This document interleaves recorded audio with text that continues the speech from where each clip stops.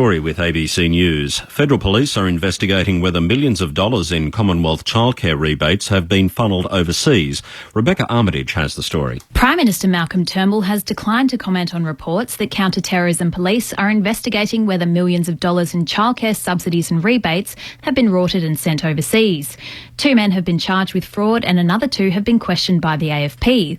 All 4 men are connected to a family daycare business which operates in Sydney's southwest. The business may have fraudulently claimed more than $27 million in Commonwealth childcare benefits. The Prime Minister says the government decided to block a major Chinese foreign investment bid after receiving unequivocal advice from intelligence agencies. The Treasury yesterday made a preliminary decision to reject the sale of the New South Wales power network to Chinese interests. Labor has suggested the government was trying to please the One Nation Party and the Nick Xenophon team, who will share the balance of power in the new Senate. Mr Turnbull has flatly rejected the suggestion, saying the decision was based solely on national security grounds. It was based on the absolutely unequivocal advice from our national security agencies. That was the basis of the decision. Meanwhile, China's government has rejected speculation that Chinese hackers could be behind the attack on the Australian census website. China correspondent Bill Birtles reports. Since the census website went down on Tuesday night, government figures have said the denial of service attack originated overseas. Some cybersecurity experts question whether Chinese hackers, angry over the drug cheat swimming spat between gold medalists Mac Horton and Sun Yang, could have targeted the ABS website. In a statement, China's foreign ministry says the Chinese government strongly objects to and opposes all types of hacking. China also says speculation without any evidence is not professional, nor does it help to solve the problem. Bill Birtles, ABC News, Beijing. The Commonwealth Bank has appointed an advocate for its own customers. Liz Hobday has the details. Australia's biggest bank also claims to be its most ethical, but it's faced a string of scandals, including in its financial planning and life insurance operations. It's now appointed its own executive, Brendan French, to a new customer advocate function. Dr French oversaw the bank's controversial programs to compensate victims of the bank's financial planning scandal. The Commonwealth Bank says the new role will be separate from the day-to-day running of the bank, which reported record profits last week. Australian entrepreneur Dick Smith has won a long-running battle with another Australian company over the trademark for yeast extract spread Ausimite. Over a decade, Dick Smith Foods has been warring with a South Australian company which produces a similarly named product. Today, the federal court found in favour of Mr Smith, awarding him the Ausimite trademark and ordering the other company to pay costs. Dick Smith says he's pleased to be able to continue to produce the product, which raises money for charity. We've spent over $500,000 on this court case, which is $500,000 less for the charity. But now I think we'll give $1 million away this year. That makes about $8 million in total, and hopefully we should be able to go away giving more away to important causes. 70 US Republicans have signed a letter to the party's National Committee chairman urging him to stop helping Donald Trump's campaign to win the White House. They want the party to focus its resources instead on protecting vulnerable candidates in elections to the Senate and the House of Representatives. The signatories criticise Mr Trump's divisiveness, incompetence and record-breaking unpopularity. The Republican leader in the Senate, Mitch McConnell, has said the party's chances of keeping control of the Senate are very dicey. Australia's head swimming coach, Jaakko Verhaeren, admits some of his leading swimmers have failed to deal with the expectations at the Rio Olympics. World record holder Kate Campbell today finished 6th in the women's 100 freestyle final, a day after gold medal favourite Cameron McAvoy finished 7th in the men's 100 freestyle final. Verhaeren says they've suffered from nerves on the big stage. In races you can have this if the nerves get to you. And in an Olympic final, swimming in an Olympic final is the most difficult thing for an athlete to do, and it shows.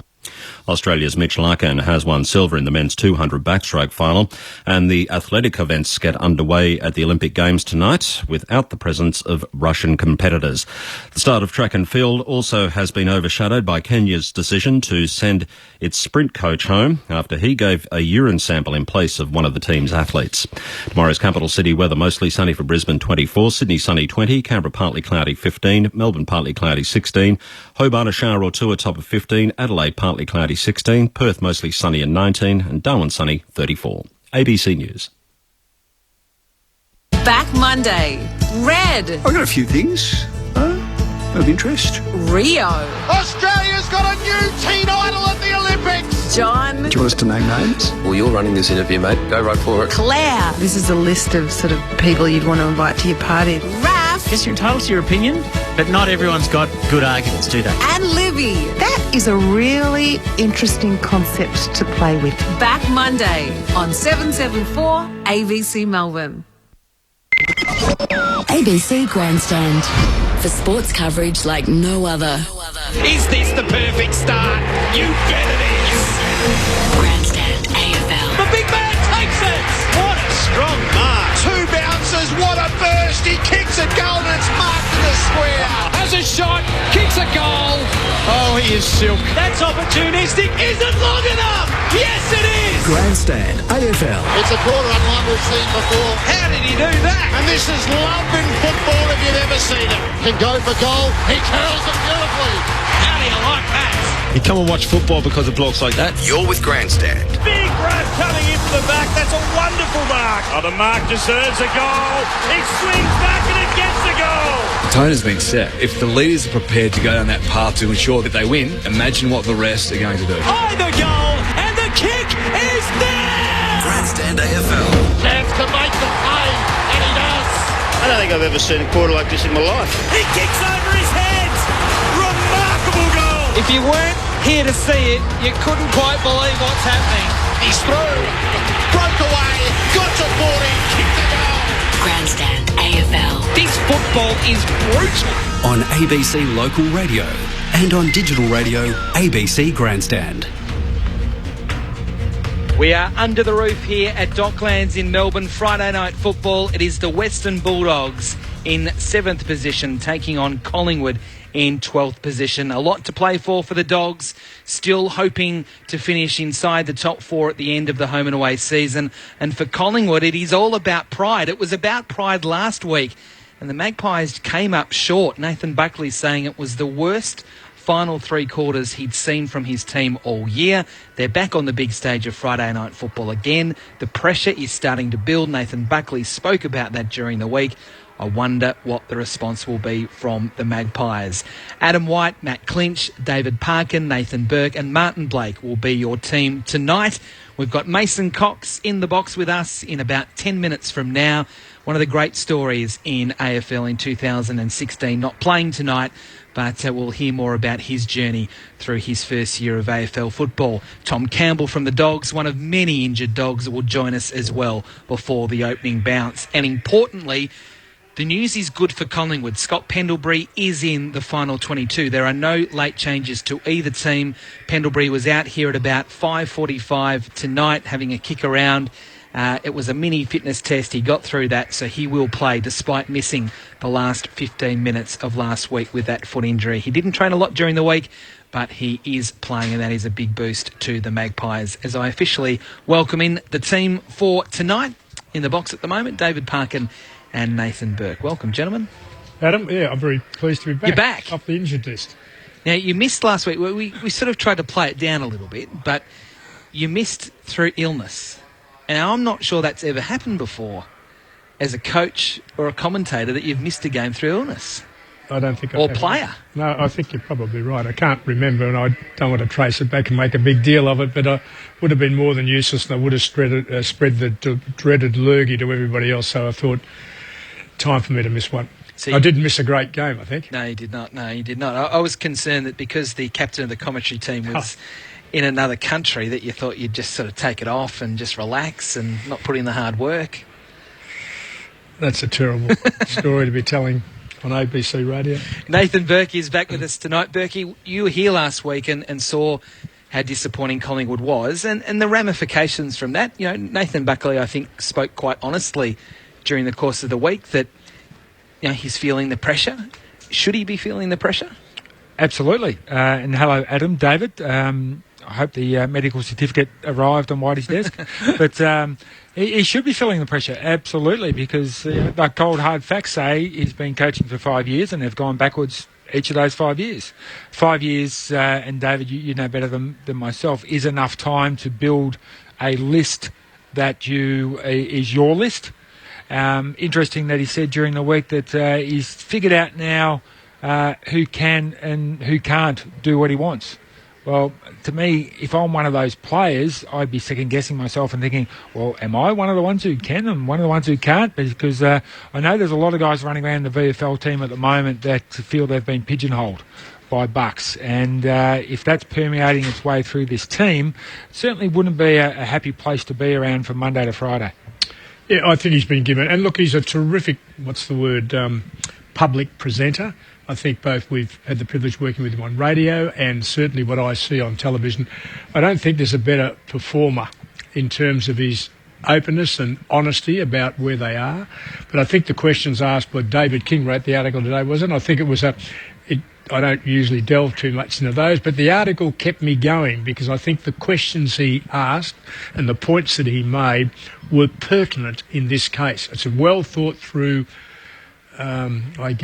report form of the last 5 years. And there are very few in the business. I know if we were sitting in that chair, or certainly with the things going downhill and not even a levelling out at some stage, it's still going backwards, then I think the questions have to be asked. And it is a tough time. They've made some enormous changes. They've certainly had some injuries to people who are very good. But even a player of Cloke's ability, there has to be some coaching issue in terms of his inability with what he had and what he's done in the past to resurrect that. He hasn't physically changed. His body seems to be holding up okay.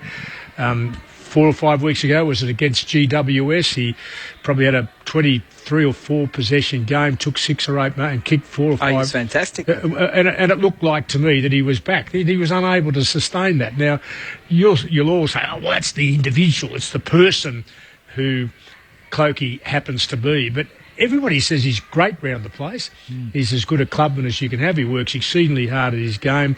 But he's not able to produce. And what the decision they've made today, Nathan, you mightn't think the same way as me, but the decision that's been made on the back of the evidence not there when they need him, I would have thought that's doomsday. That's the end of the road for Travis Cloke.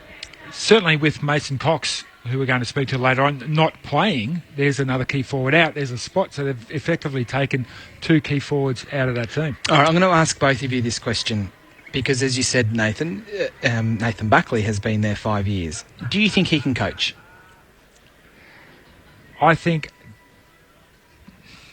I can't say unequivocally either way. One of my concerns is that, and look, this is only hearsay, I'm not inside the Collingwood Football Club, but the reports I hear that it's a very tense environment. Bucks is not a guy who laughs a lot. And David, you'd know, the coach sets the mood in a lot of ways. Players will be laughing and joking in a room. Coach walks in with a smile on his face. Straight away they relax and they continue having a laugh and joke. If the coach walks in grumpy, then it's just shut up shop. It's gone. Okay, David. Well, it's a good question because we've argued Adam all the way along. Great players. He's one of the, really great. In my time in footy, he's probably in the top 20 players, being able to influence a game in the way he played. He had these standards which he set for himself. Didn't suffer fools at all. As the leader of his team out there playing there, didn't really have the warmth and rapport that a lot of players have. I think that's common knowledge. And I would have thought, I did spend some time, I was president of the Coach Association for some time, and I spent some time with him the initial years, and he's well aware of that. Talk about self-awareness. He understands him as a person in football, first as a player and then as a coach, and knows what he has to do, but I think has not been able to find the capacity to actually change his ways to become the coach that I confidently, after I'd spent some time with him in the initial years, I was confident that he'd not only be a good coach, he'd be a great coach for a decade at the Collingwood Football Club. And I think I'm wrong. So you're not doubting whether he can coach. You're saying he can't. I think the proof's in the pudding now. That I think I'm with Berkey here. That in 5 or 6 years you've set a pattern which becomes habitual behaviour with him. And I think the habitual behaviour is so powerful in this case that he hasn't been able to modify his approach in the way that he had to do. And we've all had to do that. Berkey's been the coach of the You've all had to change things about to become effective in that particular role because it's an all-embracing role. And you talk about, I interviewed the 5 coaches a couple of weeks ago who came through the Alistair Clarkson disciples, it's called. And I was amazed in asking the question. I said, describe your role to a non-AFL person. And it came back, it was interesting, it came back to, it's just about forming good relationships with about 100 people. That's what it's about. And I'm not sure that Bucks has had the capacity, personality-wise, not character. I mean, he's been fantastic. He's probably faced up to as many difficult situations on and off the field as any coach in that period of time, that last 5 years. And he's handled them in the public light, I reckon, magnificently. But there's a fundamental difference to that and being able to deliver the relationship-based stuff on a daily basis with those that are playing for you and those who are working with you and servicing the needs of those who are playing for you. There's a sense amongst the Collingwood VFL team who are flying, sitting on top of the ladder, that many of them have been pigeonholed. And pigeonholed as to say, not senior material, because the reason why they're not senior material are they are not as intense as what Bucks is. They're not effort and pressure people. They might have a bit of flair about them, might have a bit of skill about them, but because they're not just pure effort and pressure, then they've been pigeonholed down to the reserves, and by reports that's a much happier environment than what the senior environment is. All right, we'll talk about the Western Bulldogs because a lot has happened there during the week with Brett Montgomery leaving the football club 3 weeks out from a final series as senior assistant coach. But we've got a guest in the box, and he's a very big guest as well. As I turn on his microphone and welcome in Mason Cox. Yeah, thanks for having me, all. We're absolutely delighted to have you here to have a chat to you about what's been an amazing year. Can you believe what you've been able to achieve? Yeah, I don't know. It's a bit wild looking back at it all. It's you try to take it a week at a time, but someone the other day kind of said take a step back and look at what you've done this year, and it just it kind of humbles you and says it's been you're very fortunate to be in the position you are, and to have the opportunity to do the things that you've done. It's it's a life experience I'd never imagined ever happening, and luckily enough I'm kind of going through it and just kind of going through it and enjoying the roller coaster at this point. So just keep riding. So when you decided to come out here, was it I'm coming out here because I know I can do it, or this is my aim is to actually make it at AFL level, or was it to come out and just experience it and see what happens? I came out here with the expectation of playing AFL. Growing up and stuff, I always kind of pride myself on doing some of the harder things in life. I graduated college with a mechanical engineering degree, and just kind of like challenges. And I saw this as one of these big challenges in life, and to try a sport I never heard of and see if I can make it in the professional level was a huge challenge. I said, you know what, like I could take the easy road and sit behind a desk for X amount of years, or come out here and take a risk and uproot myself, say bye to all the friends and family, and then just be on my own out here and just try it out. And at the end of the day, it was just kind of a once in a lifetime experience where I just wanted to run with it and see where I could go and see where it would take me. Mason, can I ask you, what about your American mates? How do you describe for those who haven't been, say, to Australia and know anything about Australian football? How do you describe your role in playing this professional game on the other side of the world? How do they respond to that? I've been fascinated by the friends you must have had at home who just are thinking this can't be. Oh, they think I play rugby, and then like my grandfather thinks I play soccer, and it's a bit funny talking to him. But no, the easiest way to explain it almost is just to tell them to go YouTube a video, and usually the first thing that comes up is worst hits, so it looks like I'm just this manly man who just takes people out every single week or something. But it's people have gone on back home, and friends have kind of kept up with me from different posts and stuff like that. And, I've actually got my best friend that's moved in with me right now, and he's a mechanical engineer looking for a job in Australia, and fortunate enough to kind of have a bit of home to live with and see every day and be able to talk to, and he knows my family and everything, and I'm very fortunate to have him out here named Connor Schumann. And actually, as we speak, my family is somewhere around here in Etihad, so they're here for these 2 weeks they've been here, and they're leaving on Sunday, so I've been very fortunate. Also, the club's paid for them to come out here and to experience it also, so I've been lucky enough, I guess, just to have my whole family kind of go through it with me, and a few friends here and there have jumped on, and they've just been enjoying it. And a follow-up to that, your professional career, which you've already prepared for, etc., is that just on hold? Are you able to balance it up with some involvement professionally here in your other work? Yeah, so once a week I go out to a company called Aurora. They're a packaging company up in Thomastown. And I've got an internship kind of thing there where I do mechanical engineering there once a week, and go work a full day there. So it's no real days off for me. That's fantastic. Here and there. So I think at the end of the day, it's just kind of something to put on your CV. To say you've worked for a company for X amount of months or years or whatever it may be, and I've been I'm a pretty busy boy, I guess, here and there, but it's enjoyable to kind of get away from footy for whether it be a day and just kind of go back to what you learned in college and just kind of get a good experience in. Gee, you've won Paco over forever now after hearing that. Well, I'm just arguing that because so many of our professional footballers, Mason, just don't bother with that. I will do it afterwards, whatever else. Now, you've done your professional preparation before, which is most unusual in this country.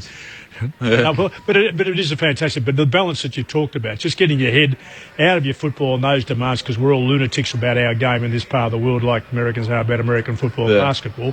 I think it's a good thing, a very good thing for players to actually plan that and put it into their life as part of their normal schedule. And I reckon it helps your footy. Yeah, it's a bit of a release. Like, it's good to kind of just get away. And, I mean, obviously all the people at work are all footy fans, but they respect it. They're very respectful in the fact that they know I don't want to talk about it 24/7. And, it's just something where you can kind of escape and not go into the club and be able to experience something different and just kind of, realize that this is going to happen eventually, whether you want to admit it or not. Footy doesn't last forever. So there's a few boys on the team, though. They do schooling and stuff, and they're in uni, like Darcy Moore and Brody, and a few of the boys are doing studies. So, it's good to kind of push them and tell them, hey, it might be kind of a pain right now, but, later on in life it will pay off. Now, I don't want to embarrass you here, but we've got Nathan Burke, who's played 300 games of AFL football. Yeah. We've got David Parkin, that's captain of premiership. He's coached many premierships. Are you amazed at what Mason has been able to do? Yeah. As an American coming out and playing this game? That's a good point. If you described him and the pathway that he's taken to get here, I say no chance. That would have been because of the nuances of our game. Might be getting into his pocket a bit and telling him that he's a smart bloke because he's learned that. Well, in our game, and particularly for a taller bloke, the nuances of our game are so unique, indigenous to our game. To actually learn it that quickly and be able to imprint on the game at the top professional level. Tell me the last one in my lifetime. I've been 60-odd years as a part of the game at the top level. I can't think of the second person. Jim Steins. Yeah, we've all got a hedge on, and people will have quoted you, other people who have done a similar thing to you. I can't find him. I can't find the person. You're thinking hard. You're thinking hard. He doesn't know because he hasn't been a part of it. Well, he's come up with Jim Steins. Yeah, we've had a lot of Irish people, but their game, that Gaelic, is to a degree it's similar. It's a 360-based game. They had an advantage that way. But I'm interested, mate. Football club environments, especially Australian football clubs, they're unique in terms of the humour. You need a very thick skin to be part of a football club. How long did it take you to fit into that mould? Oh, I think I'm still getting used to it, to be honest with you. There's a few things that the boys say and stuff, and you look at them like, are they serious? Are they not? And you just kind of laugh and go, yeah, and you have no idea really. But I've got used to it though. I mean, it's like all the boys have been fantastic and taken me in, and I've got a close knit group of friends within it, and they've taken me on board, and I've been fortunate enough for that. And then the coaching staff's been amazing too, and I'm really good friends with the coaches and stuff, and we'll go have dinners and stuff with them. So they've really kind of taken me in as their own family, which has been amazing. And one of the reasons I picked Collingwood is I just kind of felt that family atmosphere there. There's times though, you kind of, I don't know, you're the oddball out, I guess, and everyone kind of tries to talk to you about American sports, even though you don't really keep up with it as much now that I'm here in Australia. And it's about 3 a.m. in the morning whenever all that stuff goes on, but. It's interesting. It's nothing I really would have imagined to be part of, and I'm enjoying it though. It's been fun, and you learn. It's a great life experience, and you learn how to be, I guess, a bit more thick-skinned, as you said, and just understand that it's not personal. It's just business. Mate, we've been having a bit of talk about Bucks. He's been under a fair bit of public pressure, I suppose, from idiots like us. But as a person who's come in and spent 12 months of good part of the last 12, 18 months with him, can you give us an insight for you as a person coming in from outside, from the sport as well, and he is your head coach, as we call him in America, head coach, the influence and impact that he's actually had on you, the person and the footballer? Can you describe it? Yeah, it's hard to describe. Like I've had chats with him and stuff, and obviously his whole life has been football. Like he's been a legend of the game. His name's up in the rafters. You see pictures of him around the club and stuff like that. And the first day I walked in and met him, I didn't know who he was, and it's embarrassing. But he would have told you, though. No, I found out real quick. But yeah, he's one of the most passionate people I've ever met, and he wants to do so well with his club, and he wants everything to go well. And obviously, everything's not always daisies and roses all the time, and he's just so passionate, you can tell. And sometimes you get there and you start training with the boys, and you get to kick here and there, and it's almost as though he wants to play, to help out. He wants to be the guy that everyone can trust. And he's an amazing man, and for all the criticism he gets, he does really well and speaks really well for himself, and he's an amazing man that I'm very fortunate to be able to meet. And you're one-on-one with him? I mean, is that relationship, or are you seen as a recruit player coming in and being established rather than somebody who's been a part of the core in the leadership and development of that club, or does he embrace you in a way that you would have hoped to be embraced? Yeah, he embraces me, I think, the way I want to be embraced at this point. I wouldn't say I'm necessarily in the leadership role just because of, just 2 years of experience. It's kind of tough to say, I know this game, and I'm going to tell other people what to do in it, But, yeah, he embraces me for the type of person I am, and I'm a bit of an oddball, I will say, at times, so he kind of understands, and he's coming around to kind of laughing and stuff and getting jokes that I make and whatnot, and he's taken me. I've been a very, very different kind of person, I think, to most people he's met. So it's been a bit of a challenge, I'm sure, at times for him, but we've enjoyed it. Mason, before we let you go, two things. Firstly, how good do you think you can become with more experience, and what position would that be, do you think? I've got no clue, to be honest. At this point, I'll just, you play every game, and you pick up things here and there, and you play different defenders. Playing against Ox France last week, you pick up things of, some of the best defenders in the league, and, just take a leaf out of their book on what to do. And there's no real cap, hopefully, at this point. And, like I said, I've been fortunate enough to, I think, have a great coaching staff behind me and to teach me their ways. And the fact that I've been somewhat successful this year is a testament to how well they've gone. And, I've got no idea whether it'd be in the ruck, whether it'd be in forward. I'm not really sure at this point. I think it's best to be able to do both at this point. So it gives you more opportunity to play the professional level in the AFL. So if I could learn, I think the ruck stuff probably comes a bit natural, just being tall. The forward line stuff you actually really have to kind of get experience with. So this year's been great, being able to get that experience in the AFL level, just being able to have the ball come to you and be able to know where to be in certain spots and when to lead and things like that. So the more games I get under my belt, hopefully, the better it gets, and who knows where we'll go. And did you watch Michael Phelps today? Yeah, I didn't watch him today. I've been watching him. I've only missed, today's the first time I missed, and I was telling some people this stat that he had 21 golds yesterday, and if he was his own country, he'd be 39th on the list of gold medals won of all countries if he was a country himself, which is just insane, like absolutely insane. So he's a hell of an athlete, an amazing. He's had slip-ups here and there, but you can't testament. He's a testament to the swimming sport. Tell me another person who's been that successful in their sport. There's no other really. So he's just an amazing athlete, and fortunate to have him on the US squad, I guess. Absolutely. Mason, thanks for spending some time with us. Good luck. Hopefully you can get back before the end of the year. Yeah, thanks, man. Thanks for having me. And certainly next year and beyond. Good luck. Yeah, thanks, buddy. Mason Cox joining us. It's been good to have him in the box. As I said, it's one of the great highlights of the year was seeing Parko and Berkey on Anzac Day kicking that goal and seeing the crowd go absolutely crazy. It was quite amazing. It's been it's a fascinating story for me, who's always thought our game was so different and so indigenous that even great athletes from other parts of the world are not going to be able to come here and learn it quickly enough. They just missed out on so much in terms of development terms. So it's an excitement machine, and he keeps getting better and better and better. You're quite taken by him. And what I loved about him last week, he kicked 2 goals in the first quarter, but he doesn't just do it because he's tall. He leads to the right spots. He makes good decisions. And whoever's teaching him has done a great job, and he's done a great job of learning what they've been teaching him in such a short space of time. Yeah, it's that learning, isn't it? And you can just tell by actually just listening to him that he's a sponge. He takes it all in, and the idiosyncrasies of the game, or the uniqueness of the game, it has been quite incredible what he's been able to achieve so quickly. We might have to go down to the mechanical engineering school and look for some recruits. Right. It might be the new breeding ground of AFL players. Well, it is a fascinating story, isn't it? It is. Absolutely fascinating. It is one of the stories of the year, without doubt. Okay, we're coming up, we're about 20 minutes away from the opening bounce. Next, we're going to catch up with Tom Campbell on the boundary from the Bulldogs. But just repeating the news, Scott Pendlebury has got through a last-minute fitness test. He will lead out the Magpies tonight. No change to either team. It's the Magpies and the Bulldogs. We're going to the kennel next.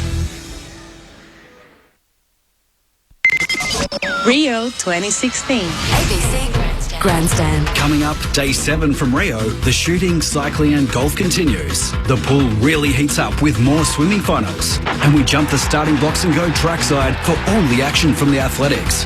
Stay up to date via the ABC radio app, online at abc.net.au/grandstand, and stay tuned right here on 774 ABC Melbourne.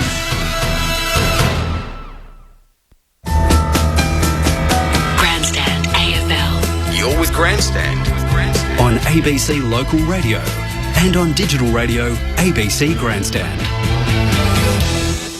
We're just under 20 minutes away from the opening bounce here to start round number 21 of the AFL season. The Bulldogs and Collingwood under the roof here at Docklands. We've spent a lot of time talking about Collingwood since we came on air tonight. Now it's a chance to focus on the Western Bulldogs. And Martin Blake is our boundary rider tonight. He's down next to the Bulldogs rooms with an injured star. Tom Campbell's with me, Whitey. Tom, it's about 6 weeks since we've seen you at senior level. You've had a nasty sort of a foot injury. Tell us a little bit about that injury and how far away you are. Yeah, so I had a bit of bone stress in my right heel, which just popped up out of the blue, which was really frustrating. But I've had a really good recovery and looking to play at either AFL or VFL level next week. Are you a good watcher? The boys are out there warming up at the moment on the Docklands. Are you a good watcher, and do you enjoy sort of coming to the games even though you can't play?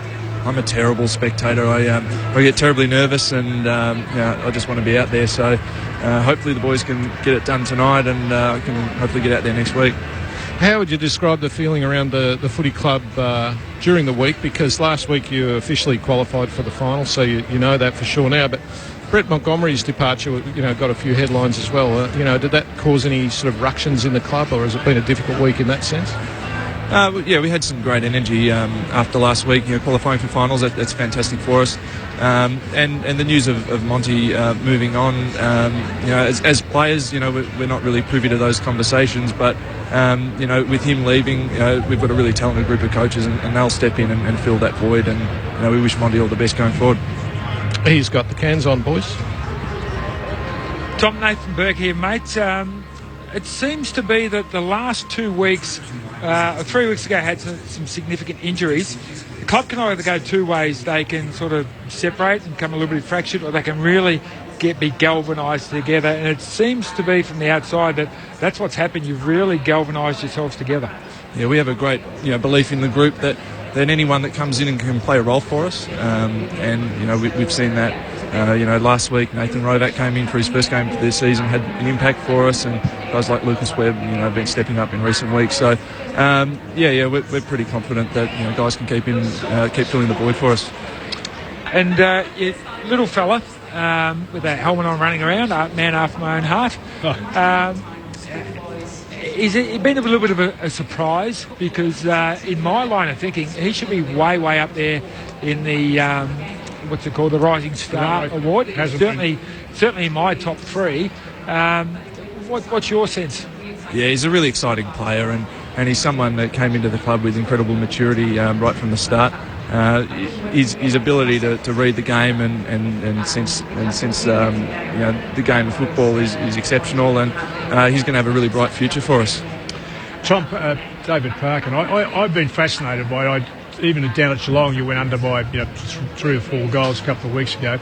Thought one of the great things that we recognise the speed and the skill, the talent of the side, and you recognise that like we'll do as an outsider. But what's been terrific for me, even in that night, your ability, and it happened again last week in a winning game, your ability to play what I call play ugly, that blokes are willing to, sacrifice the finesse and the skill and techniques to actually drive their bodies in a way that a lot of other sides would be very pleased to do. Is this a really hungry group of blokes? Absolutely, yeah. There's a real drive amongst the group, and I mentioned it before about spreading the load, that everyone wants to contribute and be a part, in particular in the midfield, of getting after and having a physical impact on the game. And this ground here, Tom, which has been such a good hunting ground for you, can you tell us why? I don't get it. I reckon this has got to be one of the more difficult grounds to play on. I think we just play here a lot. We're really comfortable here. It's our home ground. and we're familiar and we play it really well.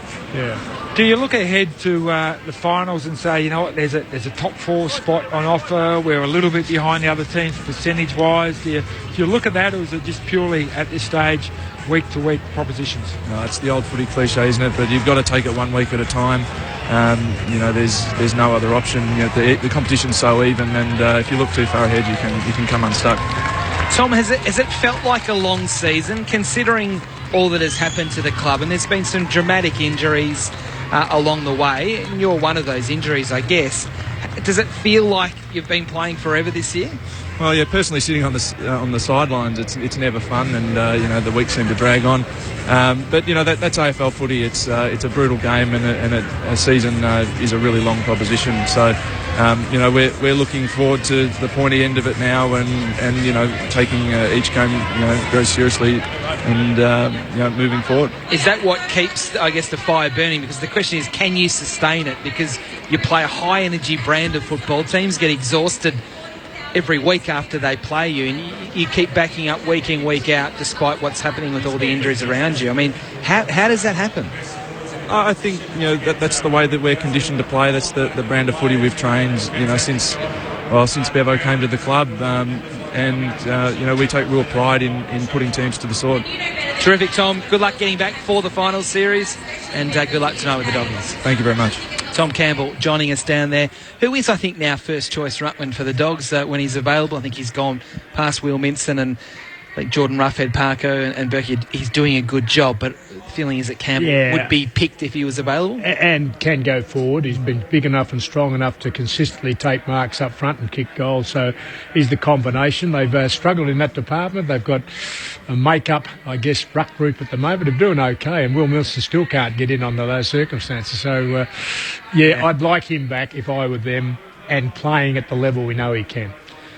It's interesting. We talk a lot about Travis Cloke having his paper stamped, but it seems Will Minson definitely, had his paper stamped a long while ago, All-Australian ruckman, and I'm sure there will be other sides out there right at this stage right now just entertaining the prospect of what they can swap to get him. Well, it's interesting you say that, Nate, because did he come back for one game? I think he came back for one game, and I thought, well, he's going to get two, because the one was pretty good, and a game that they won on the back of some of the things he did, straight out.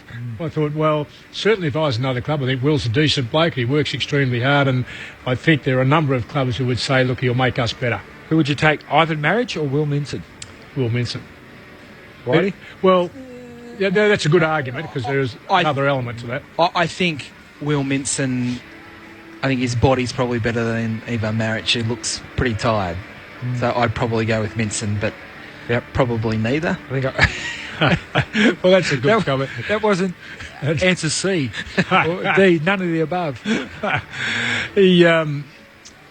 Ivan has been a terrific clubman, from what I understand. I'm outside of it, for people who work there, etc., say he's an exceptional human being. Spiritual leader. And I made a couple of errors in my coaching career by chopping spiritual leaders who were pretty good footballers but were outstanding people, to my detriment in both instances. Do spiritual leaders at football clubs, does that mean they've got to get the incense out and sort of get all this sort of the stuff happening, or are they just... They round them up. They round them up. They're at everybody's 21st, everybody's weddings, everybody's engagements. You look around the room, make sure you never send them away. You always keep them round. Okay, in all seriousness, one of the talking points of the week has certainly been Brett Montgomery leaving the Western Bulldogs as senior assistant coach 3 weeks out from the final series. He's been a player at the Dogs twice, early in his career and then later in his career, and been an assistant coach for the last 6 years. 3 weeks before the end of the season. What was your read on it, David Parkin? Well, the first reading was I was extremely surprised, because I know the work and certainly his contribution to the Carlton Football Club. Enormously thoughtful and understanding of the game, does understand. Rats relied on him, I think, enormously in terms of, and Rats is as good a coach in understanding the game that I think I've ever had the privilege of working with. He certainly was as a player. If he ever suggested to me, have you thought about, I thought about it, because he was he had that great feel for the game. I was surprised because I would have thought over the last, 5 years? 6 years. This is the 6th year he's been there, and a year which they're going to make some impact, I believe. I'm a bit like you two. I think you both think this team, given that they can access most of their good players, they're going to worry the hell out of everybody else who's playing. I would have thought to lose somebody who's so intimately involved in how they actually play, I just thought they might have not made that decision. And I think in the finish it's probably a club decision. I'm sure that Monty would have been asked or the question or the suggestion made to him that it might be time for him to part. I find that in the circumstance now, Hawthorn have had to deal with it 2 or 3 times in the last 5 years of playing, and people step up and do what they have to do, I suppose, at that time. I don't think it's a great look. Yeah, for me, he's got a fantastic reputation in the industry. So my first thought went to there's something more behind this. And I would have loved the club to come out and be far more open. I think we treat our supporters in this industry with disdain a lot of the times. We don't tell them the truth. We don't tell them what exactly is going on. If I'm a Western Bulldogs supporter, I know that I've got a really highly valued and capable assistant coach who's no longer there. I want to know why. And if I'm a member, I deserve to know why. So I would have loved the Bulldogs to have been far more open and honest about why he's no longer there. Would you say, Nath, that that's a similar circumstance in which the Fremantle Football Club found themselves with Peter Sumich? I mean, I'm probably no wiser. Not that I have to know, but I'm like you. If I'm a Dockers person, a paid-up supporter, I would want to know where the club failed or where Peter Sumich failed us in terms of the club that we are. Yeah, because human nature these days is to go to the negative. Oh, something must have been bad. He must have been fighting with Ross Lyon. He must have been doing this. They must not have got on. That's human nature to go there. It may not be the case, and it's not always the case. So come out and tell us what is the case. And I think, Nathan and David, we've seen this with player movement now, with free agency and whatever else, that loyalty is an interesting word in football. And I think from a coaching point of view, and I can't speak for Brett Montgomery exactly on this, but the coaches, the assistant coaches, need to keep developing to be able to give themselves the best chance to succeed in the industry. So assistant coaches need lots of different experiences to sort of round out their craft to give themselves the best chance to be a senior coach. And now in Brett Montgomery's case, he narrowly missed out on getting the job that Luke Beveridge got. And maybe after 6 years, it is an amicable separation in the sense that maybe Brett needs a fresh look at a different set of circumstances to give him the best chance to be a senior coach, because he's one of only 4 or 5 that are doing the level 4 coaching at the moment. He is highly thought of, as Berkey just said, but maybe he needed to get out of the Western Bulldogs as much as the Bulldogs wanted him out of them. Good argument. I mean, I can't know, and I should know. I don't think Brett's coached his own team. No, I think he hasn't. No, he hasn't. So, this should be a fundamental request in this new level 4 structure, etc., that you go out and you actually show that you can control your own group of players. I don't think that's an unreasonable expectation of somebody who's coming in, because the next step is for him to take an AFL job, and he's just missed out. I think that's twice, in fact, he's just missed out. And from all my understandings, has the attributes. But I would want, if I was going to employ someone down that track, I want to know that he's been doing the job as designated. That is, he's taken his own group of players and seen them through a season and had some success with it. We'll do the full preview on this game shortly, because we're only 6 minutes away. But the last question on this, what comes first? Being a senior assistant at an AFL club, or coaching your own team, whether it be VFL, SANFL? What actually comes first? Or should there actually be progressive steps, or it doesn't matter as long as you tick all the boxes? For me, I think the Alistair Clarkson method was perfect. He was an assistant coach at the Saints under Tim Watson. He wanted to coach our reserves. He sat down in my kitchen one day, I remember, because I was a player, and he outlined his path. And it was to coach his own team at a lower level. We didn't give him the reserve job. Peter Banfield had that job, so he went to Williamstown or wherever, one of those two. Wherever? Went to the VFL, coached there, had to go to another state to get success, went to Central Districts, won grand finals, had to get himself back into the AFL system and then become a senior coach. That was his path. And he had it all mapped out. He said, that's what I'm going to do. And that to me is perfect. I've been on 3 coaching selection panels. I will not put forward somebody who has not coached their own team. To me, it is an absolute must. Fascinating. I don't have any great argument against that. I'm not sure which order it comes in, whether you want to do some assistant coaching and think this is for me and therefore I go off and do the second thing, which like go and coach Central District. Yep. I'm not sure which order it comes in, but it has to be a part of your makeup, your historical makeup in mind. I'm with you. And there hasn't been anything definitely stated about that. I mean, the argument comes up all the time. I'm not sure with the Sumich, for as long a period he's had at both West Coast and at Fremantle, I'm not sure that Sumich, probably some of you will ring me up and tell me that he has, but I'm not sure that he's ever coached his own club. And they want to go from this assistant role, which is all power and no responsibility. Absolutely. I'm not. I'm glad, Nathan, but a lot of people who don't agree with you and I, Nathan, I tell you. All right, let's get into the game. So much else that we had marked down that we wanted to talk about, but we'll leave that for another day. Of course, the Saturday agenda tomorrow with the boys from the MCG. We might cover off things like player movement, etc., because there's a bit to get through. But it's the Bulldogs and the Magpies, both teams out on the field. What is going to happen tonight, gentlemen? Well, let's hope for a cracking game. One thing I don't think will happen is we won't get a high-scoring game. The Bulldogs at number 1 at holding other teams to low scores. They average 73 points against, and the Magpies only average 84 for. So it won't be a high-scoring shootout. I think the Bulldogs' zone on this ground is extremely difficult to get through. They really strangled North Melbourne last week. North Melbourne had 430-odd possessions but went nowhere with it. Collingwood need to make their way through that. And I think one of the reasons why Travis Cloke isn't playing tonight is he can't play against his own defence. Put him one-on-one with plenty of space, he'll go out and he'll mark the ball. Put him in an oval where he has to try and find space and lead to certain spots, he can't do it. So that's, to me, is why he's out of the side tonight. But I think this will be a somewhat dour affair. I'm a bit sad about that. I was hoping you'd have a much more positive view. You're right. Bulldogs have only averaged 96 points per win, so they're very good at stopping us from doing it. They're not so good at whacking up a score themselves. I'm sick and tired. It's been like watching the Olympic Games for the whole week. Whether it's water polo or soccer or whatever else is being played, they're going laterally and sideways. I said it the other night and started to count the lateral kicks. Will somebody go forward and take a risk and see if we can score? And I've got a horrible thing. You're going to be right. I don't want you to be right tonight. Well, they've got nothing to lose, Collingwood. They're 12th. The 7th is playing 12th here. Bit in it for the Western Bulldogs. They want to win and want to win well, I would suggest. All the Collingwood players have got is to make a bit of a mess of things here tonight. Well, let's take a risk and do it with a bit of thrill-seeking for us who come along and have a look. I've got a horrible feeling that probably won't happen.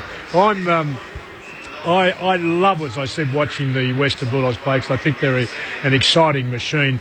But they, as I say, play ugly when they have to. They get it down amongst and get their hands dirty. Don't expect it to happen as neatly and collectively as they have a real crack. So they've been a joy, I think, for us all this season, probably above any other team, and some of those who are sitting higher on the ladder. Yep. I'm happy when I see Friday night and I'm on with the ABC and Western Bulldogs are playing. Yeah. I look forward to it, and I reckon we'll get a bit of that tonight. And that's a bit of a legacy from last year. Last year they were this run-and-gun, really high-scoring team, and they've changed it around this year, which is a really interesting point. For the Magpies, I want to see them do something different. There's a sameness across this group.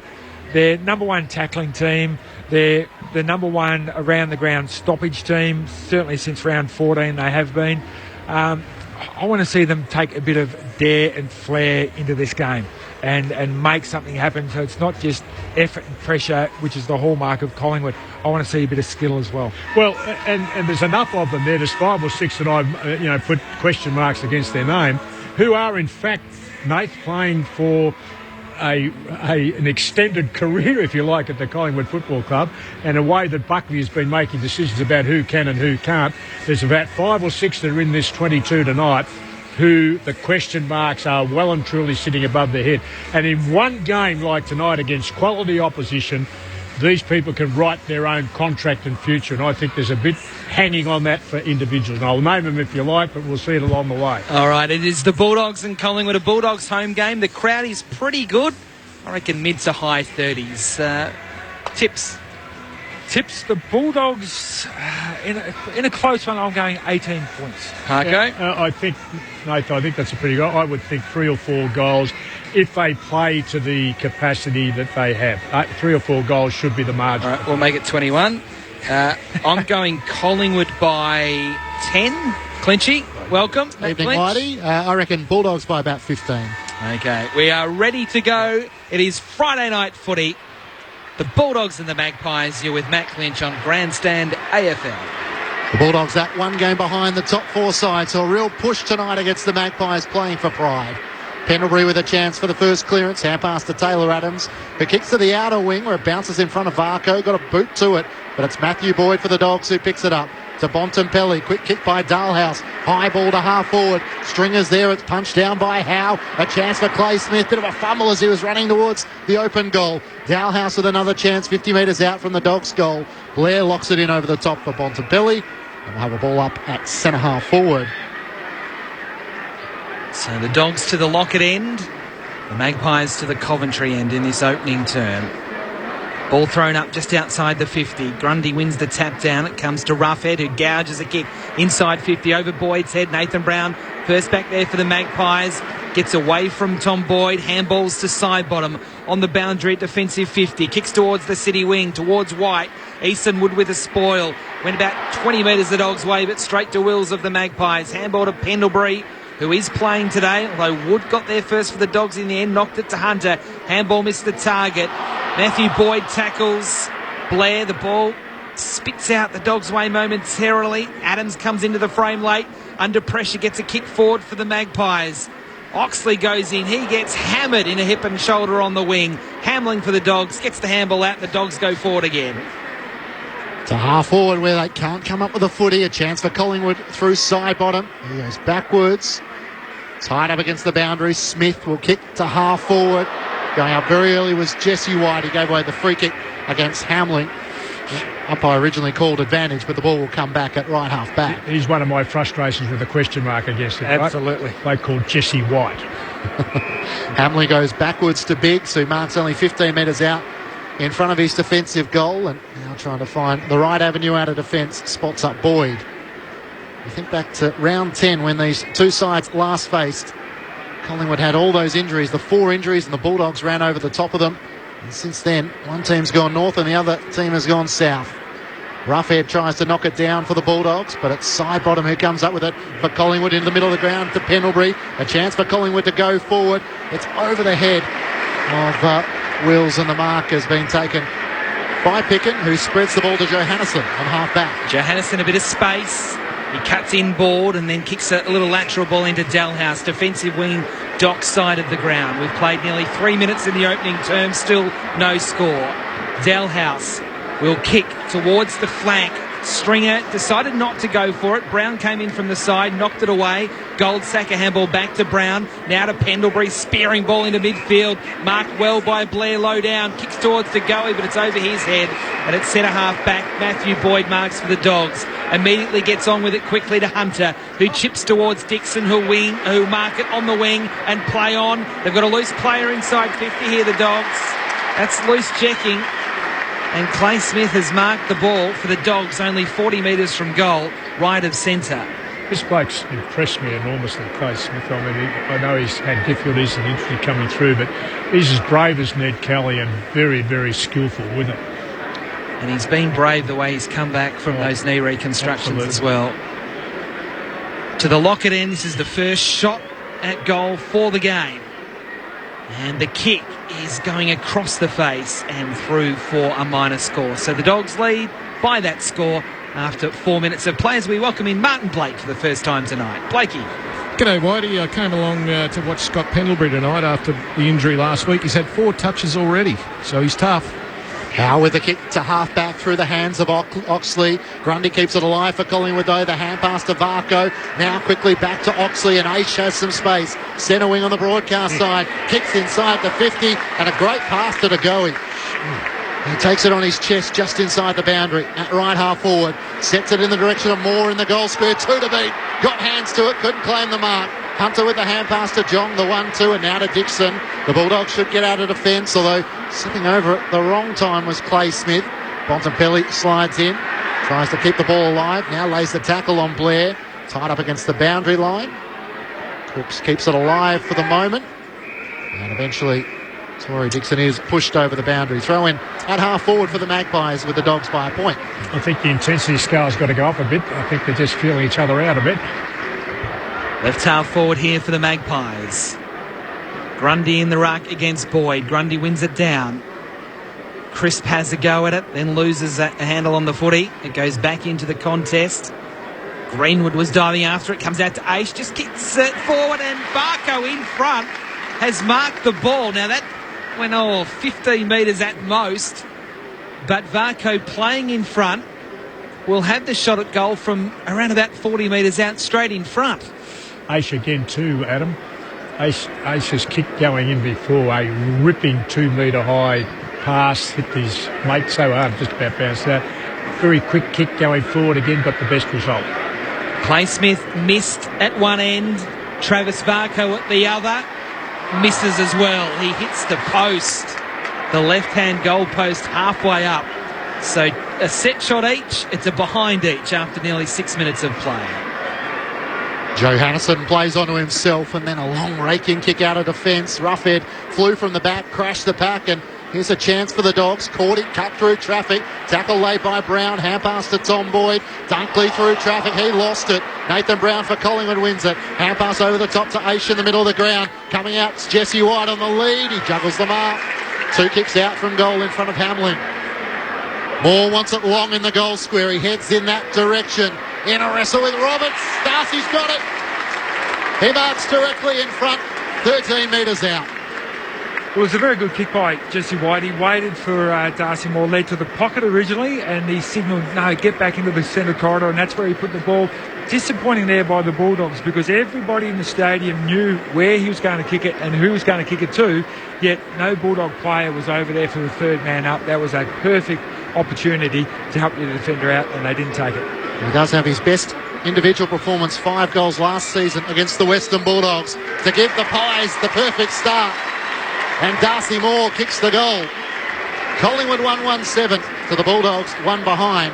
7 minutes played in the opening term on Grandstand AFL. Matty, he's a very, isn't he, impressive young bloke, both on and off the field. When you hear him talk, he talks very good sense. We had him in the box last Friday night. Right, yeah. It's just a terrific young fella. And you're right, Jesse White got up my estimation because he was the one who directed it, didn't he? He was saying, no, not out there, mate. Turn around and go back the other way. And you're right, not a single Western Bulldogs player who sensed what was going to happen did anything about it. There was a clear corridor for him to lead, and terrific mark in the finish. He had to use his body well to take it.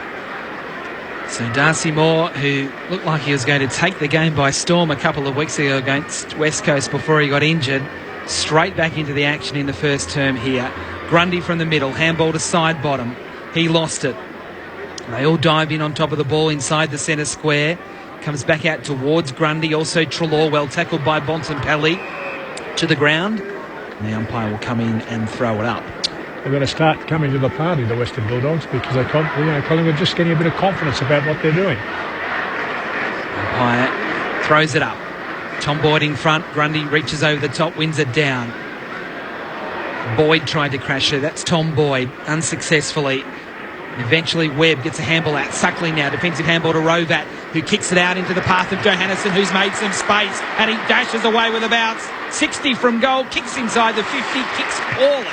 Straight to Goldsack in the back pocket for the Magpies. I've seen him put the 10 rows back from that distance.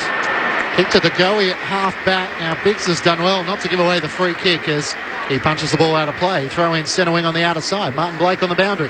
Yeah, just on that point about Pendlebury, Clinchy, a Collingwood player told me today they didn't expect Pendlebury to come up this week. He was injured last week, but he's made his way through. Grundy one down the tap to Adams. That's as far as he'll go as Lynn John locks up the footy. And a ball up. Marcus Bontempelli was targeted by the Kangaroos last week. This week he's got Levi Greenwood as his shadow. Grundy once more wins down the tap to Crisp, who lost his footing. Lynn John lays the tackle. They turn to the umpire holding the footing. And it's a Western Bulldogs free kick. John wastes no time with a hand pass to Joe Hannison, who runs the outer wing. Gets his full measure. Half volley. It's going to be a downfield free kick to Dunkley. against Smith. 50 from goal. Kicks to the lead. And a great juggling mark in front position. Roughhead came out and clumped it beautifully. A lovely mark there by Roughhead, is running full pelt. That's what you see, and we don't see that often enough these days, do we, David? A big forward just leading hard at the guy with a footy, taking the ball with outstretched arms. It's a beautiful part of our game that we just don't see often enough. No, and it's happening tonight. Let's keep our fingers crossed that the lateral use of the ball has been very, very minimal to this point. Roughhead with 5 goals so far this season. From 25 metres out, he pushes it across the face and it misses to the left-hand side. So Collingwood by 5 points, 1-1-7 to the Bulldogs, 2 behinds through 10 minutes. He's almost in Levi Casbolt territory, Jordan Roughhead, when it comes to kicking a goal. Smith marks the kicking in the back pocket, then goes to the other back pocket to Maynard, who then kicks the ball to centre-half back to Brown. Just inside defensive 50. Brown going out wide towards Aish, who stretches and marks in front of Suckling. Out on the city wing, wants to go inboard, but there was no real option, so he goes defensively to Marsh, almost back at defensive 50. The Magpies wanting to switch, so they've personally got to go to full-back to Howe, now out to the right half-back flank in the side-bottom direction, who stretches and marks, and Daniel, he overcommitted, so that enabled side-bottom to kick up to the wing through the hands of White of the Magpies, and Clay Smith mops up. Handballs to Wood. Handball out to Roberts. Back to Wood. Now a defensive handball to Biggs. He'll kick all the way to full-back to Matthew Boyd. They have got the loose player over the top. It's Rovat who'll take the mark at right half-back for the Dogs as they go down the city side. Where Suckling takes the mark at right half-back. After missing a couple of games, back in the lineup tonight for the Western Bulldogs. And with that raking kick into the middle of the ground, Boyd had hands to it, couldn't claim the mark. Hunter roved it beautifully, quickly kicks inside the 50. Greenwood in front position, Bontempelli got him. Hand pass towards the boundary line. Marsh should be able to trap it. He stepped over the line. The umpire says throw it in. Goodness me, that ball must have been over before he picked it up. He just picked it up and walked over. One of the Bulldogs faithful down the Lockett end, appealing that it wasn't disguised all that well. That is the most obvious deliberate for the year. Thrown in 40 metres out from the Dogs' goal. Clay Smith after it, Aish after him. Hand pass to Treloar. Now Jesse White with a clearing kick to centre wing. Roberts underneath it for the Dogs. And he takes a good mark at centre wing. A lot of the footy being played out on the city side in this opening term. It's 12 minutes old. Collingwood 1-1-7. The Bulldogs 2 behinds on Grandstand AFL. The kick, it's a long one.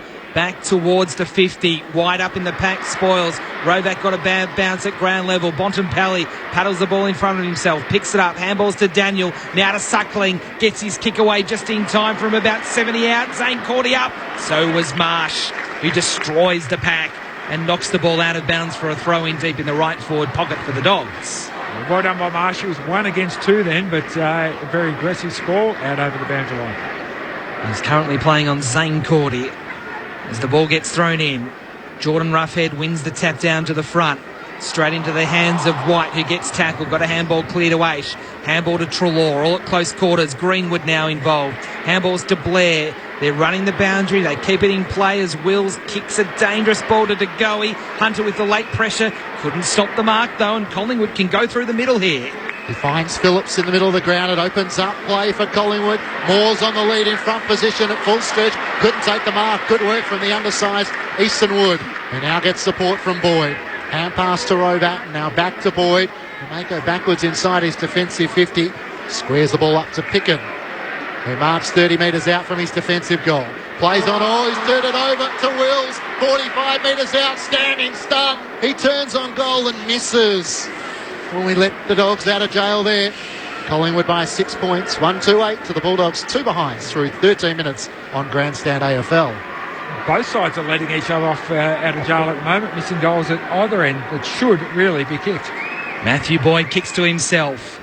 And now he's going to go long. Howe up in the pack, couldn't mark for the Magpies. It comes back to the 50. Wills absorbs the tackle. Handballs to Howe. Handballs to Crisp. Now to Maynard on his left. He goes long. It's close. It's missing as well. Hooking away to the right-hand side. Another behind to Collingwood. It's 1-3-9 the Magpies. The Bulldogs 2 behinds after 14. Inside 57 apiece. Collingwood by 7 points. Suckling plays onto himself. A bullet pass that hits Hunter on the chest. Great advancement to left half back. He has Boyd long down the line. Roughhead now making position as well. Kicks in the direction of Roughhead. Coming across with Smith in front. Marsh can't trap it as he taps it towards the boundary line. And now across, not far from where Martin Blake's watching on. Clinchy, Marcus Bontempelli on the bench at the moment, and Levi Greenwood, it is a hard tag because he came to the bench, as Berkey observed. As he did last week, Bontempelli tends to go forward to try to break those tags. White wins down the tap for Collingwood. Centre wing, broadcast side, can't break clear. As Wills and also Dunkley are on the bottom of the pack. Collingwood by 7 points, tossed up. Third man up is Dunkley, taps it towards the small Caleb Daniel, who can't take possession. Pendlebury has it for Collingwood. Dalhouse intercepted, quick kick off the boot towards the boundary. Smith in front position, couldn't claim the mark as Rovat made the contest and a throw in 65 metres out from the Bulldogs goal. 15 minutes played, first quarter. Collingwood by 7 points. Adam White, Matt Clinch, David Parkin, Nathan Burke and Martin Blake with you on a Friday night under the roof at Docklands. From the throw-in, comes out to Picken, picked it off the turf and kicks it inside 50. It's a centering kick. Dixon couldn't get there on the full, took it on the bounce and had two tacklers to deal with. Got a handball out to Rovat, who handballs over the top of Picken, and Stringer both got a bad bounce and enabled Adams to come in, who got immediately tackled. And the ball will be thrown up inside the 50 for the Dogs. Interesting call that, wasn't the handball landed halfway between the two Footscray players. Umpire to throw it up, 20 out from the Dogs' goal. Roughhead and White in the ruck. Neither want it down. Pendlebury handballed it straight to Dunkley. And Dunkley on his left kicked the goal. Out of the pack, snapped it through. And actually spun like a check side the way he actually rushed it onto his boot. Doesn't matter, it's a goal. The Dogs 1-2-8, trailing Collingwood 1-3-9 after 16 minutes. Oh no, that was the 8th scoring shot of the two sides, and by far, in my opinion, the most difficult. He had no idea he was going backwards and sideways and round, and wouldn't have had a sight, I would have thought, let play. And he got the right, he got the outswing, got the shiny side going as he swung right back, cleaned up. It was a fantastic goal in the circumstances when both clubs are looking for an advantage to pull something out at that moment. That's got to be a team lifting effort for the Western Bulldogs. The game needed it. Yeah, it did. Collingwood by a point after a scrappy opening 17 minutes. Grundy in the middle of the ground trying to take it out of the ruck. Lynn Johns in there. The two wrestle for the footy, and we balled up in the outer of the centre circles. They like Dunkley being in the centre and around the ground with the clearances too. He's shown a real likelihood to get in there and mix it up. Pendlebury and Dalhouse both fight for the loose footy. And we forget he's only a 10-game player, 11-game player tonight. Thrown up once more in the middle of the ground. Grundy can't get hands to it. Roughhead takes it out of the ruck. Quick kick to half forward. Stringer's after it. Bounces in front of him. Claims the footy. Goldsack with a great tackle. Threw him to the turf. Now appeals for the free kick as he tries to lock the footy in. Picken fights for it. And a throw in at right half forward for the Bulldogs. It's got to be better than that because he saw his own mate on the forward side. He only had to tap it rather than take it under control. I thought that was a dumb decision. Dalhouse with a clearance. A rush kick into the pocket. Webb couldn't quite keep it in. No, he can keep it in play. That was only momentarily as Stringer had a fumble and went out of play for a throw-in. 35 around from the Dogs' goal. Stringer's the only player on the park not to have a possession so far. I'm not sure that'll last too long. It is the case at the moment. Grundy wins it down. Rovat crumbing it on his left, swings it over his shoulder, picking it full forward, bounce off his chest, crumbs to Daniel. Oh, he's missed. It all happened very quickly. He was front and centre. He bounced it home for a behind only that locks up the scores at 9 apiece. That's why these two teams don't score. Like they can't kick straight. Maynard plays onto himself, finds Tyson Goldsack in the back pocket. He's going to switch play as he spots Smith unopposed. He dropped the mark, but he has enough time to collect it in front of Dixon. Kicks close to the boundary, out on the full.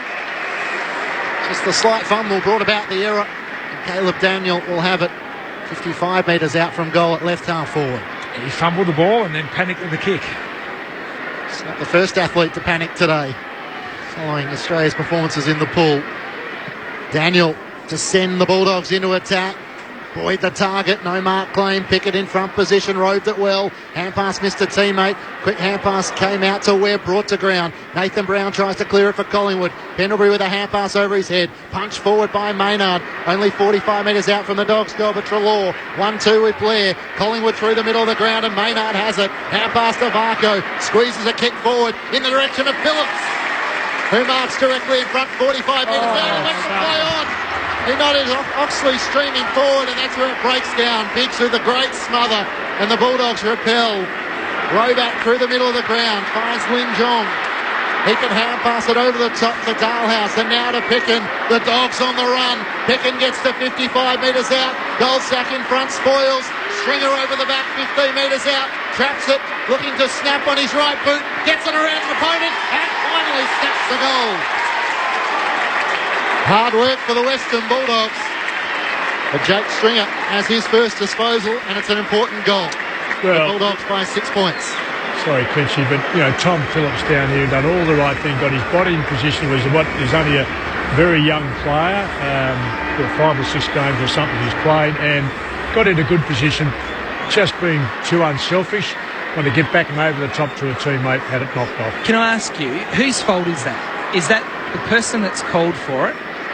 When Phillips is 25 out straight in front, or is it Phillips? Phillips is in control of the ball at that stage, and I mean anybody going forward would demand the ball. It was a reasonable option, but it wasn't the right thing to do, in my opinion. The bloke in charge of the ball had to make that decision. You've got the ball, everything's in your hands.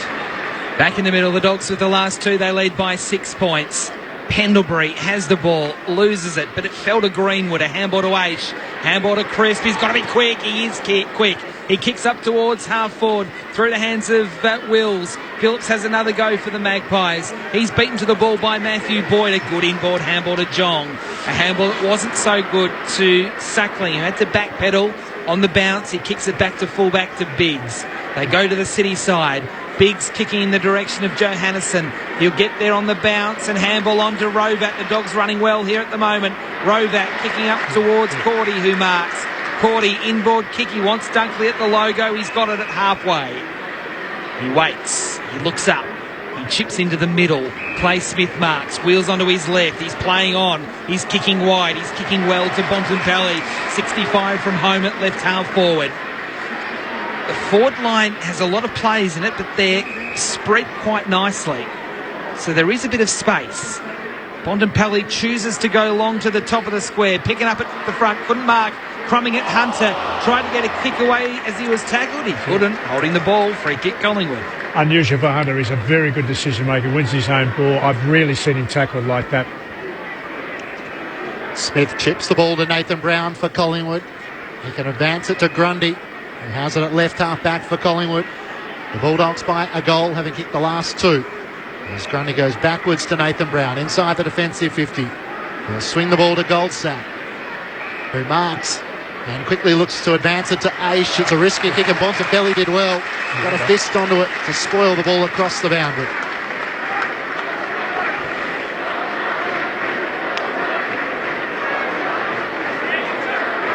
So a throw in on left half forward for the Western Bulldogs. Tom Boyd into the ruck up against Grundy. Plants himself in front position. Grundy with a backhander down to Aish. He lays the tackle on Dunkley, rolls him onto his side, turns to the umpire, who has a look, let them play for a long time, and now he'll ball it up.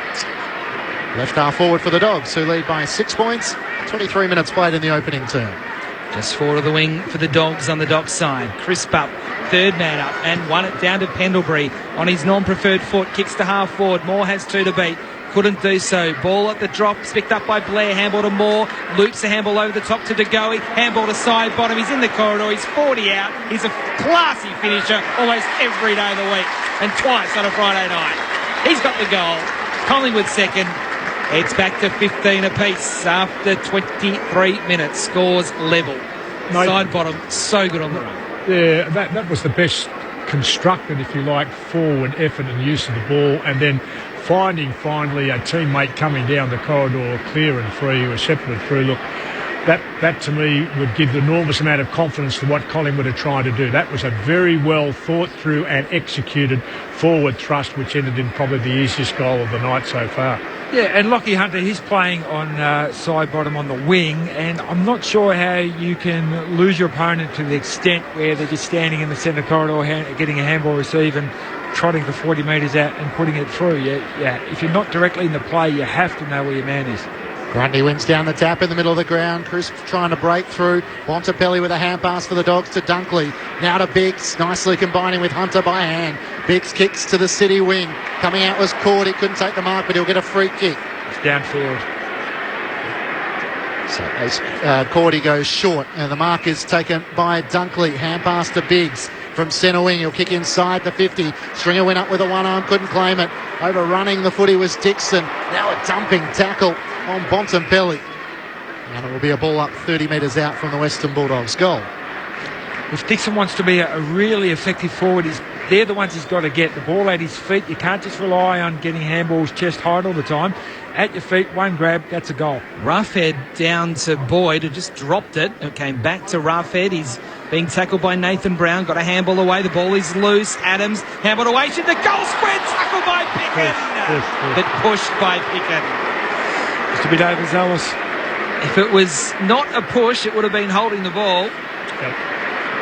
But a free kick to James Aish in the Bulldogs goal square. Kicks out towards Grundy, but Johannesson gets in front and marks and centres up cleverly.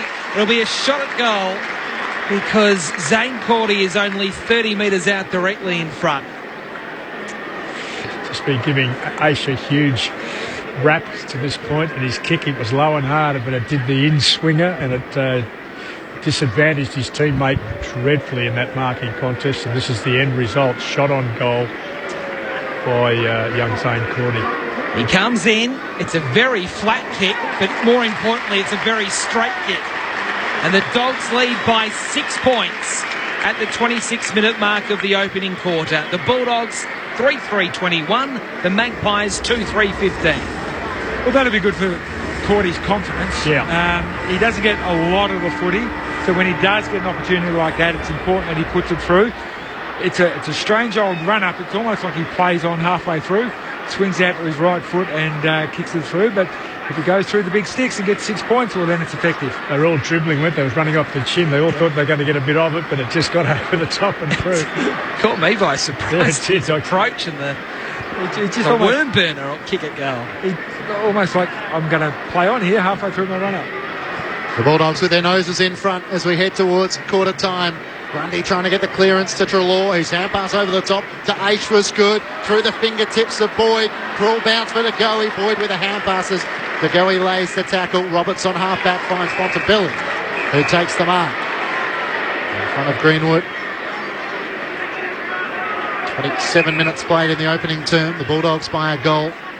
Bontempelli gets the shepherd from Wood on the mark. Kicks towards Boyd, who flew high. Couldn't take the mark. Nathan Brown in the middle of the ground to Blair, who turned inwards and then came outwards. Hand pass to Barco. Gives the hand pass away to Treloar. Chips the ball over the top to Blair, who marks 50 from home. Does he have the journey in him? And he's looking inboard at various options, and now Darcy Moore says has the shot. I don't think he's got the distance in him. He doesn't look confident. Well, he's a goal-kicking small forward. Just laid the one tackle last week against the Tigers. He'll have to kick from 53. Blair just sets it up in the direction of Jesse White. He comes charging out and takes the mark. Some good blocking being done by Darcy Moore. And Hamling looks at his teammates and says, thanks for the help. Yep, there's 4 Western Bulldogs players, all with their hands on their hips or their palms out going, hey, where were you guys? What were you doing? You all went to sleep. Well, you can't all go to sleep. So Jesse White only about 10 metres out on a 45-degree angle after the siren of quarter time. This might change your opinion on him, David, if he puts this through. White comes in to draw Collingwood level after quarter time, and he misses out to the left-hand side. Here's the answer. Let me give the score, David, then you can give your opinion. The Bulldogs 3-3-21 to the Magpies 2-4-16. The Bulldogs by 5 points at quarter time. Stringer, Cordy and Dunkley, the individual goal kickers, for the Dogs. Pendlebury and Moore and Sidebottom, the goal kickers for the Magpies. That probably, can I say, but to me a smartie, that probably encapsulates his career. Goes back and right on the siren, had an opportunity to convert something which is every AFL footballer should do. It was a 45-degree angle, but it was 20 metres from goal, and he couldn't get it through the big sticks. That probably says a fair bit about Jesse White's career, in my opinion. That is quarter time. The Bulldogs 3-3-21, Collingwood 2-4-16. You're listening to all the action on Grandstand AFL on ABC Local Radio, News Radio and Grandstand Digital. Raf Epstein. John Lethlean is with me. He writes about food. People are actually asking for money. They ask for money? Oh, totally. How much are they asking? For an Instagram post with favourable comment, $200. There's this group of people who seem really comfortable with the idea that someone should still post an opinion with a picture and not declare that they didn't pay for the meal. They might have received cash for that so-called opinion. Raf Epstein. Weekdays from 3 on 774 ABC Melbourne. You're with Grandstand. Trying to throw it up, 20 out from the Dogs' goal. Roughhead and White in the ruck. Neither want it down. Pendlebury handballed it straight to Dunkley. And Dunkley on his left kicked the goal. He can hand pass it over the top to Dalehouse, and now to Picken. The Dogs on the run. Picken gets to 55 metres out. Goldsack in front, spoils. Stringer over the back, 15 metres out. Traps it, looking to snap on his right boot. Gets it around his opponent, and finally snaps the goal. Picked up by Blair, handball to Moore. Loops the handball over the top to DeGoey. Handball to Sidebottom. He's in the corridor. He's 40 out. He's a classy finisher almost every day of the week, and twice on a Friday night. He's got the goal. Collingwood second. Eggs back to 15 apiece. Kicks out towards Grundy, but Joe Hannison gets in front and marks and centres up cleverly. It'll be a shot at goal because Zane Cordy is only 30 metres out directly in front. He comes in. It's a very flat kick, but more importantly, it's a very straight kick. And the Dogs lead by 6 points.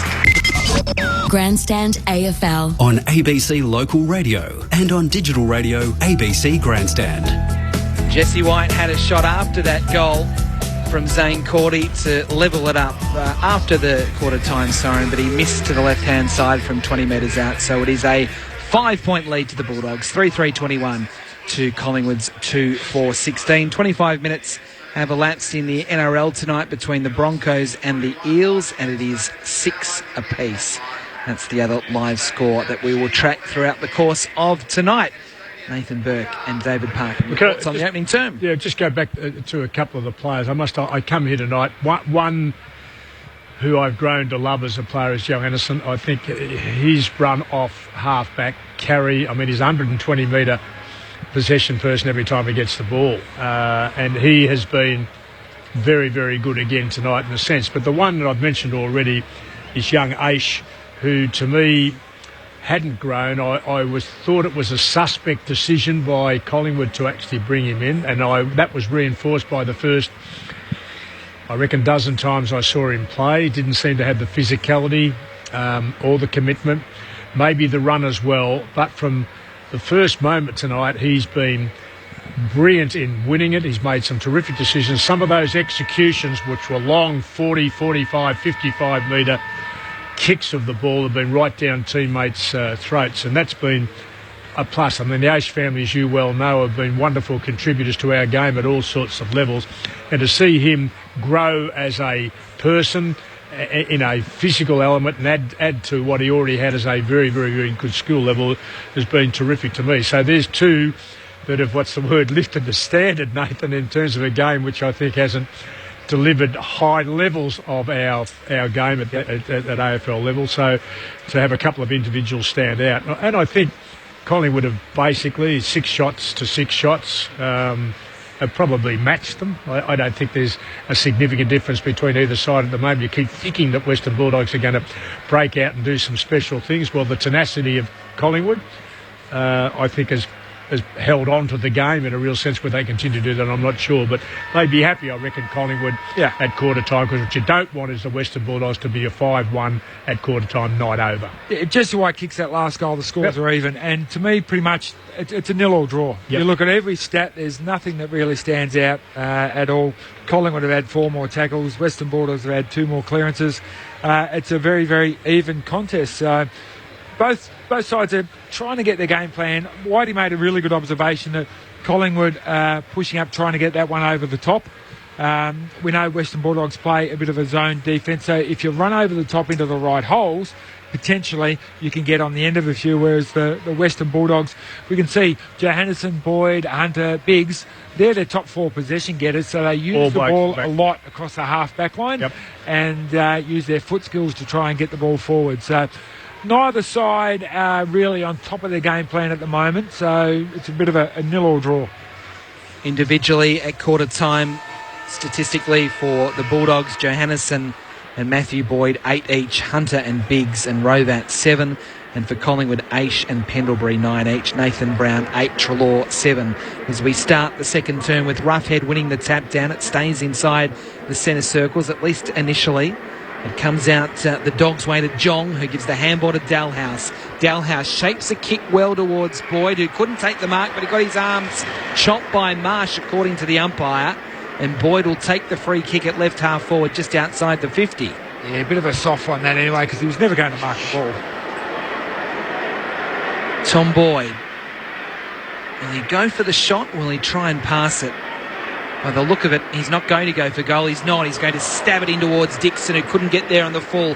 A lot of Magpies players around him. Marsh goes in, wins the ball, gives the handball to Howe, who's absolutely dumped by 2 Dogs. Dalhouse, one of them, Stringer the other. It'll be thrown up deep in the left forward pocket. I'm not sure what Tom Boyd was trying to do then. Show us how skillful he was for a bloke about half his size.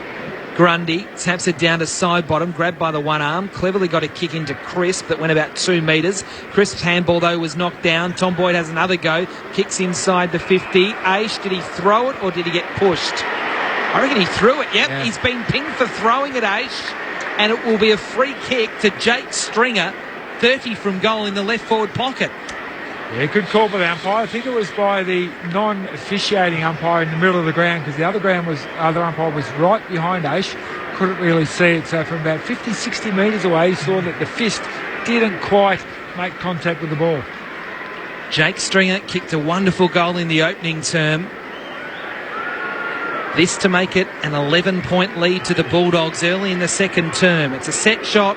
It's a drop punt. It's a shocker right across the face. Nathan Brown tried to mark it inside the field of play and couldn't, and it's gone out of bounds for a throw-in.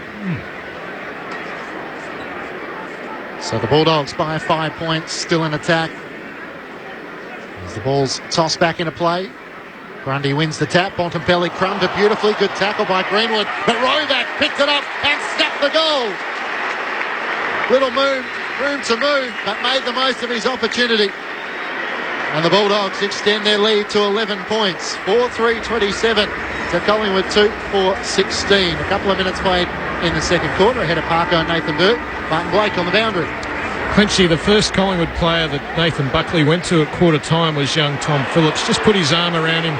You remember he made that kicking error, got smothered in the play on down forward, cost the Magpies a goal. 3 of the first Bulldogs, 4 Bulldogs goals have come from Collingwood kicking errors. Was that holding the ball then against Bontempelli? I would have played that. Yeah, in hindsight, he's taken 3 steps and Greenwood's tackled him. He's tried to kick the ball, missed it with his foot. 3 steps is long enough to get rid of the footy. Absolutely. Grundy wins the tap down at the restart towards Pendlebury, overran the football, then dives on it inside the centre circles. The umpire's going to play holding the ball here, and it will go against Pendlebury. He was the first to dive on it. This won't make the Collingwood people happy. They're already starting to get a little bit frisky. Lucas Webb with the ball for the Dogs. He's going to go out towards half-forward. Boyd in front. That's Tom Boyd. Couldn't take the mark. Crumbs to Picken. He's at the 50. He shapes it cleverly around the body. Zane Cordy couldn't mark. Ling Jong's handball back to Tom Boyd. Got knocked away from him. Tom Boyd goes again. And the Collingwood defence working well, though. Greenwood got a handball out to Maynard, who shapes a kick well, and Wills marks on his chest just outside defensive 50 at left half back. Bulldogs by 11 points. He set it up on Oxley's head. Hamling came in from the side and punched the ball out of play. Interesting, that one. He went up for the spoil but missed the ball. If he had tried to mark the ball and not touched it, it would have been a free kick. Put a knee right into the midriff of his opponent as well. Thrown back in, Grundy in front position, palms it down, Greenwood couldn't collect it. Picken tries to knock it out, Lynn John over the top of the footy. Greenwood over the top of him. Now Sidebottom tries to rip it clear. That will have a ball up right in front of the Collingwood bench, centre wing. Tossed up quickly. Third man up was Dunkley. In fact, it was Ruffhead who did the roving. Kick was smothered though. Grundy now lunges in after the footy. Stands up and breaks out of a tackle. Has to do it once more as Dunkley lays a good tackle. Now Sidebottom, hand pass to Crisp, who taps at centre wing. Kicks to White at half forward. More flew as well. Over the back, it's picked up by Matthew Boyd. Had to get round a couple, did well. Hand pass to Roberts, now to Suckling. Bounce through the legs of Hamling. Opens up an opportunity for Collingwood. Moore with a hand pass to Aish. There'll be a free kick for a bump on Aish, and it's going to come back to be a Collingwood free kick. And Wills is going to have the footy. 50 metres from goal at left half forward. Rupert Wills unloads to the top of the square, sets it up, no big flyer for Collingwood. And Matthew Boyd, the experienced defender, takes the mark and quickly finds Dixon out of defence. Dixon can kick to the wing to Bontempelli, who's made some space. He marks, he plays on, he should go to row that next. No, he didn't see him. So he's forced to retreat and kick over the mark. He kicks towards half forward, that's a poor kick. And Howe zoning off takes the defensive mark for Collingwood. So a promising move breaks down for the Dogs. Howe into the centre square to Grundy. Handballs to the middle to Greenwood. Can go to Aish or can go longer. He's going longer. He wants Oxley. Going back with a flight. Matthew Boyd coming in the other direction. Gives the spoil and then picks up the footy. And then shapes it nicely with a kick to Johannesson. That was from Hamling, who got it from Boyd. Now into Roughhead, almost at halfway. He kicks towards the centre square. Dixon marks, plays on, loses the ball immediately. Maynard with the tackle holding the ball. The unusual reaction when the player drops his head before the umpire blows the whistle. He knew what was coming. To go, he swings the ball on half back. He missed Goldsack, but he's got enough time to collect it for Collingwood. Can chip it over the top. It's wide of Varco. Advances in front of him and over the boundary line. I'm always running away Goldsack. I love Goldsack because I play him. Wondering why he doesn't get a game. There's the reason. Takes out in his own. He missed him by 15 metres. Ball tossed back into play. Centre wing on the city side of Docklands.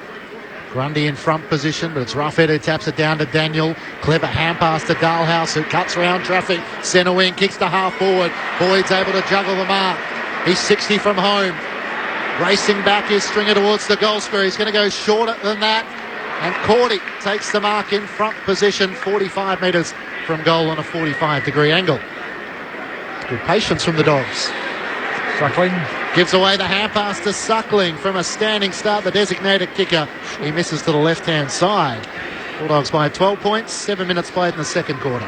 It's a good idea to handball to Suckling, but not when he's running onto his right foot and has to change his body onto his left foot. Very rarely is he going to be able to kick the ball straight from that position. Josh Smith marks the kick in, kicks up towards Moore, who couldn't mark. A lot of Dogs around the contest. Matthew Boyd a handball to Picken.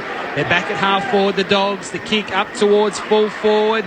Goldsack with a spoil. Cleaning up for the Magpies is Sidebottom on his left, kicking out towards Wills in front of Matthew Boyd. Can't take the mark. Boyd got the spoil in. Wills fights after it at ground level at defensive 50. Bontempelli with the tackle. The ball is caught under Wills and the umpire will throw it up. He had a chance and ducked his head back under. It came out the other side, was caught convincingly. I'm not for that, but it was prior opportunity, holding the ball. Thrown up on the attacking 50 for the Dogs. Grundy taps it down to Wills, who can't break clear. Dunkley kept it alive cleverly, tied up against the boundary. Boyd charges out. Howe showed good coverage, going against the flight and punching the ball out of play. Very brave. A throw in 25 metres around from the Western Bulldogs goal. Heading to the Coventry end in this second quarter. The Dogs by 12 points. Spinning back into play. Boyd, third man out, taps it down, but straight to De Goey with a high kick to half-back. Darcy Moore comes charging out, spoils the contest. Matthew Boyd tapped it down, couldn't combine with Wood, who's now tackled by White. Biggs with a hand pass back. Bulldogs doing this well as Roberts combined with Hamling. Now to Dalhouse from centre wing.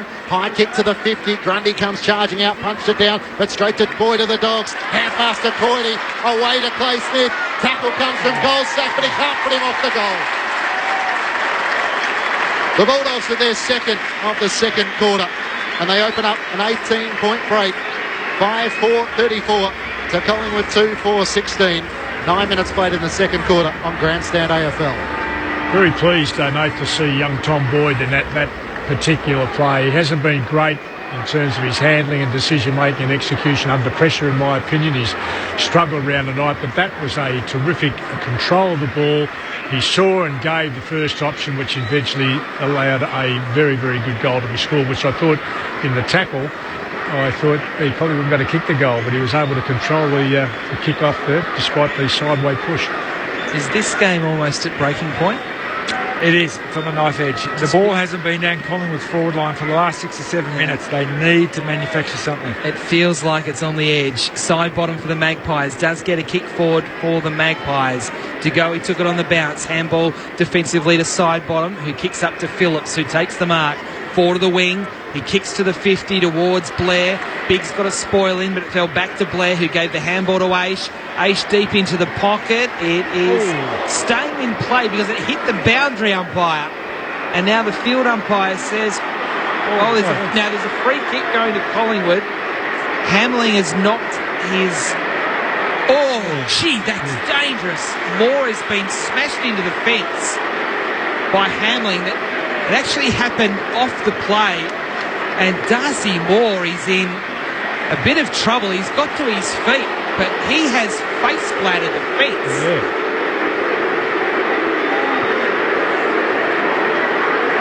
As I said, that happened as the ball stayed in the field of play because it hit the boundary umpire, and he has just gone into the fence at 1,000,000 miles an hour, face first.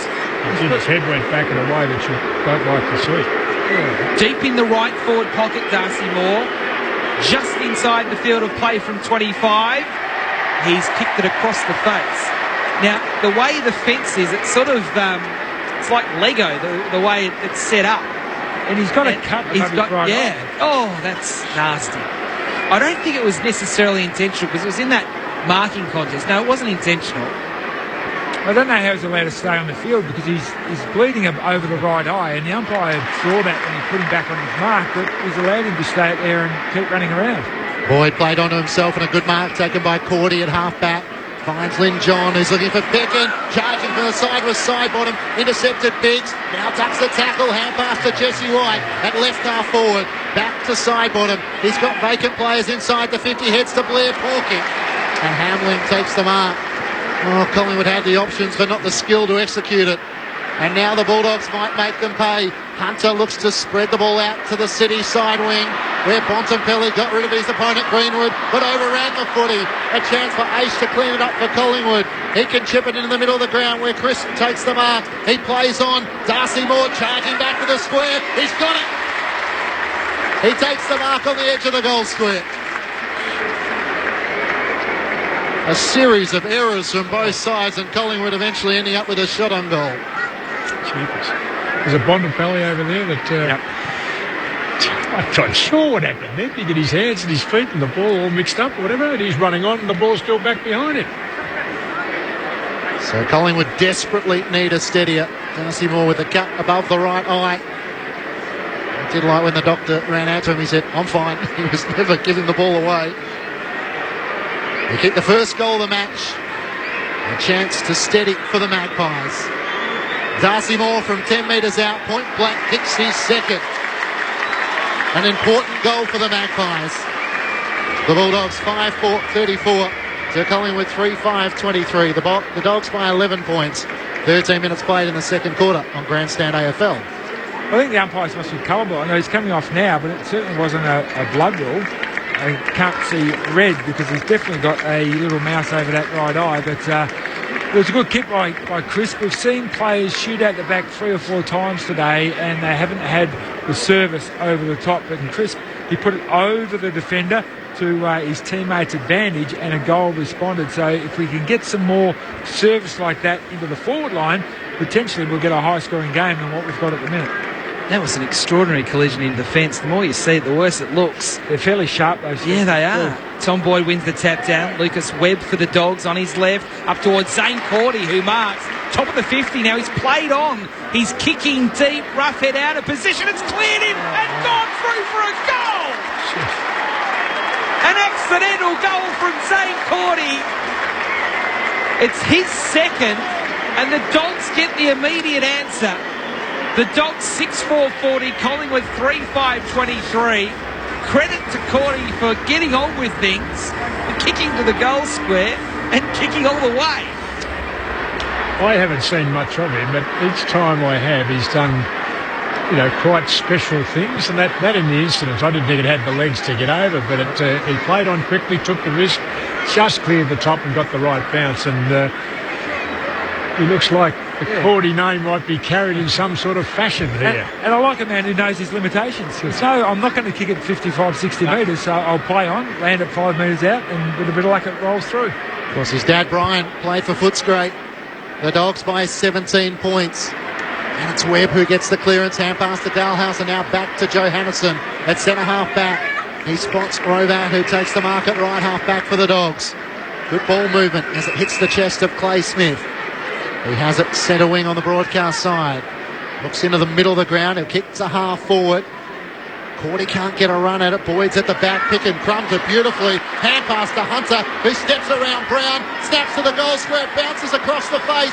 Dunkley races after it as it rolls over the boundary line. And a throw in, only about 10 metres out from the Dogs' goal. Martin Blake on the boundary. Darcy Moore had his right eye and his forehead patched up by the doctors down here on the boundary. He's ready to go again. He's fine. Did you take any fence out of his forehead? There might be a few pickets there. Yeah, that's right. From the throw in. Wills for the Magpies. Handball gets knocked down. Back into the mess. Aish absorbs the tackle from Roughhead. It'll be thrown up. About 20 metres out from the Dogs' goal, left forward pocket. They lead by 17 points at the 16-minute mark of the second quarter. Umpire throws it up. Roughhead wins it down to Howe of Collingwood. Got an arm free. Got some sort of kick free as well to Treloar. Handball to Crisp. To Adams. Well tackled. Mown down there by Cordy, but it was in the back. Advantage paid for the Magpies. They're going quickly. Treloar. Handball to Crisp. Can he get the handball out towards Varco? He can. Ball sits for him. He handballs on to Pendlebury playing forward. 30 from goal. Knocks it straight to Webb of the Dogs, who handballs to Johannesson, who goes short to Wood. The Dogs out of trouble. Wood looks to come into the middle of the ground, sets it up for Boyd, who takes the big mark over Maynard. Straight away with a hand pass to Dalhouse, and Dunkley is free. He takes the mark directly in front, 35 metres out. Well done by Dalhouse there, because he had two big fellas. He had Roughhead leading one way and Cordy leading the other way. Normally the big fellas attract the football, but he said, you know what, there's somebody in a better spot, and that's Dunkley right in the middle of the ground, 20 metres closer than you guys, so I'm going to him. But well done by the big fellas for leading and opening up the space too. Josh Dunkley, the rising star nominee, shooting for his second goal of the night. Dunkley on his approach from directly in front. He tucks it out to the left and just misses. So the Dogs 6-5-41 to Collingwood 3-5-23. 18 minutes played in the second quarter on Grandstand AFL. Jeremy Howe kicks it into play. A bullet pass to Adams, who plays on, kicks to the city side of the ground. He wants Aish, who couldn't take the mark. Did he get high contact? He did. From Clay Smith coming over the top. St. James Aish to take the free kick. Short pass into Josh Smith. Back corner of the square. He's going to go back to centre half back to Howe. Howe will kick towards the dockside wing. Jack Crisp will take the mark. He will also play on. Kick forward of the wing towards Phillips. It goes over his head. Dogs have got the numbers. Rovat mops up, kicks defensively to Matthew Boyd. Waited for it to bounce. He's only 30 out from Collingwood's goal. He's going to settle in on the kick and go short to Johannesson. Right half back flank for the Dogs. He's not sure. He doesn't want to go down the line. He wants to come into the corridor. He takes a bounce. Now he's in trouble. 3 Magpies around him. So he has to chip short to Wood. That was a defensive kick all the way back to Matthew Boyd in the Collingwood goal square. Boyd will try once more to clear the defence as Roberts takes the mark on the defensive 50. Oh, he's shanked the kick. And the mark's taken by Smith of Collingwood. Can they make them pay? Hand pass to Adams. He kicks to Blair, who marks 50 from home. Phillips offers the lead. He goes for him. And he marks 45 metres out from goal. There's loose Magpies. De Goey has won. He advances Collingwood's course 15 metres. And De Goey lines up on a 45-degree angle. He'll shoot from about 40 metres out. Caleb Daniel just a 5 possessions so far. He needs to get himself into the game. Smith only with a 5 and Jake Stringer just with a 2 at this stage. Jordan De Goey, one of 5 inclusions for the Magpies this week. High draft pick. Collingwood not having a lot of shots in front of goal. De Goey from 45 starts it out to the right and curls it back beautifully. The Magpies answer back. And they cut the margin to 12 points. The Bulldogs 6-5-41 to Collingwood 4-5-29. 20 minutes played in the second quarter on Grandstand AFL.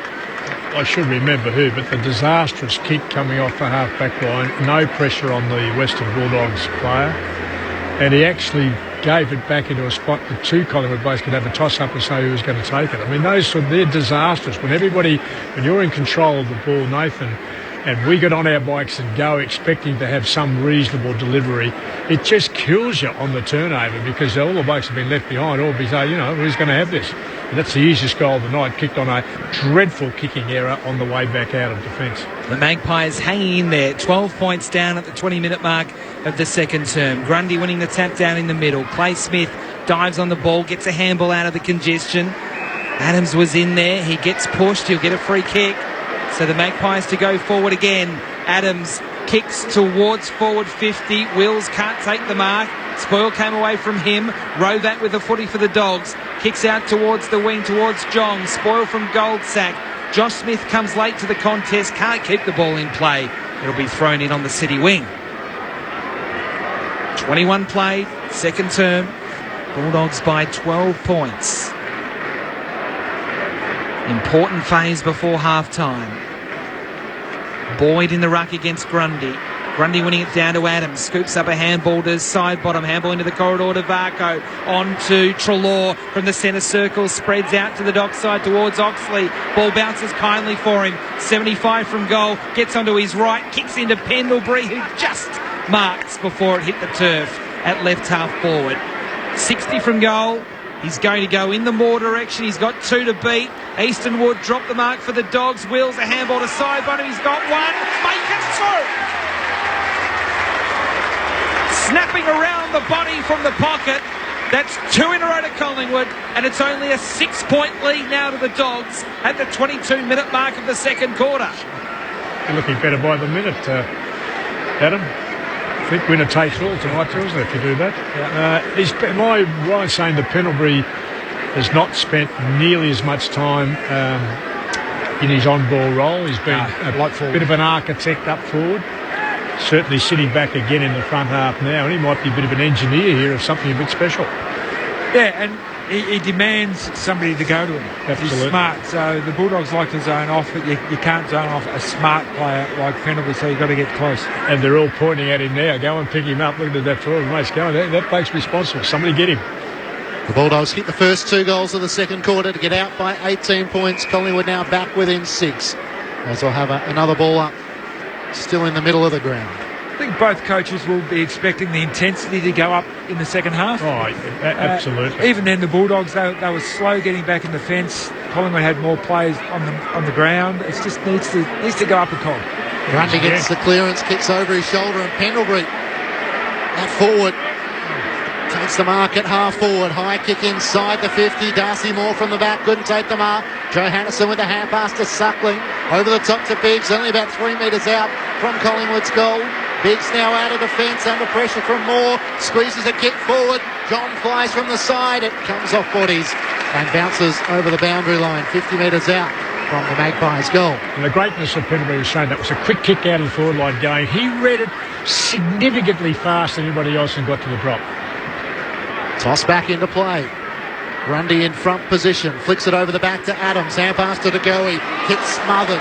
Great work by Picken. It comes out to Rovat, who can't clear it.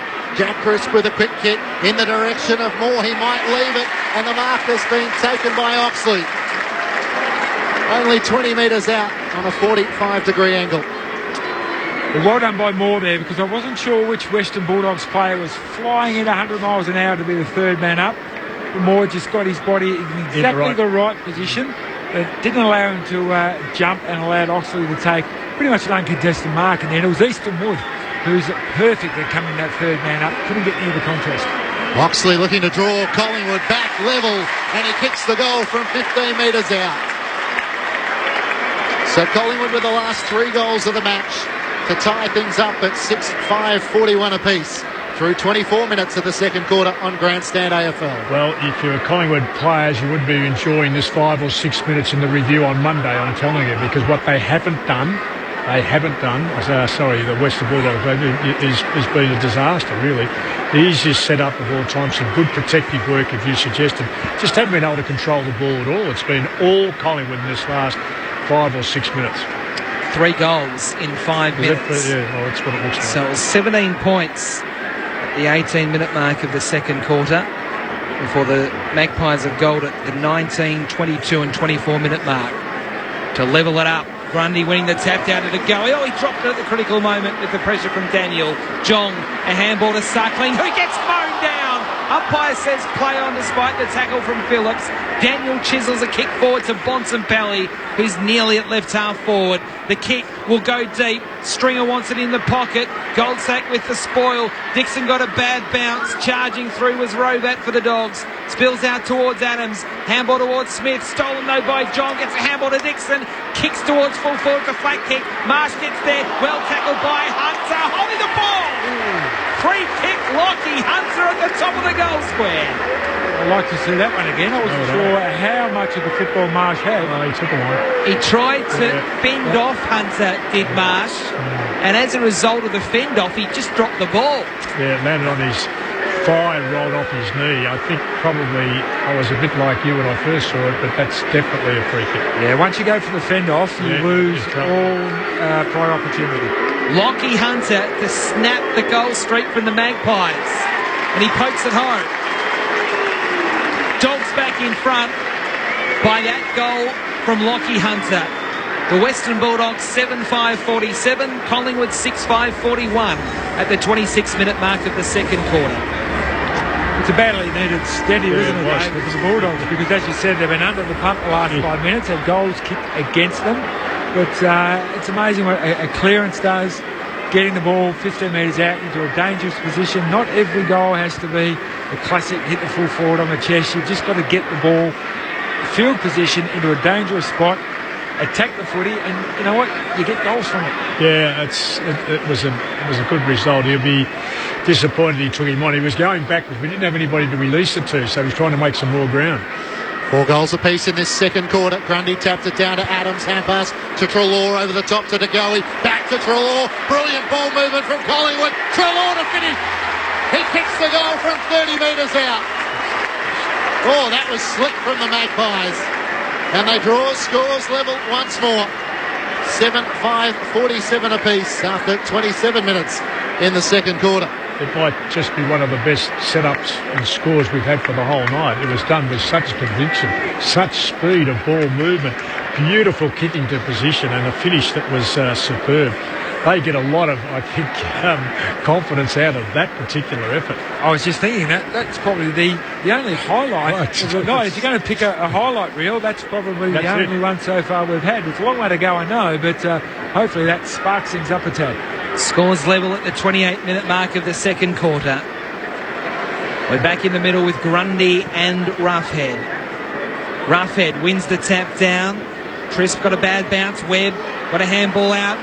Now with Hunter, he gets tackled by Goldsack, but he got tackled high. So another free kick to the Dogs. Hunter comes up limping. He's going to be okay to at least get his kick away. It comes out wide and stretching and marking his kicker. It came off, but that was a shocking place to kick the footy. You got the ball dead centre in the corridor. Why kick out to the 50-metre numbers on the 50-metre line? It should have been straight down the middle. I think he was a little bit concerned about it. I think he might have got a corky in the back of the calf or something in the tackle. Got up a little bit properly and just panicked a little bit there, Hunter.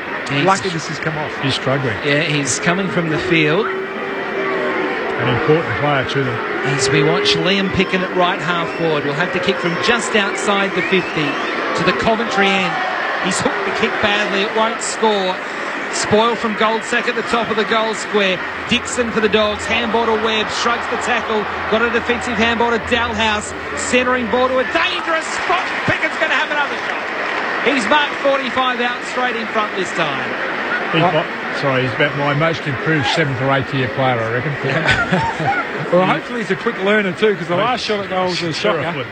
This one is at least 5 metres closer, so hopefully he's learnt from the last effort. He's gone from a very annoying tagger to a very productive, creative player. Liam Picken directly in front this time and a little closer in. Jumps into it. He's hooked it again. He's missed to the left-hand side, and that gives the Dogs the lead by a point at the 30-minute mark of the second term. Martin Blake. Doctors are working on Lockie Hunter's right knee. Get you to keep an ear out or an eye out for Taylor Adams as well. Blakey, I reckon he's headed down to the rooms. He's back. Side bottom on half back, hand pass to Nathan Brown, sold him into trouble. But side bottom works his way out of traffic, and a brilliant kick into the middle of the ground. Found Darcy Moore. Aisha's streaming forward, he ignores him. He'll head for the city wing and turn it over. And Caleb Daniel takes the intercepting mark. Short pass to Dalhouse. The Dogs might make them pay. Long kick inside the 50. Big fly going up late. And in fact, giving away the free kick was Dunkley. Put his hands in the back of Darcy Moore, who was racing back trying to recover from his poor kick. And he put the hands, right back in the middle of the back. Josh Dunkley. So Tyson Goldsack to take the free kick. The Bulldogs play a point. Goldsack kicks to half back. Target is side bottom. Can't take the mark. Now tackled by Boyd under pressure. To go, he knocks it on towards the boundary line. It comes off Smith and goes out of play. Martin Blake. Peachy, you mentioned Taylor Adams. He did go up the race holding his left calf. He's come back though, and they're strapping up his left calf, so he's going to come back in the game. So not too bad. Ball thrown in on the city wing. Grundy and Tom Boyd. Tom Boyd wins the tap down, but it comes to Chris. Under pressure, handball to De Goey, to Phillips, to H. H with the kick, the centre half forward. Pendlebury there with Fletcher Roberts. Roberts with the spoil. Pendlebury with the ball only momentarily. Roberts' tackle was good. Ball comes out to Picken of the Dogs. Took it on the bounce. Handballs it on. Dalhouse now. Handball to Suckling. Handballs over his shoulder to Johannesson. There's a whistle. There's a Dogs free kick. It's coming back to Dalhouse. He was taken high after he got rid of the footy. He'll give a handball to Boyd, back part of the square. Dogs, I think, are just happy with the way the scores are set up at the main break. They'll have to go awfully quickly. They're going to have to go very, very, very quickly. Daniel had the ball on the wing when the siren sounded. And it's the Western Bulldogs by 1 point at half-time on a Friday night at Docklands under the roof. The Western Bulldogs 7-6-48. Collingwood 7-5-47. The goal kickers for the Western Bulldogs, 2 to Cordy and singles to Hunter, Stringer, Rovat, Smith and Dunkley. And for Collingwood, 2 each to Sidebottom and Moore, and a single to De Goey and Treloar. So the Dogs led by 5 points at quarter time, just the 1 at the half. David Parkin and Nathan Burke. Well, I think it started with that 6 or 7 minute period partway through the quarter when, not most unlikely in my opinion, for Collingwood to get hold of the game. I mean, really get hold of it. They couldn't access the ball at all, the Western Bulldogs, and Collingwood, particularly that final one of the 3 goals that came directly out of centre bounce, where the ball was moved with speed and precision, and probably the best goal of the night. You suggested maybe the number 1 on the highlight reel evolved, and I think they'd leave now. They're jogging off the ground together. It's Collingwood. I don't see the same energy from the Western Bulldogs, who've now got themselves together and are leaving the ground with some sort of energy. But if I were Nathan Buckley, and I think if I were the group collectively, I reckon at half-time I come up and say, we're a chance here. I was like you, 3 or 4 goals maybe before the game started. Western Bulldogs are going to have to pull something out and play the kind of football we expected from them if they're going to win the game now. I reckon they've got to that stage that Collingwood have been encouraged. Western Bulldogs aren't really sure where they are. They need to do something very constructive in the first 15 minutes of the third quarter or they're going to be chasing tail. And to me, the shift was the intensity of Collingwood. It wasn't the fact that they got a couple of goals and that gave them momentum and they lifted. It was the fact that they lifted their momentum. They started to get some loose ball because they had outnumbered the Western Bulldogs. If there was a loose ball, Bulldogs had 2 there. Collingwood had pushed over and got 3 or 4 there and started to win that footy and drive the ball forward and get a bit of momentum that way. Whereas the Western Bulldogs at the moment, I think Luke Beveridge, he won't be pleased with what he's seeing. I don't think they're playing with the intensity that was certainly seen over the last 2 weeks. We saw them play absolutely fantastic, intense football against the Cats down at Geelong where they didn't quite get up. That was a brave effort. Last week against North Melbourne, it was really that galvanised team playing as a unit that got them over the line. I just don't quite see that today. It's a really hard thing to maintain, especially if you have to manufacture it each week. And at the moment, just looks like they're just labouring a little bit. So I dare say Luke Beveridge at half-time, he'll be employing his team to get back to that style of football, that really intense pressure style of football. Because if they do, I don't think Collingwood are good enough to handle it. If they don't quite bring it, well, then Collingwood can exploit it, and they're right in this game. And I think they made a decision, Collingwood, with Pendlebury. I'm thinking, well, if Pendlebury's not central to this game, playing the captain's role as a genuine midfielder, they can't win. He's gone forward and really created around him. He's been the most constructive forward player they've had and allowing him to score quickly like that. I don't think for that quarter, I watched pretty carefully, I don't think for that quarter had one spell in the midfield position. So that's another interesting element to the game where Blake was lucky to get there, had the fitness test prior to the game we saw, got out, obviously can't do the job as he's deserved, has gone forward and making a real impact. You've got to hand it to Collingwood. We talked about how it thought the game, well, in fact I did at least, thought the game was on the edge. Right. It looked like the Dogs were not playing very well but were 3 goals up and Collingwood just couldn't get out of their own way. But the Magpies did show a fair bit of character to not let the game slip, Berkey. Yeah, you're dead right. And it wasn't because they suddenly snuck a goal here or there. As I said, it was they actually lifted and then got the goals as a result of them lifting, which was good. Sidebottom, I think he's been outstanding. He's had 17 possessions and kicked the 2 goals. He's just a real sort of calming influence. When he gets the footy, you know a teammate's going to end up with it. And so what happens, he gets the footy, they all start running into positions to receive the ball, whereas other players, you might not be so keen to shoot forward because it might be 50-50 whether you're going to maintain the ball or not. So it's really important to have the ball in the hands of those players. And when he's having 17, Collingwood are in the game. When he's not having 17, that's when they tend to struggle. Okay, half-time here at Docklands in Melbourne. The Western Bulldogs 7-6-48 leading Collingwood 7-5-47 in the NRL after 46 minutes. The Brisbane Broncos 18 leading Parramatta 10. Let's get the latest from the ABC newsroom.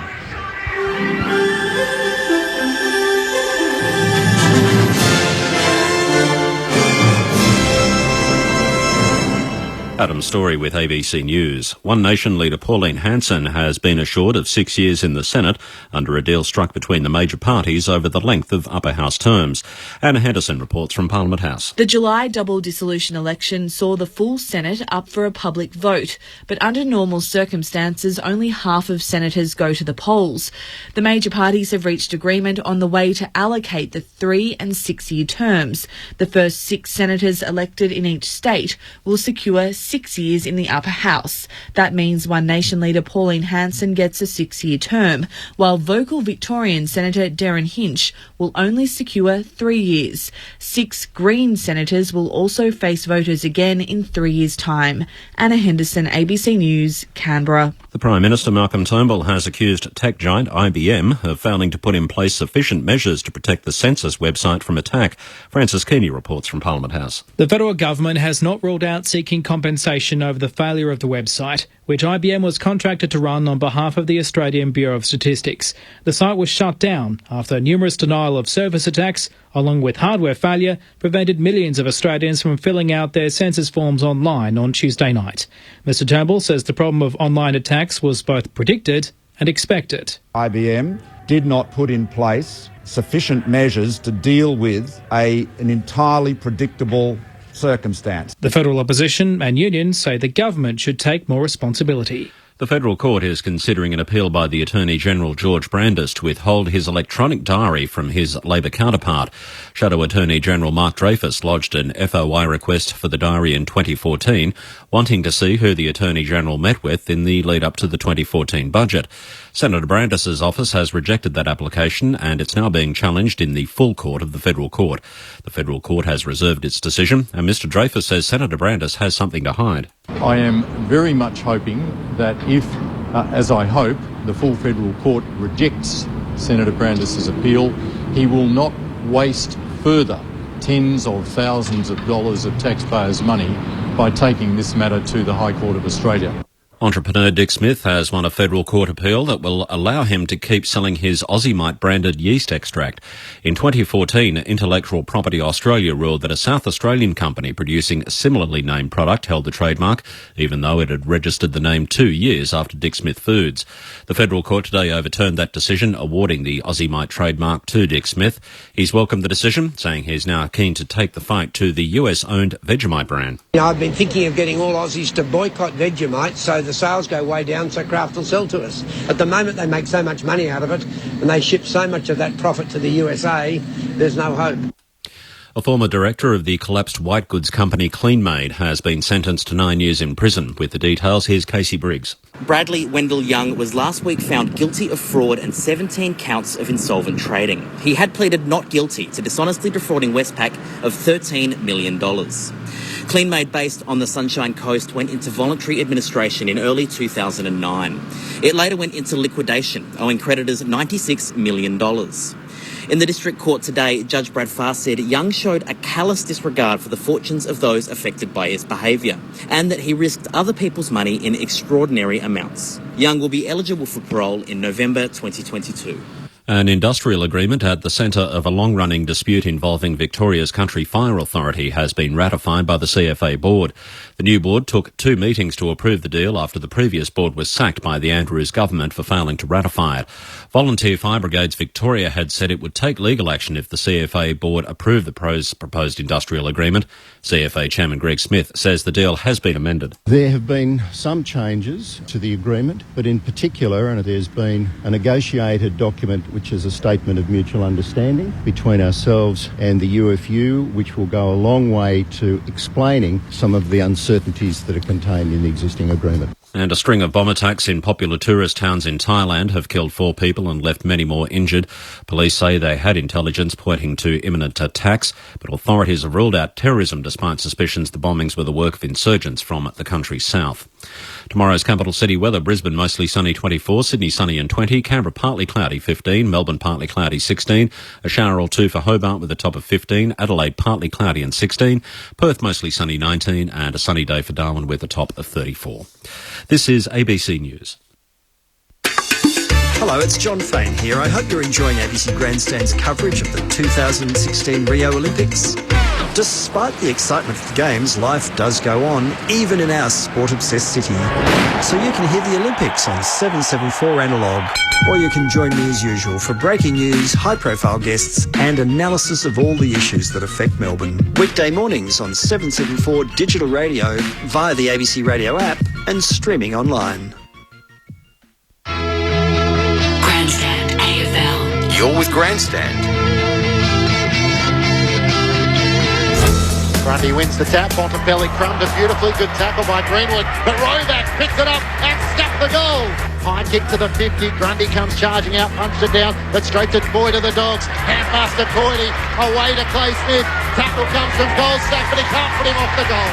Up towards St. Coity, who marks top of the 50 now, he's played on, he's kicking deep, rough head out of position, it's cleared him and gone through for a goal! An accidental goal from Zane Cordy going to go in the more direction. He's got 2 to beat. Eastonwood dropped the mark for the Dogs. Wheels a handball to Sidebottom. He's got 1. Make it 2. Snapping around the body from the pocket. That's 2 in a row to Collingwood, and it's only a 6-point lead now to the Dogs. Grundy tapped it down to Adams, hand pass to Treloar, over the top to De Goey, back to Treloar, brilliant ball movement from Collingwood, Treloar to finish, he kicks the goal from 30 metres out. Oh, that was slick from the Magpies, and they draw scores level once more. Grandstand AFL. On ABC Local Radio and on digital radio ABC Grandstand. Half-time here at Docklands in Melbourne. The Western Bulldogs 7-6-48, Collingwood 7-5-47. Adam White, Matt Clinch, David Parkin, Nathan Burke and Martin Blake, your team on Grandstand AFL. In the NRL, after 53 minutes now, the Broncos 20 leading the Eels 10 in Test cricket. From the Oval, England versus Pakistan. England making 328 on the opening day. Pakistan in reply in the first session 2 for 52. As we get the stats to half-time from Matt Clinch. Then Australia in action against Sri Lanka tomorrow afternoon. Yes. The Western Bulldogs by a point at half-time after they led by 5 points at quarter-time. Their biggest lead was 18 points at the 9-minute mark of the second quarter, and then Collingwood kicked 3 goals in 5 minutes to draw back level. Most of the stats the Western Bulldogs way: the disposals 193 to 179, the contested possession also the Dogs way 67 to 65, uncontested 124 to the Magpies 119. The hit-outs though Collingwood's way 26 to 15, but the clearances the way of the Dogs 19 to 18. The inside 50s the Western Bulldogs lead 27 to 23. And the marks inside 50, with both sides having struggled to score in recent weeks, Collingwood actually lead 9 to 7. One of the noticeable stats was the tackles inside 50. The Western Bulldogs lead 11 to 1. So Collingwood not offering a lot of resistance as the Bulldogs work their way out of defence. The individual disposals, Matthew Boyd leads the way with 17 for the Dogs. He had 9 in that second quarter. Dalhouse with 15. Johannisen with 13. Rovat and Hunter with 12.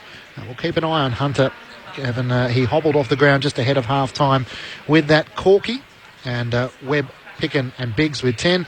Meanwhile, for the Magpies, Sidebottom has 17. He had 12 of them in the second quarter. H with 14. Jack Crisp with 12. Treloar with 12. And Pendlebury playing more of a forward role than a midfielder tonight with 11 disposals.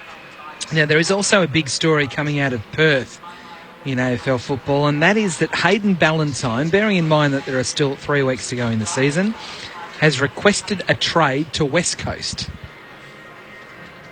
And it isn't October, it isn't September, it is August. Hayden Ballantyne has officially requested a trade to West Coast. That is highly unusual. I want to leave, but I don't want to leave the States. Yeah, and goodness me, that is highly I can't get around that. 3 games to go. Why you would do it now? Why you would disenfranchise yourself from your current club and teammates and players when you just got to wait 3 weeks and then you can put all the wheels in motion? I just don't get it. I can't see a benefit. How do you think that conversation will go with Ross Lyon? I think it's already happened with Ross Lyon, and that's why he's requesting a trade. I think he's even prepared to go to Melbourne. So we'll explore that further on the Saturday agenda tomorrow. But just repeating that news that Hayden Ballantyne has requested a trade with still 3 games remaining. We've got Peter Sumich walking out or leaving the Dockers now, a player. Well, Adam, I reckon it was a result of, if you're watching the game in Perth last week, when he came off and was given the phone to have a conversation with the coach, and he had the helmet on. That's right. And he couldn't get the information. I reckon he took so long to answer the actual request from the coach. The coach, I've had enough of you. If you can't get your helmet off quickly and get the message in the way. But why would West Coast want him anyway? The one thing that West Coast would he look? He's been a very good player for a long time for the Dockers, but he'd be pushing out a reasonable player from that West Coast forward line. I would have thought. Yeah, I don't know. What would you give? Third round? Fourth round? Oh, yeah. Packet of chips? Yeah, about that. Yeah. No, look, I find that that's astounding. That story is coming out and it's accurate. And he's been a pretty good, for what he has to do, but he's against that background. He's been a pretty good servant of that football club for a long time. Absolutely, and if they are treating him poorly, making him want to leave, that's a disgrace as well, because, as you say, he has been a very good player for a long time. He's a player who gives his all once he's out on that field, prepared to bleed for the club. So hopefully they're not treating him poorly, that he is forcing him out the door to make that decision. Okay. Well, that would have happened, Adam, wouldn't it? I mean, that decision's been made on the back of that he's already been given his future from the Dockers Football Club's point of view. And on the basis of that, he's got himself into the swim very, very quickly. Is there anybody available at home? If not, he'll come. I reckon there'll be somebody over here. Well, look, he's contracted until the end of next season. As I said, these are reports coming out of the Perth media tonight. So, as I said, we'll explore it further tomorrow on Grandstand AFL. I'm sure that the team in Perth, our Grandstand team in Perth, will have all the latest as that unfolds. Just one more on the Sydney Swans. Sam Reid is going to undergo surgery, so his race to try and be fit for the finals is over. Okay. Brad Crouch re-signed today, so a lot to talk about. There's no doubt about that in AFL football. Both teams are back out onto the field. We're not far away from the second half getting underway with the Dogs leading by a point. I'll ask you again. You all tipped the Western Bulldogs before the game, except me. I'm one out on Collingwood. Does anyone want to jump sides and join me? Not for me, Whitey. I'm sticking with the 18 points to the Bulldogs. Unless there's a significant inducement, I might think about it. I'm not sure what the inducement can be. There's something wrong in this case, and we've got a couple of down the bottom end. Stringer has made, and he can play, has made virtually no impact on this game at all. He did kick a goal, didn't he? Kicked one very, very smart goal. That's about 2 possessions. That's about the only impact he's had on the game. So to me, there's a few at the bottom end.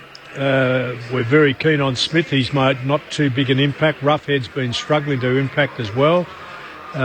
Dixon, same way. Eastern Wood's been right down back without doing too much. I mean, they've got a fairly big tail at the night that hasn't contributed, and the Western Bulldogs are good at getting the across-the-board input from all. So they want to lift. They want to lift a lot, because I reckon Collingwood's got a smell for it, got a bit of a taste for it, and they'll need to play a lot better, the Western Bulldogs, if they're going to hold Collingwood out. That would be my view. Yeah, and I hope they all lift. I wasn't quite sure, so I asked Martin Blake, who's out there out in the crowd. I said, well, what's the atmosphere like? And he said it's just a bit dead. Right, okay. At the moment. It's sort of reflecting what's happening on the field. So hopefully in this second half, both on and off the field can get some lift, get some enthusiasm going. Yep.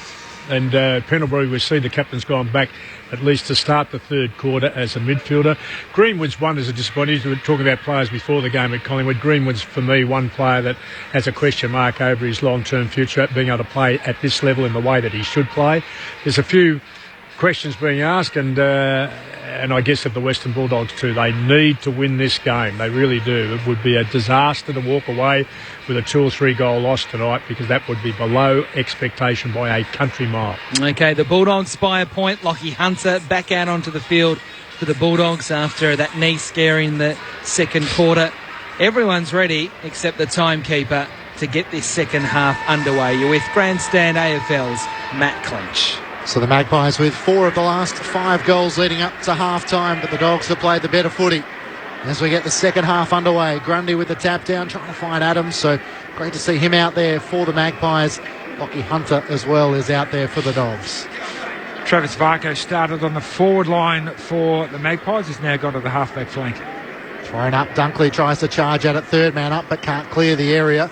Grundy's over the footy for Collingwood. Pendlebury tries to knock it on. Can't claim the footy. Hunter can. Snaps the ball to half forward. It bounces over the head of Stringer. Howe collects it for Collingwood. Hand pass to Adams over the top to Pendlebury. And now Collingwood are out. The 1-2 with Greenwood, and Pendlebury still on half back. Now the hand pass to Goldsack, who kicks out towards Jack Crisp, who juggles the mark just inside the boundary between wing and half forward. Kicks to half forward, looking for Blair. 2 to beat. Couldn't claim the mark as Roberts charged in from the side. Biggs now has the footy for the Bulldogs. Easton Wood tied up against the boundary. Wills knocks him over the line, and the umpire says throw it in. He's a big kid. No, not really a kid. He's a man, that Rupert Wills. mature age rookie, mature age player. As Ruffhead wins the tap down towards Bontempelli, couldn't find a handle on the footy. Ball bobbling around in the mess. Some big tackles are applied. Bontempelli has another go. Now it comes out to Hunter. Around the body for the Dogs towards the wing. Marsh in front got a spoil down, but straight to Stringer of the Dogs, who handballs it to Tom Boyd. Handball back to Stringer, pumps the handball to Dalhouse, ducks under the Goldsack tackle, kicks into the 50. Aish has 2 to beat. He did okay. He did very well in the end, and then the support came from Smith, who knocked it back to Aish. Now out to Varco at defensive 50. He kicks to the wing towards Grundy. Bontempelli with a spoil. It's all happening close to the boundary. It goes over for a throw-in, but James Aish did very well inside the Dogs forward 50, having to beat 2 forwards to make sure that wasn't a goal. Couple of minutes into the second half, it's still the Dogs by a point as it's tossed back into play. Centre wing on the City side. John tries to break out of a Grundy tackle, takes him to the turf, and he'll win a free kick. Good work from the Collingwood ruckman to lock up Lin Jong, and then breaks clear. Kicks a high ball inside the 50. White in front, more from the Black. Got hands to it but couldn't claim the mark. Collingwood trying to lock it in as Moore with a quick hand pass to Wills. Now to Pendlebury, back to Wills. They give up ground. Greenwood from 50 sets it in the direction of White. This time, Darcy Moore from the back. Oh, great contested mark at the very back of the pack, and Darcy Moore having that head bandage from bouncing off the fence will line up 15 metres out directly in front. He just looks like a forward, doesn't he? Does, yeah. He just flies for the footy. He's quick over the ground. He takes the ball at the highest point. His kicking action is he's kicked 2, but it's a little bit suspect, but he certainly gets the footy. Darcy Moore from directly in front to put the Pies in front. He hits the right goalpost. Yes, he takes both hands off the ball far too early, you're right. Unusual drop. Yeah, very unusual drop. He doesn't control the ball down at all. He scores level after 3 minutes. He drops it too far ahead of him and both hands go up. It's easy to spot what he's doing wrong, but can he change it? Easton Wood marks the kick in. It's like he's going to fly away after he hits the footy. Wood will handball on to Suckling at left half back. Kicks long down the line. It's a penetrating kick, as you'd expect, but it goes over Tom Boyd's head. Juggling mark by Greenwood, but the third bite was over the line, according to the boundary umpire. So it will be thrown in between wing and half forward left for the Dogs. Scores are level. Early stages of the third term. Ruffhead taps it down to Jong. There's a whistle. A free kick to Collingwood in that ruck contest. So Grundy with the free kick. He wanted to kick on, but he's got to kick over his mark. They're not too smart, ruckman, are they? No. That was obvious to everybody else in the ground other than him. And all he's done is allow every Western Bulldog player to get behind the ball. Yep. So as a result of that, he goes laterally into the centre square to Nathan Brown, who'll go backwards to centre half back to Howe. The Bulldogs have defended the ground well here. Collingwood can go the lateral ball, but there really isn't anything to go along with. And it's now with Marsh, having got it from Josh Smith. Smith goes backwards to Howe, who now comes into the middle of the ground. He's missed Jack Cripps, and Ruffhead takes them up. Hand pass to Boyd, who fumbled it, now to Bontempelli. Draws an opponent. Hand pass to Suckling. At left half forward, directs traffic, then pulls the kick lead for Stringer. They had 2 to beat, and Goldsack took the mark in front of him. The Stringer took far too long to lead. Suckling was waiting for him to lead, but Marsh took the front position, and Stringer did nothing. Scores locked at 48 apiece as Goldsack goes very short. Taylor Adams tied up against the boundary. In the right back pocket for the Magpies. Grundy directs where he wants the ball down the line. It's smothered by Caleb Daniel on the mark. It dribbles out, gains 6 or 7 metres, and Suckling takes it over the line. How the littlest man on the field can smother that, I don't know. But great intensity on the mark. So just outside the 50 for the Bulldogs. Left half forward, Grundy wins it down to Greenwood, swings it on his left foot, a bouncing football towards the wing. Wood did well for the Dogs. Handball to Hunter. Handball to Suckling. Defensive handball to Joe Hannison. Got pushed as he kicked it. It affected the kick. Trapping it was Aish. Handballs to Blair. Back to Aish. To Treloar. All handballs now to Greenwood. He gets tackled by Johannesson. Got his handball away into the centre square. Trapped by Barco. Handball to Treloar, who kept running. He kicks and misses De Goey in the 50. White in support. Handballs back to De Goey. He'll kick to the square. Kick was smothered though as he tried to get it to Moore. De Goey goes again. He gets tackled again. Holding the football. Free kick the Dogs. That was a certain goal to Collingwood. Yep, how to muck up a certain goal. You're right, Whitey. They had 3 opportunities to get a certain goal and missed every single one of them. So Dunkley with a clearing kick. Power with a big leap. Takes the mark. Flying high on the back of Lin Jong. He has it at right half forward for the Magpies. Sets him inside the 50. Jesse White with a couple to beat. Got hands to it. Couldn't claim it. Wood can't knock it out. Dalhouse had it for a moment. Now Greenwood over the footy. Blair with a hand pass to Adams. His kick is smothered. Great work from Johannesson. It's only about 35 metres out from Collingwood's goal. The ball spits out to Jesse White, who can't knock it out as a couple of dogs jump on top of him, and the umpire's going to play holding the footy. 3 Western Bulldogs players over the top of Jesse White, ensuring the ball wasn't coming out, and Easton Wood to take the free kick. Wood's kick was a little dangerous, but it got over the steel side bottom and onto the chest of Picken, who goes short to defensive 50 with a 20-metre pass to Dalhouse. 7 played third term. Scores are level at 48 apiece. Dalhouse will kick towards the city wing. Don't like the kick. Goldsack just got through his hands. Ball loose at the back of the contest. Grundy. Handballs over his head to Crisp, who cleverly tapped it to Marsh. Pumps a handball inboard to Treloar, who takes a bounce through the middle. Kicks towards Jesse White. He jumps early. Or was he shepherded? He was shepherded. Free kick to Collingwood. 20 out from goal directly in front. I'd like to see this again because I'm not sure what Hamling could have done there. As a defender, you're allowed to make body contact with the guy jumping at the footy. And if the guy jumps at the footy, he completely mistimes it. Absolutely. He was at the drop. Well, I was just about to say, it looked like Jesse White was going to try and take the big hanger and just jump way too early. And it looked like it was a shepherd when it probably wasn't. I'm with you, Whitey. I don't think that was at all. In fact, Hamling was in the drop zone. He'd actually made the right position. The other bloke was struggling to get an attack on the ball, and just cannot see how that could have been adjudicated in the way it was. I think Hamling was surprised that White jumped as early as he did. Anyway, the ball is in the hands of Jesse White.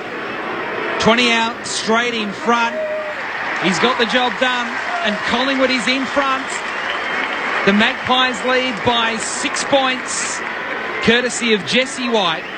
Collingwood 8-6-54. The Western Bulldogs 7-6-48. We've played 9 minutes in the third quarter. Well, regardless of a free kick or not, the fact is that it was put into a really dangerous spot for Collingwood. They're coming using the centre corridor, not necessarily going out wide. Both teams look far more dangerous when they go through the centre corridor. The only problem with going through the corridor is their skills tonight haven't been fantastic, and the risk of turning it over is actually quite high. But I'd still want them both to keep taking the opportunities. One will come off and you're guaranteed you'll almost get a goal. Collingwood have drawn level on 4 occasions tonight, but back in front for the first time since the opening goal. Roughhead wins down the tap. Webb tries to break clear. He's well tackled by Treloar. And also Rupert Wills. 9 minutes played in the third term. Collingwood by a goal. Tossed up in the middle of the ground. Grundy in front position, taps it down. Sidebottom's kick was smothered. Clay Smith with a hand pass to Hunter. His kick will be intercepted by Aish. Aish inside the centre square. Chips the ball to Howe. He has De Goey over the top. Moves it between wing and half forward. Darcy Moore is long down the line. Grundy and White also making position. He'll set it up in direction of the tall timber. Darcy Moore in front position. Punched away by the Dogs' defence. Treloar comes up with it on 50. Hand pass to Pendlebury. Snaps in the direction of Sidebottom. In a wrestle with Picken. Couldn't take the mark. Now Caleb Daniels slides in. Picken over the top. Collingwood try to break it clear. The umpire will ball it up 30 metres out from the Magpies' goal. Just the one possession for Sidebottom so far this quarter. I think Picken has been told to, just get a little bit closer, shorten that leg rope up a bit. Collingwood 5 for the last 6 goals. White, third man up, wins it down to Sidebottom, takes possession of the ball, gets tackled by 2 Dogs. It will be thrown up. Was that 2 Bulldogs players, or was that his nickname? No, it's actually the second time I've done that tonight. 2 Western Bulldogs players. Thrown up, Roughhead taps it straight down to Treloar. Handball towards side bottom again. This time he gets tackled by one dog, and it will be thrown up once more. 40 metres out from the Collingwood goal in the left forward pocket. Who is making impact is Treloar. He's getting better and better. Ball thrown up, Roughhead wins it down. It's loose for a moment. Back into the mess. And Oxley applying a big tackle. It'll be thrown up, still in that same spot. Left forward pocket for Collingwood. 11 played. Third term, the Magpies by 6. The Magpies were the only goal of this second half so far. To Goey with a hand pass out. Crispus' kick was smothered. Good work by Dalhouse. It comes to Daniel. His kick is intercepted. Juggling the mark was Nathan Brown. Didn't hold it long enough. And then side bottom is mown down by Picken. The ball comes out to Chris. 60 metres from goal. He sends a high ball into the pocket. Darcy Moore with 3 to beat. Oxley's the crummer. Good hand pass away, and Biggs clears the defence for the Dogs. Pack forms at half-back, charging in his goal sack for the Magpies. Boyd's in there, ducks past one tackle. Marsh with the second. Umpire says holding the footy. And Collingwood once more will charge into attack. Marsh, he's forward of centre. He's told to play on. He's going long. He's more down there, he is, but Roughhead over the top takes a good defensive mark for the Dogs. The Magpies really pushing here, but they're not getting a reward for effort on the scoreboard. Roughhead again kicks out towards the city side of the ground. Tom Boyd can't mark. Nathan Brown off the pack. Handball to Pendlebury. Handball to Treloar. Front part of the square to Crisp. Now the handball to Goldsack. Goldsack's got a player inside 50 all alone. It's to Goey, who has marked 40 from goal at right half forward. Tom Boyd has to mark that ball into the middle. The ball's gone 50 metres, so there's plenty of time to judge it and not run underneath it. And the fact that he's dropped it, Collingwood have now got a shot for goal. About his 6th or 7th. It is 8 inside 50s to 2 this term Collingwood's way. They've got to start putting it on the scoreboard. And De Goey has done just that. De Goey has given Collingwood a 12-point lead after his second goal. It is 9-6-60 to the Bulldogs 7-6-48, and it's not just the inside 50 count that is going Collingwood's way. Some extraordinary numbers. It is 61 disposals to 29 Collingwood's way. And look at the marks, 14-5. It's a smashing in the early part of this third term. And it's hard when I'm looking round to the Western Bulldogs players who we know, Bontempelli and Stringer and company, who know can make an impact and just haven't been able to influence the game at all. Bontempelli off the bench into the middle of the ground. Tom Boyd in the ruck against Jesse White. Umpire bounces it. Tap down, a chance for Pendlebury, who can't come up with a footy. Webb was over the top. Bontempelli does get the clearance. Hand pass to Hunter, run down by De Goey, but it was over the shoulder. So the Bulldogs have a chance to go forward. Hunter's quick hand pass to Bontempelli. Quick kick inside the 50. Oh, Smith went to spoil when he could have taken the mark. Dixon fights for it for the Dogs. Pendlebury working in defence. Hand pass to Howe. 15 metres out from his defensive goal. Good avenue out of defence. He found Blair. And now he moves it to centre wing with good markers taken by Oxley. City side of Docklands. Greenwood makes position at half forward. And he's kicked it out on the full, about 5 metres wide of him. It's a poor kick from Oxley, and the Bulldogs will take the free kick. Daniel to take it. Caleb Daniel between wing and half-back, city side of the ground. 15 minutes played third term. Collingwood by 12 points. A high kick from Daniel, lacks penetration. Howe up, couldn't take the mark. Again, Brown just lurking at the back of the contest. Got tackled as he got his handball away. It'll be locked up and thrown up. Forward of the wing now for the Dogs. So the Western Bulldogs led by 17 points at the 14-minute mark of the second term. But in the last half hour, the game has changed significantly. The Dogs emerge with the football. The kick up towards Dunkley. Couldn't mark. Hunter roves the pack. Handballs the ball inside 50. Treloar Beautiful control of the football. And then the kick was even better to find Blair on the wing. Kicks it, a scrubbing ball that works okay as Collingwood continue to surge. Greenwood nearly at half forward. High kick, Pendlebury there, so is Moore. Neither could mark. Roberts at the back, looks nervous. Moore collects the ball, shrugs the tackle. Handball to Phillips. Left foot snap, left foot goal. Collingwood with 4 in a row, 3 in this term, and they lead by 3 goals. Collingwood 10-6-66. The Bulldogs stuck on 7-6-48 at the 16-minute mark of the third quarter. Well, you caught it well, Whitey. Fletcher Roberts did look extremely nervous. The ball was at his feet. He was running back towards goal. He didn't know whether to hit it through, pick it up, handball it. In the end, he did nothing. We've got a Bulldogs player coming off. It looks a little bit crook down there. Very sick.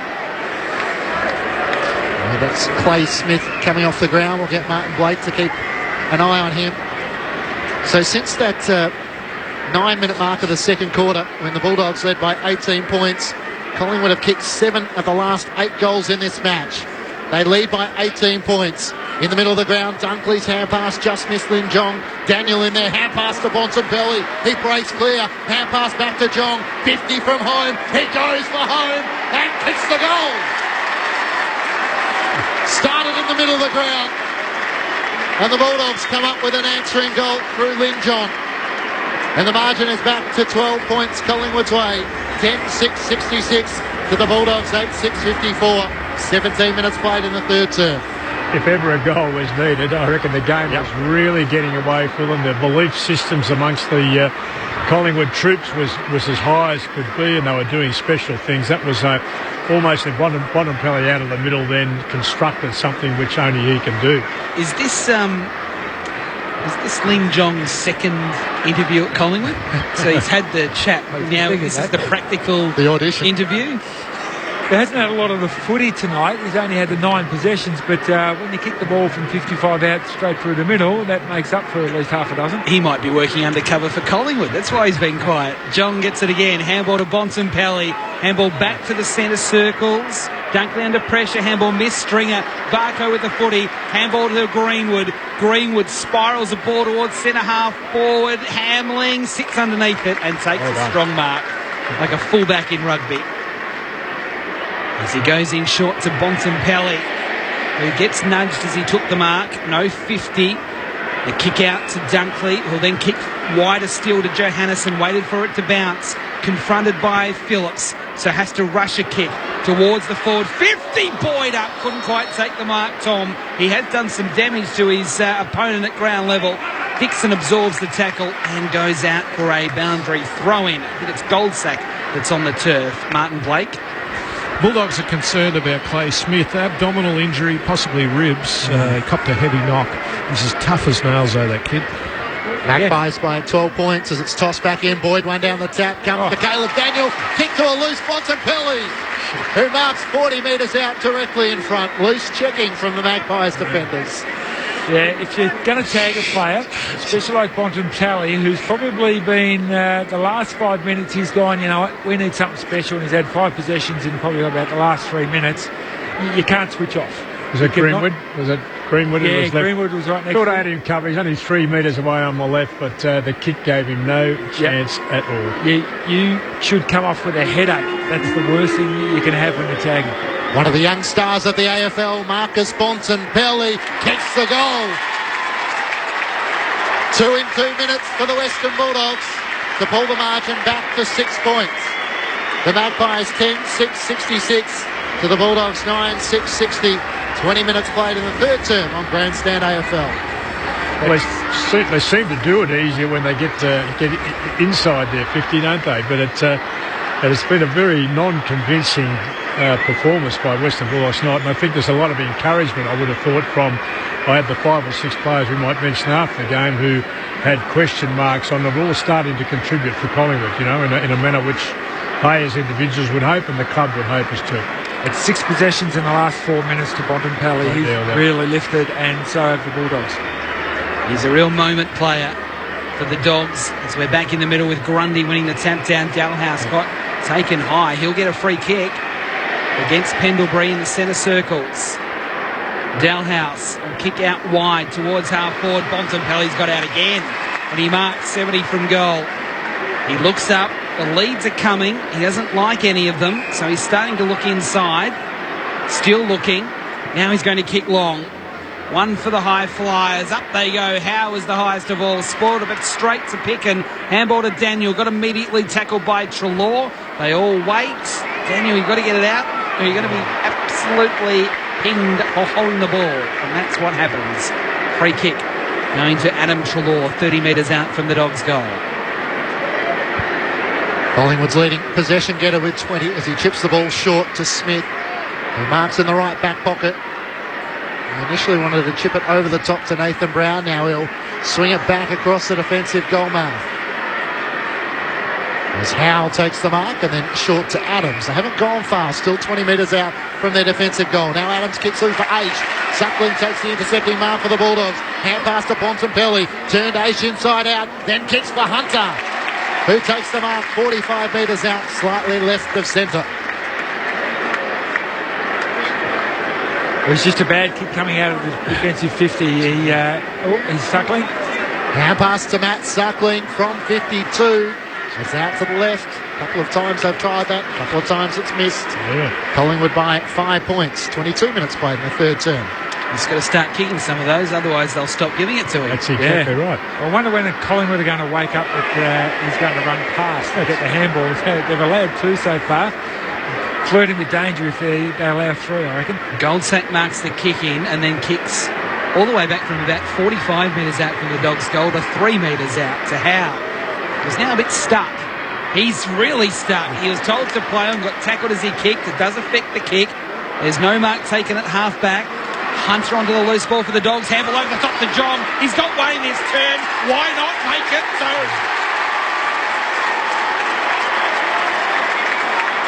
and that goal puts the Bulldogs in front.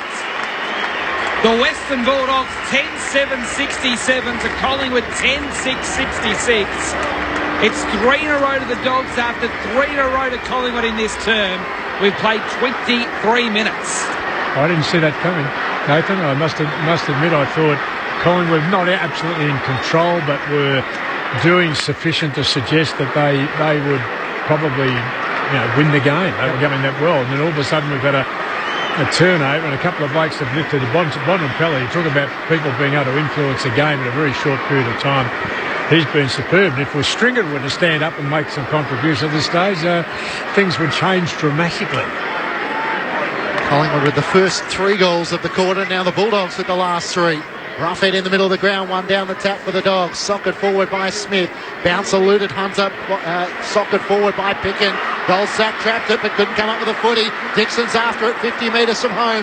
Hand pass to Hunter. Back into the centre square to Roughhead. He'll set it up to the teeth of goal. Pickens there over the back. He'll take the mark. It came from Cordy. Unmarked Dixon in the goal square.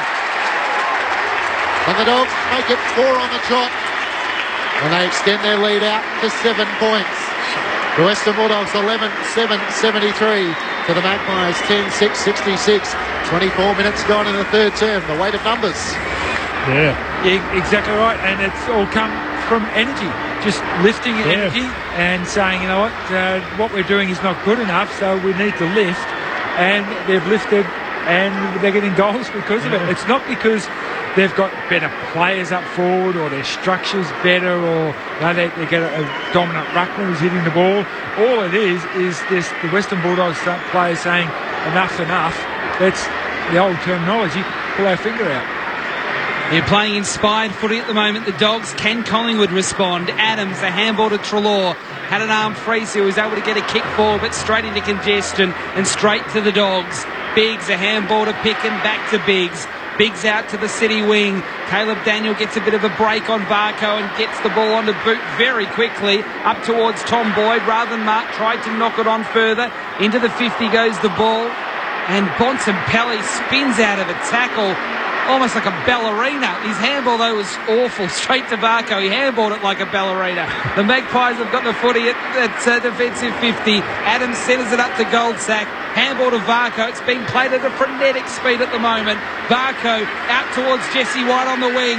Paddles the ball in front of himself. It comes back to him. Confronted by Hamling. Kicks inboard to Aish. Takes it on the half volley. Gets away from Suckling. 70 from goal. He goes long. Morey's there. Stretches Marks.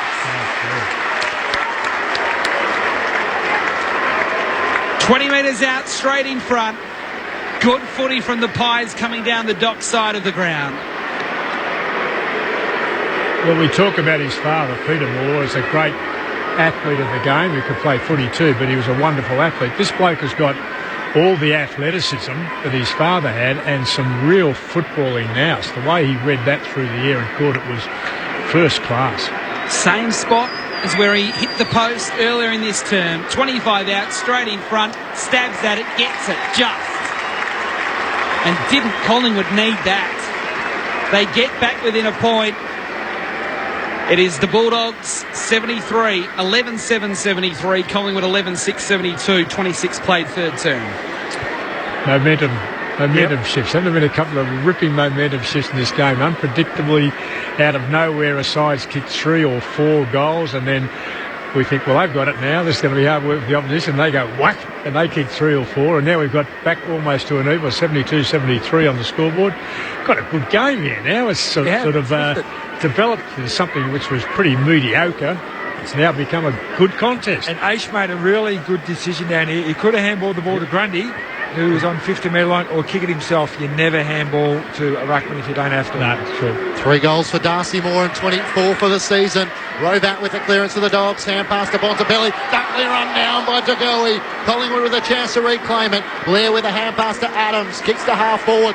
White in front position. Marks against Hamling. Darcy Moore is long in the square. He'll go in that direction once more. Into the pocket. Moore in front position.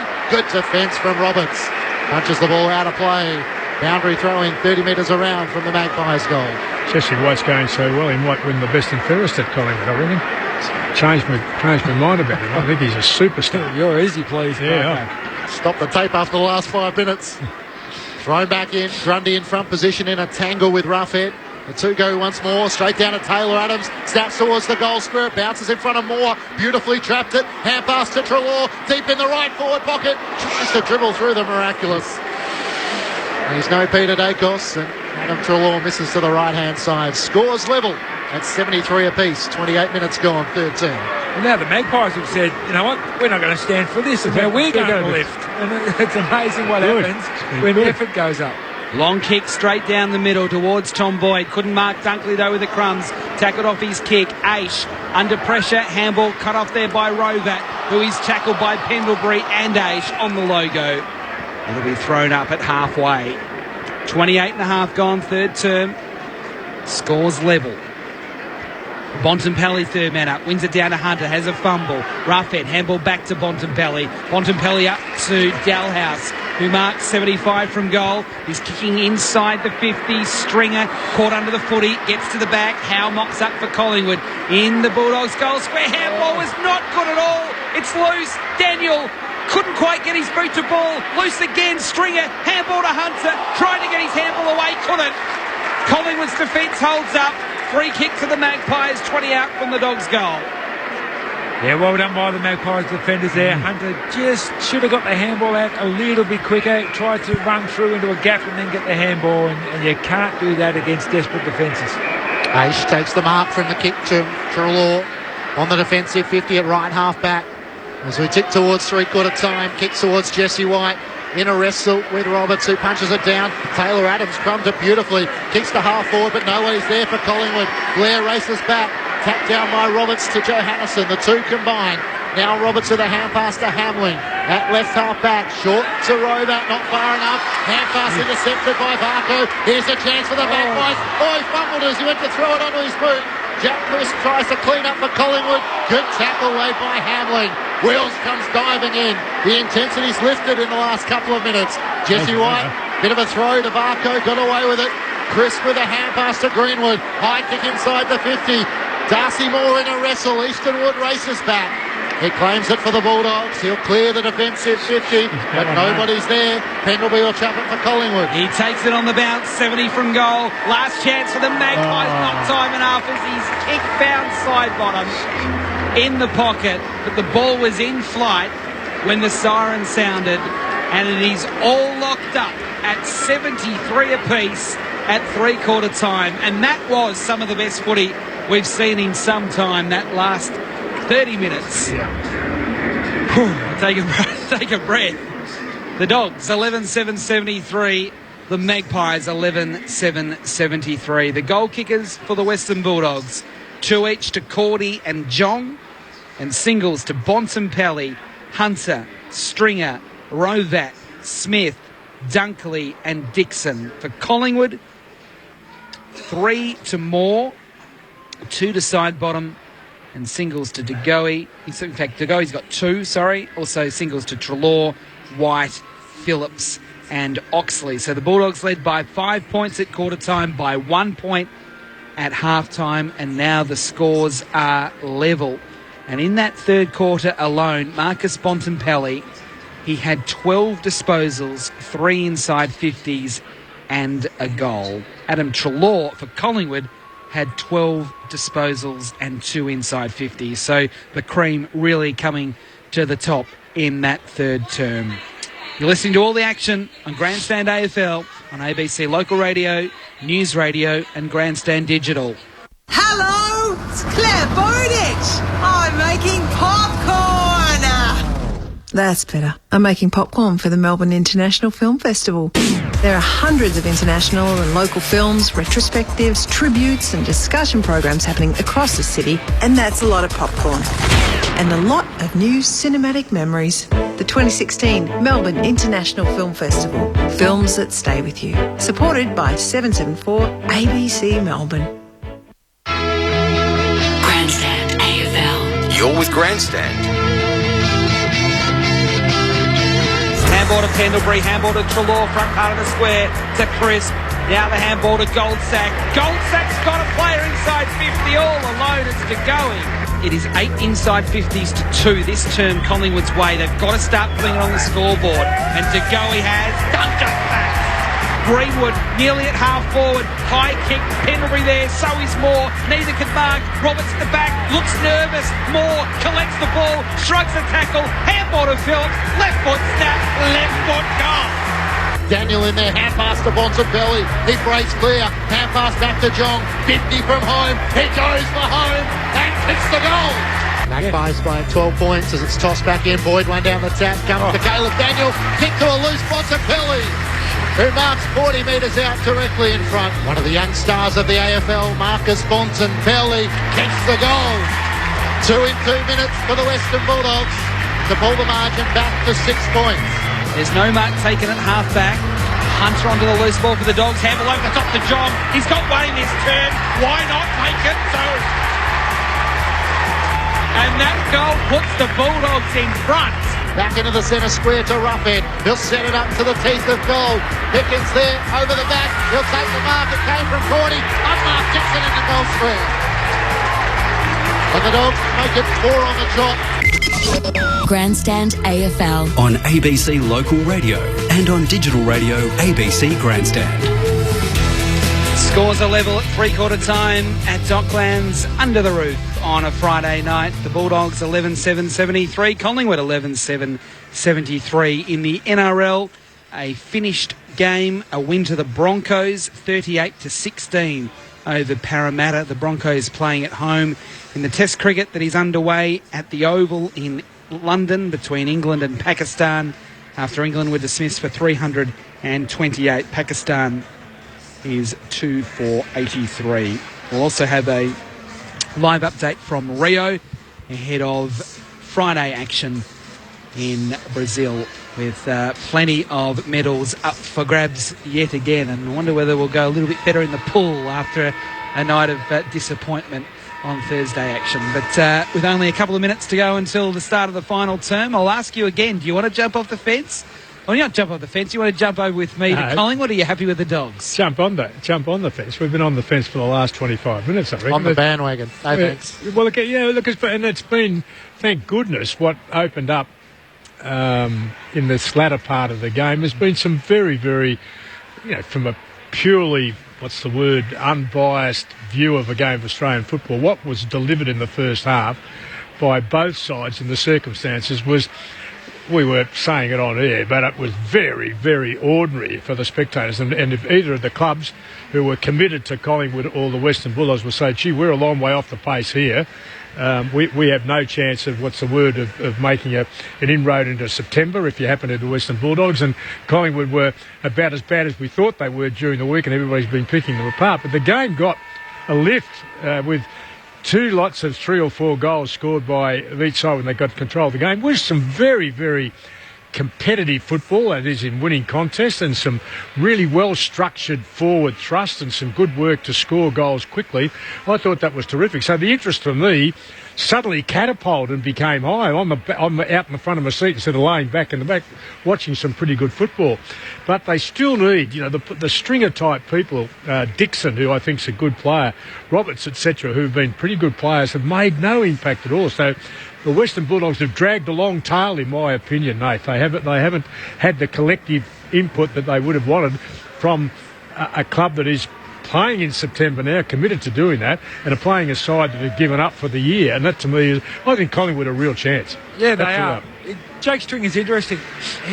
He gets a lot of possessions up the ground. He's only had 6 today, and I reckon the reason is he's very rarely ventured outside the forward 50. Yeah. He hasn't had that roaming role that we're used to, so whether they free him up this quarter or not, I'm not too sure, but they need to get him into the game. Last quarter, we are underway. Scores level as Roughhead wins the tap down. Goldsack comes off the side of the square to take possession of the ball, but he does get locked up in a tackle, and it will be thrown up. Both structured with a 3 or 4 forward line. Crisp gets his kick smothered straight to Bonapelli. Quick handball to Lin Jong inside the 50. Boyd playing in front. Brown got a spoil in. Dalhouse with the crumbs though. Handball to Daniel. Floats a kick into the pocket. Smith in front. Marsh with the spoil. He gets it to the boundary for the Magpies. 50 metres around from the Bulldogs' goal. There was some real intent then, the Western Bulldogs, not with great, controlled football, were able to force it through with just effort. A lot to play for tonight for the Western Bulldogs. If they want to finish in the top 4, this just has to be won in this last quarter of football. Roughhead gets a kick over his shoulder. It won't be 15. Ace tried to tap it on, but straight to Webb of the Dogs. Handballs it back into the mess. Trying to barge through with the ball was Wills. Went without it. Hunter tried to get a kick away. Got partially smothered. Clay Smith goes in there. Gets a kick clear, but straight to side bottom of the Magpies. Handballs to Goldsack in the Bulldogs' goal square. Clears back out to the city side of the ground. It's a good kick, and Wills marks a defensive 50. At full stretch, Rupert Wills takes the mark and he'll head back inside the defensive 50 to Goldsack. He's got side bottom in front of our broadcast position. He's kicked it right to the line. He's kicked it over. Out of bounds on the full. And so Pickett will take the free kick for the Dogs. He wants to move it quickly because Collingwood haven't set their defence. He doesn't have a lot of options. He's waiting for Roughhead to make position. Sets it up for Boyd, who charges from the side. Got hands to it. John the Crummer, hand pass to Stringer. They don't argue on Barker, who's got him. Just released the hand pass in the nick of time. Dalhouse quickly inside the 50. And James Ace should set himself 10 metres out from goal. Poor kick by Dalhouse. He had a lot more time than that. Just didn't look through it on the boot. Almost playing the defensive goalkeeper role as he goes short to Howe. No one stands the mark, so he plays on. Kind of looking at Nathan Brown and then fires off the hand pass to Marsh. Tied up against the boundary, kicks to half-back. Hamling in front position, takes the mark against Oxley. Has players in the middle of the ground, quickly moves it in that direction. Webb takes the mark, hand pass to Hunter, got around White, back to Hunter, back to Webb. Spears the ball to left half forward, where the mark is claimed by Joe Hannison. Hand pass to Easton Wood. He tries to get around more. High up and under kick inside the 50. Lin John sits under it. Good spoil from Pendlebury. Made up great ground late. Side bottom under pressure. Hand pass intercepted by Daniel. Lin John's kick is smothered. Tough fight for the footy. The Dogs only 30 metres out from goal. As Liam Pickett fights for it. And the umpire comes up to ball it up between Heat and Tyson Goldsack. 30 metres out from the Bulldogs' goal. The score's still level. 3 played in the term. Boyd tapped it straight down to Treloar. High kick reaches defensive 50. Easton Wood got a good piece of it. Couldn't quite complete the mark. Blair got a handball out to Varco, to Aish, who kicks from defensive 50 forward of centre. It is a foot race. Hamling against Oxley. Oxley with the tackle. Matthew Boyd comes in for support. Did well for the Dogs. Kick though over Daniel's head. Dalhouse and Treloar crash into each other. Loose ball to Daniel. Shapes the kick cleverly to Picken, who takes the bounce. He runs to half forward. He's going deep. Hunter is there. Bontempelli is there. They spoiled each other. Bontempelli got boot to ball. High kick. Going back with a flight. It's a Dogs mark to Dixon. In the pocket. 20 metres from goal. It's the left forward pocket so he can open the angle and snap a goal. Concern there for Collingwood was what I saw last week against Richmond. Richmond had more forwards in their forward line than what Collingwood had defenders, and we saw that again then. Bulldogs ran harder than what the Collingwood players did. Dixon does open the angle. Dixon does hit the goal. Well, we made the call for Dixon, didn't we? It was about time he did something. It was a well-constructed effort, to win the mark in the first place, but to come back on his right foot and kick accurately in the circumstances, just what, at this point of the game, the Western Bulldogs desperately need. They need a buffer now. They need to score the next couple. So the Dogs strike first in the final term, the Western Bulldogs, 12-7-79 after Tory Dixon's second goal, leading Collingwood 11-7-73 at the 4-minute mark of the final quarter. I wonder down there, Martin, whether this, in your view of players coming on and off the ground, has been a very, very physically demanding game or otherwise. It went up about 5 cogs in the third quarter, Parko, no doubt. I thought the same, Martin. So the Bulldogs by 6 points. Tom Boyd up against Grundy. Either get a clean tap. Clay Smith on hands and knees. Greenwood tries to get a soccer kick forward. Picked up by Biggs. He brushes off the Blair tackle. Hand pass to Dalhouse. Over the top, a chance for the Dogs. Smith combining with Pickett. Centre wing. Kicks to, brilliant pass to Dunkley, who feeds off the hand pass to Rovac. He can chip the goal. Bontempelli in the pocket takes the mark. About 2 metres out. He only had a little deft touch in the last setup of the goal, Marcus Bontempelli, but a chance to kick his second and give the Dogs a 2-goal lead. Just thinking his way through it. He'll step out to the left and open up the angle. 2 metres out. Bontempelli kicks his second. And the Dogs, with 2 goals in a minute, open up a 12-point lead. 13-7-85 to the Magpies, 11-7-73. 6 minutes played in the final term on Grandstand AFL. Well, now's the time for Collingwood to take some chances, take some risks, because they're 2 goals down. Yep. All the momentum is with the Bulldogs. One way to kill the momentum is to just get hold of the footy, slow it down, keep possession, but I don't think that is the way to score against the Bulldogs. They're going to set up their zone and they make it really difficult to get through. So when you get the footy, you've got to take some chances and go. Collingwood led by 18 points at the 16-minute mark of the third term. Since then, the Dogs have kicked 6 of the next 7 goals. The bounce back in the middle is not good. It's outside the circles. It will be recalled. And that's all happened really quickly from the Dogs. Pretty much 20 minutes of play where they've kicked 6 goals. Thrown up in the middle. Grundy wins it down to Pendlebury. Can't get a kick away. Loses control of the football. Webb, he gets a handball out straight to Grundy. Grundy's kick is intercepted by Johannesson. Handball to Biggs. Handball over the top to Hamling. Immediately gets tackled back part of the square. Good pressure from Collingwood. Results in another throw up. And those 3 pressures there, all from Pendlebury. Pendlebury chased and tackled like I have never seen him 3 in a row in his life. I thought it was fantastic from the leader. Dogs by 12 points. Grundy taps it down to Adams. Kick was smothered. Aish picks up the loose ball. Left foot kick around his body towards Moore. Couldn't mark. There's some carnage out of all of that. To go in loose footy. Handball to Greenwood. Bounce. Oh! A goal out of absolutely nothing. And Collingwood stay in touch. It's the Bulldogs 13-7-85, Collingwood 12-7-79 at the 7-minute mark of the final term. Can I just underpin that work by Pendlebury then? It was the pressure going in as the ball wasn't well controlled until the final kick at goal happened. But the pressure by the Collingwood midfield who were following in and the forwards who were already there to actually keep and track the ball and give the opportunity was first rate. I haven't seen that. A, from Pendlebury, and B, from the Collingwood side, which they're supposed to be the best tackling team in the competition.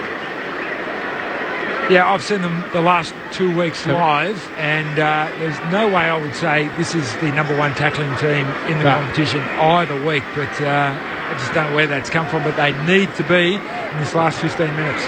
Collingwood back within 6 points. Grundy got it down to Taylor Adams and DeGoey in front position.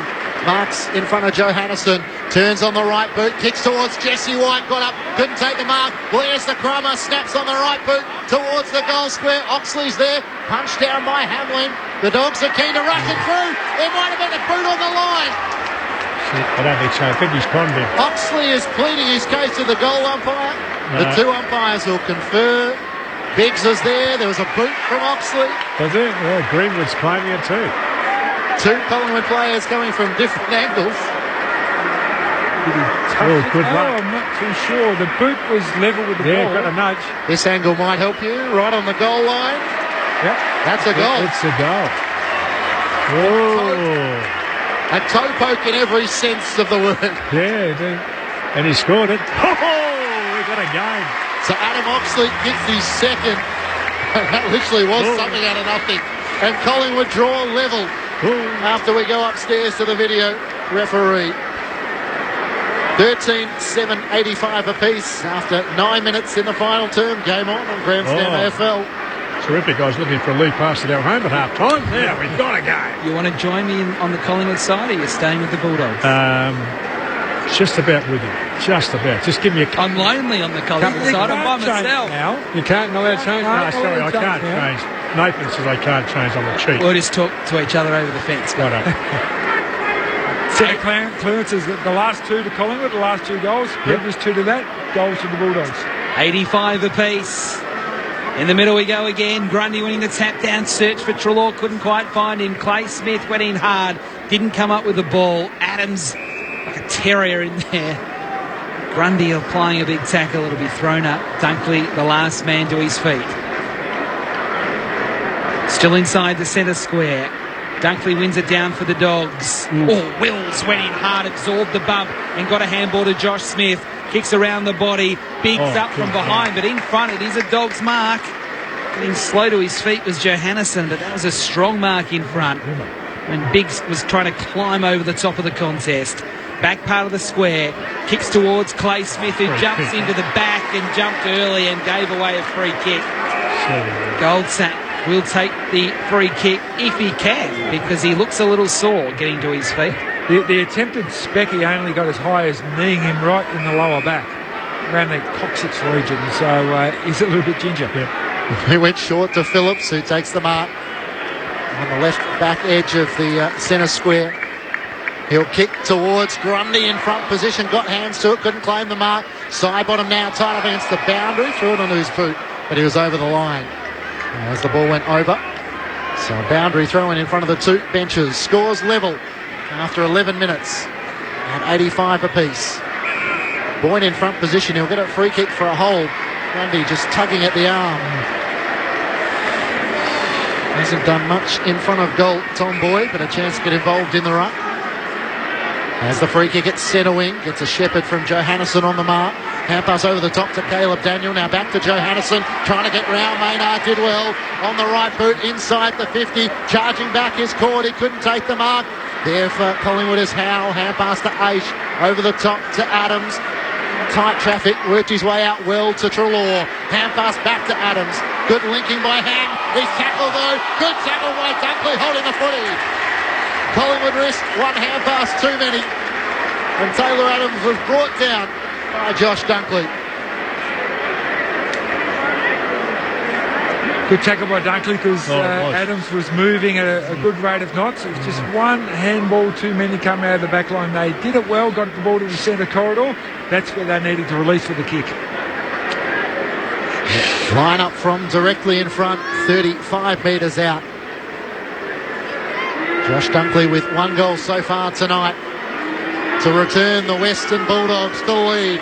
Dunkley from directly in front, puts it out to the right. They lead by just that behind.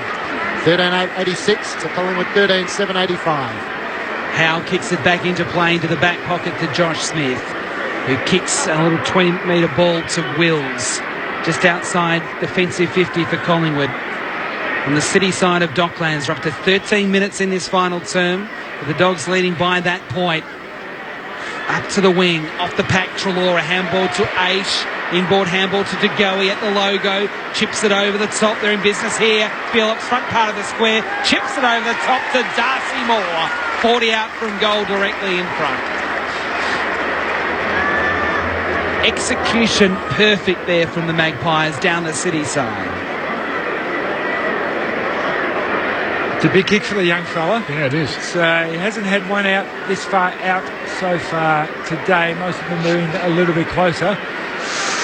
Got a long way back, isn't he? Only the centre half back. Straight in front, Darcy Moore. He's on the runway. A little bit of a stuttering approach from just inside the 50.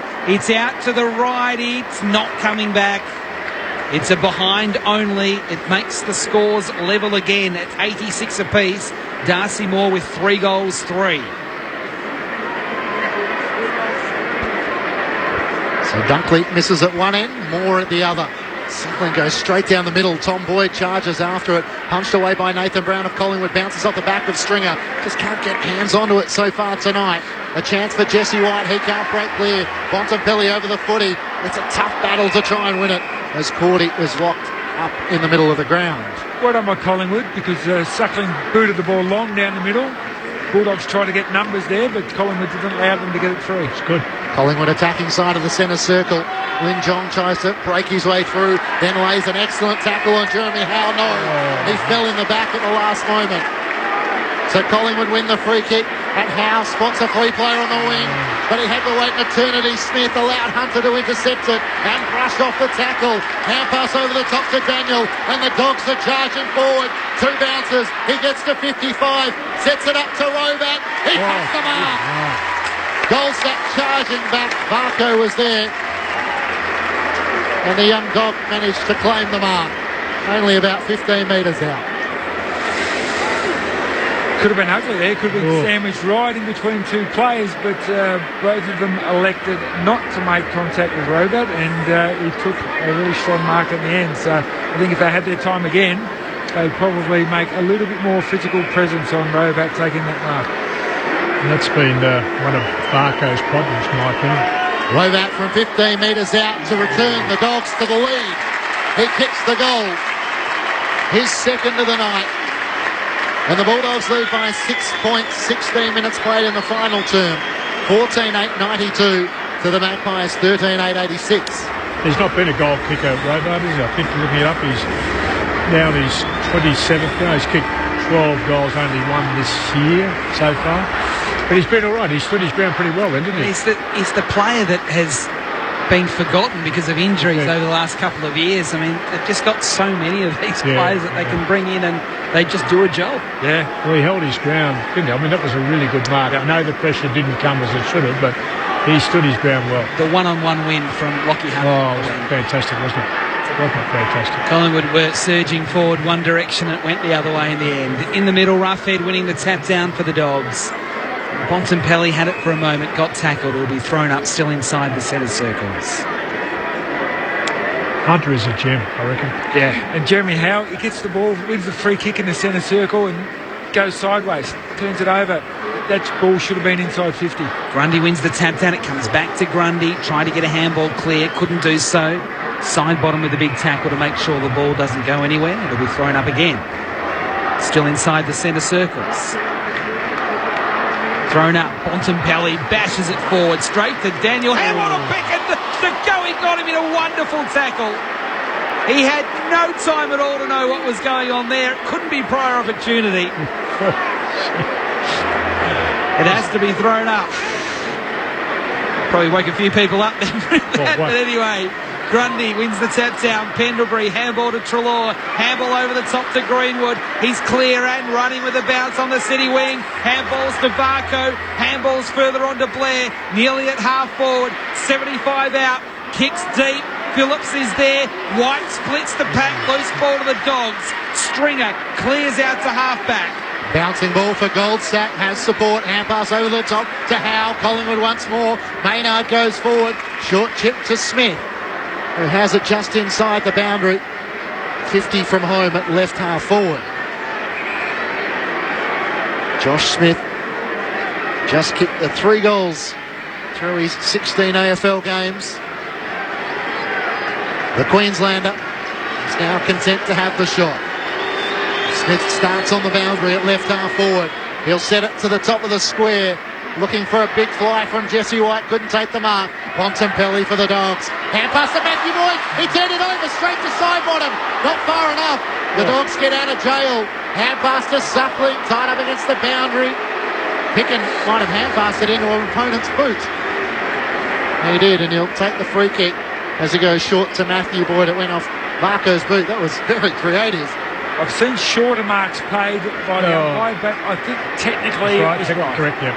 Good call. The umpires are actually having a discussion here about whether it is out on the full. The guy in the crowd in the Bulldogs jumper said it was. So, not biased, those stats. Well, it's actually going to be a throw-in. I don't think the umpires were really too sure what had happened. So we'll have a throw-in 40 metres out from Collingwood's goal. It's a good decision. It's a throw-in. Bounced. Ball gets thrown in quickly. Grundy wins the tap down. Wills for the Magpies was dispossessed. Jong for the Dogs. Kicks towards the wing. Off hands. Collingwood footy. Howe a handball to Josh Smith. Backpedals and then kicks wide to Varco. Just forward of the wing city side. Short pass into Grundy. Nearly at half forward. Thought about the long handball. Instead goes with the long kick. Blair up. He was too short. Roughead in front. It was told it was play on. I'm not sure why. Fletcher Roberts handball to Wood. Wood's kick was smothered and the ball violently ricochets out of play in the left forward pocket for the Magpies. He's saying touch, but the umpire, so I didn't see that. Clear mark to me. It was a wobbler, but I just thought Grundy had kicked one of his usual kicks inside 50, but must have been touched off the boot. Collingwood deep in attack as it's thrown in. Bontempelli punches it towards the boundary line. Oxley keeps it alive. No, he doesn't. He was only over the boundary line as he hand passed over his head. The Bulldogs by 6 points. 20 minutes played in the final term. One of these sides will play finals, the other won't, but it's going down to the wire. Grundy with a tap to Pendlebury. Hand pass to De Goey. Hand pass bounces in front of Phillips. Side bottom fights for it. Caleb Daniel comes in from the side. Side bottom appeals for a free kick. The umpire will ball it up. 45 metres out from the Magpies' goal. Side bottom just the 2 possessions since half time. Around about 15 players surrounding this contest as Grundy wins down the tap. Hunter can't claim it. Adams came in from the side. Blair's tackled by Boyd. Umpire will ball it up. Same position. Well, they've done a job on him, haven't they? Because he was the most constructive player on the ground in the first half, no doubt about it. And Liam Picken is the man who's done the job. He's been terrific, I reckon. At the 50 for Collingwood, just left of centre. One down by Roughead, straight to Adams, standing start inside the 50. Good defensive mark for the Dogs.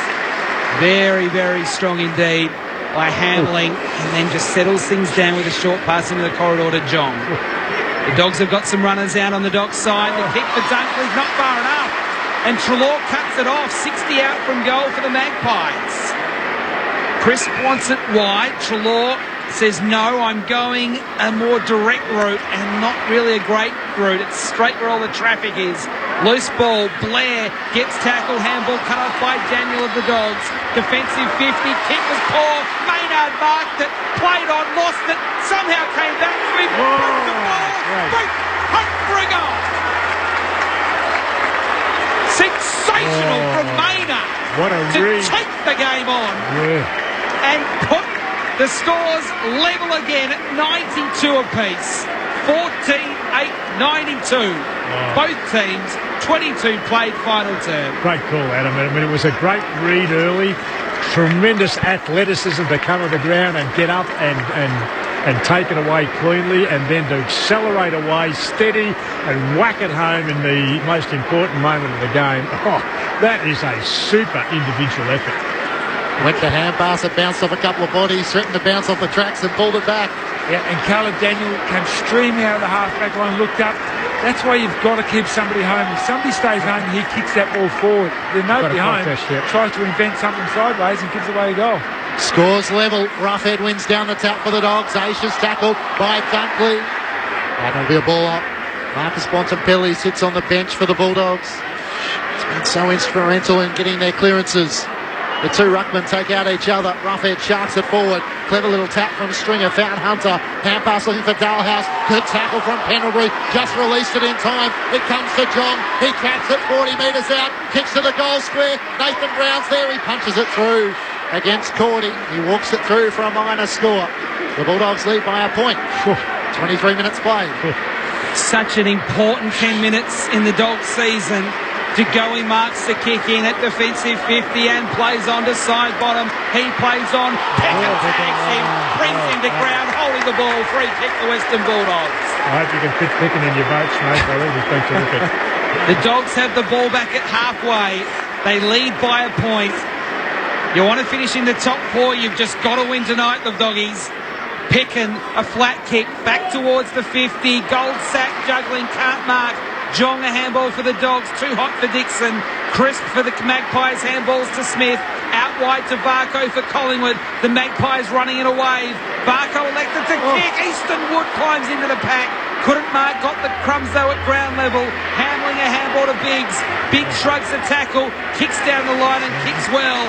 The Dogs have it again on the wing. Rovac takes the mark, centre wing, city side of Docklands. Takes a moment to compose himself and then kicks a high ball to half forward. Goldsack in front position. Roughhead came too late. And Tyson Goldsack, who's taken a few heavy hits tonight, claims the mark at right half back. He'll go backwards inside the defensive 50 to Brown. And now to Marsh. Collingwood trying to find the avenue out of the fence. Grundy offers a short lead. Marsh goes for that. Hunter from the side. Bounces off Grundy's chest. Dixon over the top of the footy. Collingwood lock it up. And there'll be a ball up 45 metres out from the Western Bulldogs goal. 25 minutes played in the final term. The Dogs by a point. Tossed up. Grundy taps it down. Smith over the footy. Crisp can't break clear and will do it once more. Dogs by a point. 25 minutes played in the final term.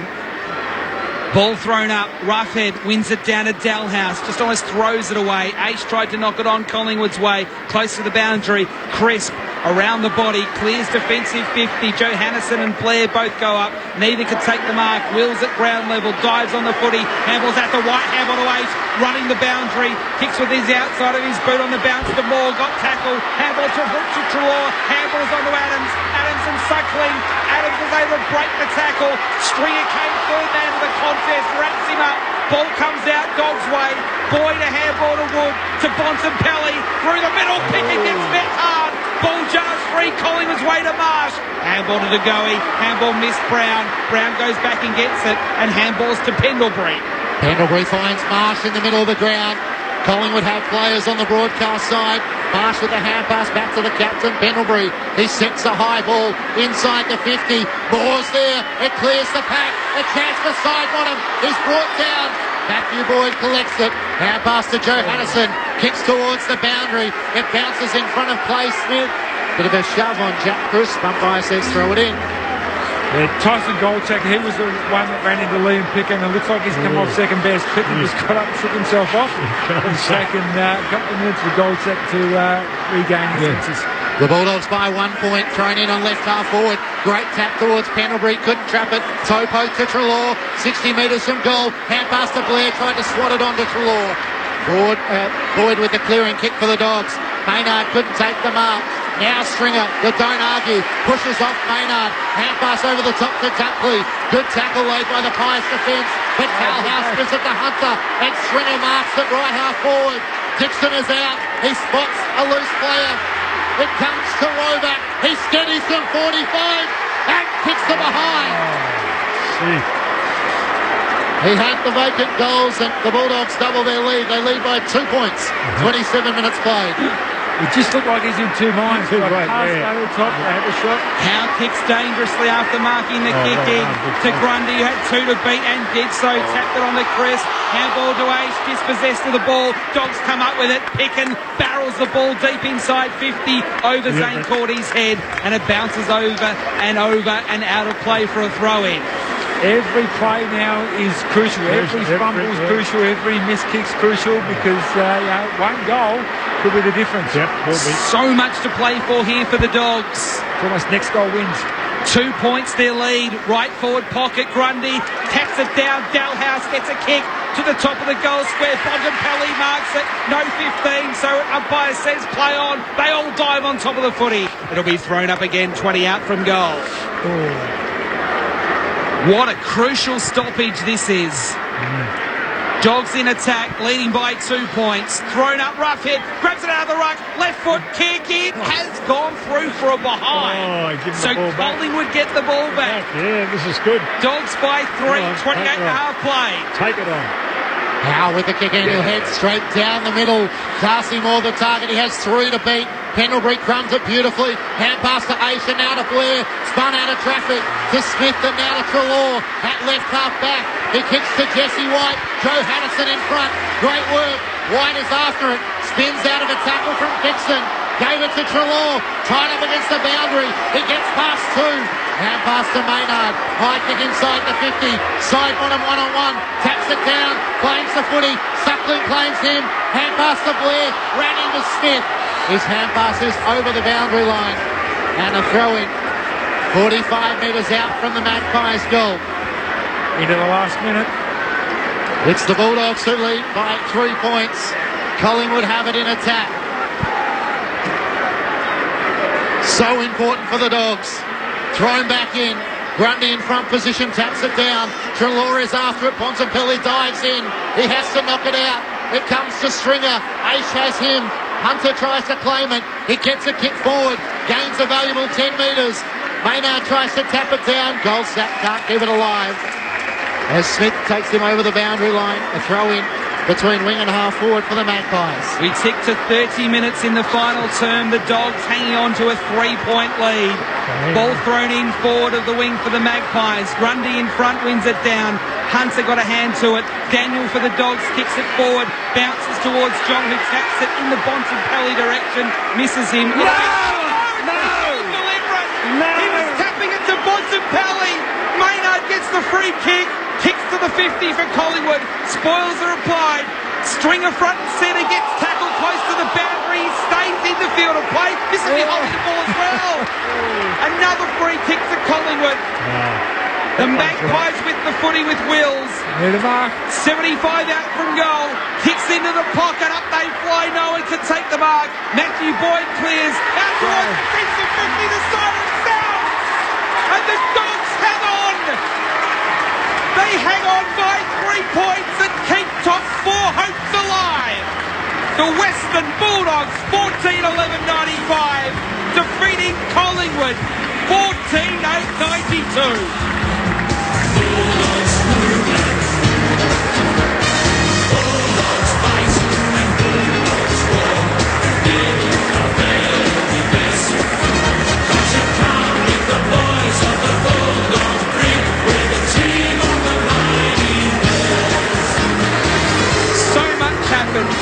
In that last minute alone, the deliberate out of bounds, the holding the ball, both went Collingwood's way, but they couldn't quite get one more shot at goal.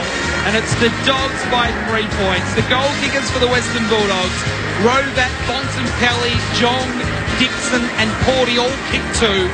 Singles to Dunkley, Smith, Hunter and Stringer. For Collingwood it was 3 to Darcy Moore. 2 each to side bottom to Goey and Oxley, and singles to Trelaw, White, Maynard, Greenwood and Phillips. The Doggies somehow got the 4 points. Bulldogs fight and Bulldogs roar. Give our very best. 'Cause you can't beat the boys of the Bulldog breed. We're the team of the mighty West.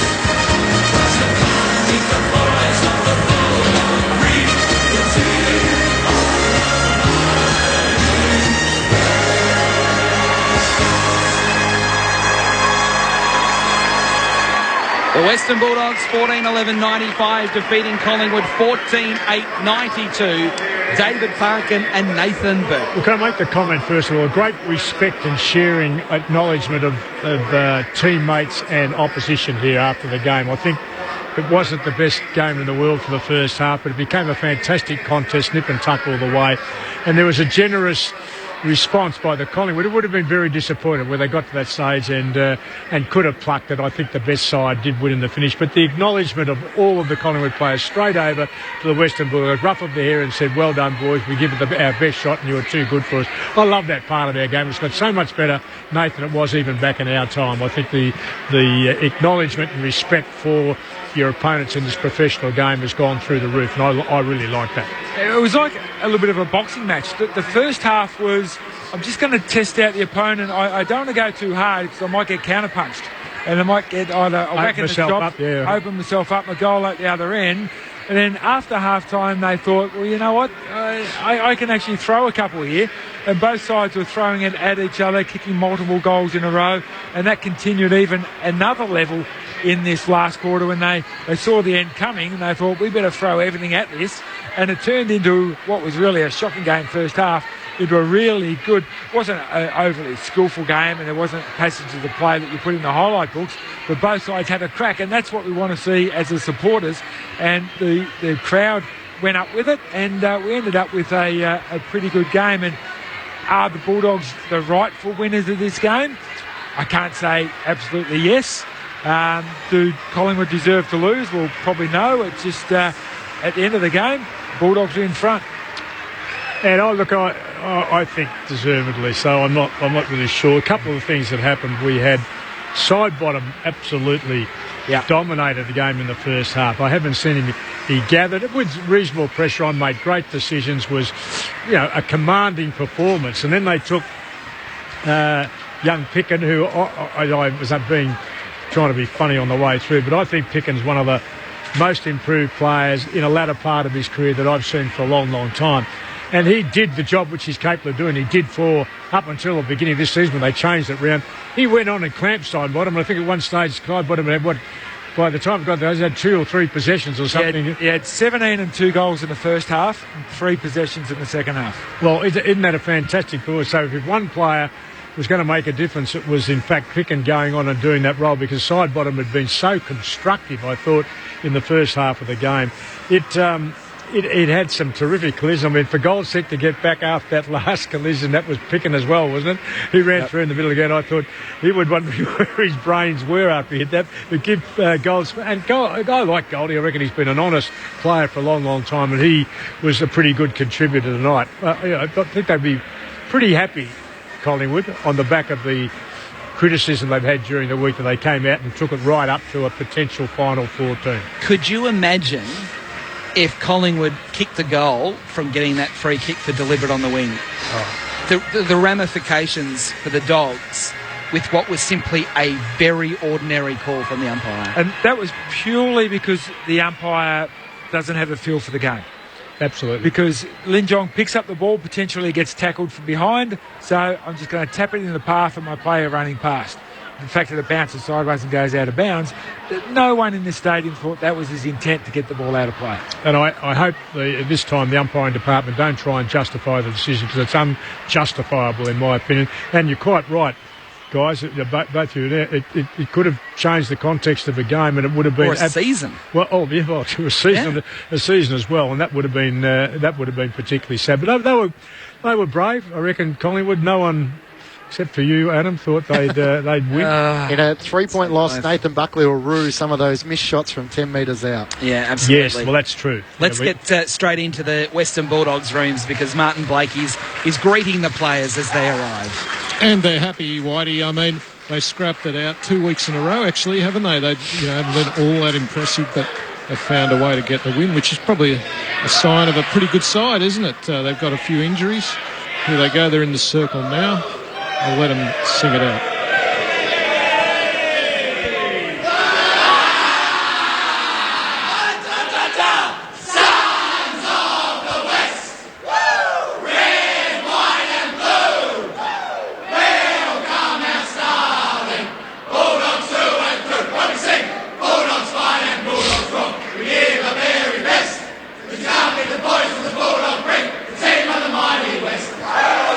Temporarily up to 6th place, the Doggies, and if the West Coast Eagles happen to slip up tomorrow, they stay there, and we know that means, that's the home final position, at least, with a couple of weeks to go.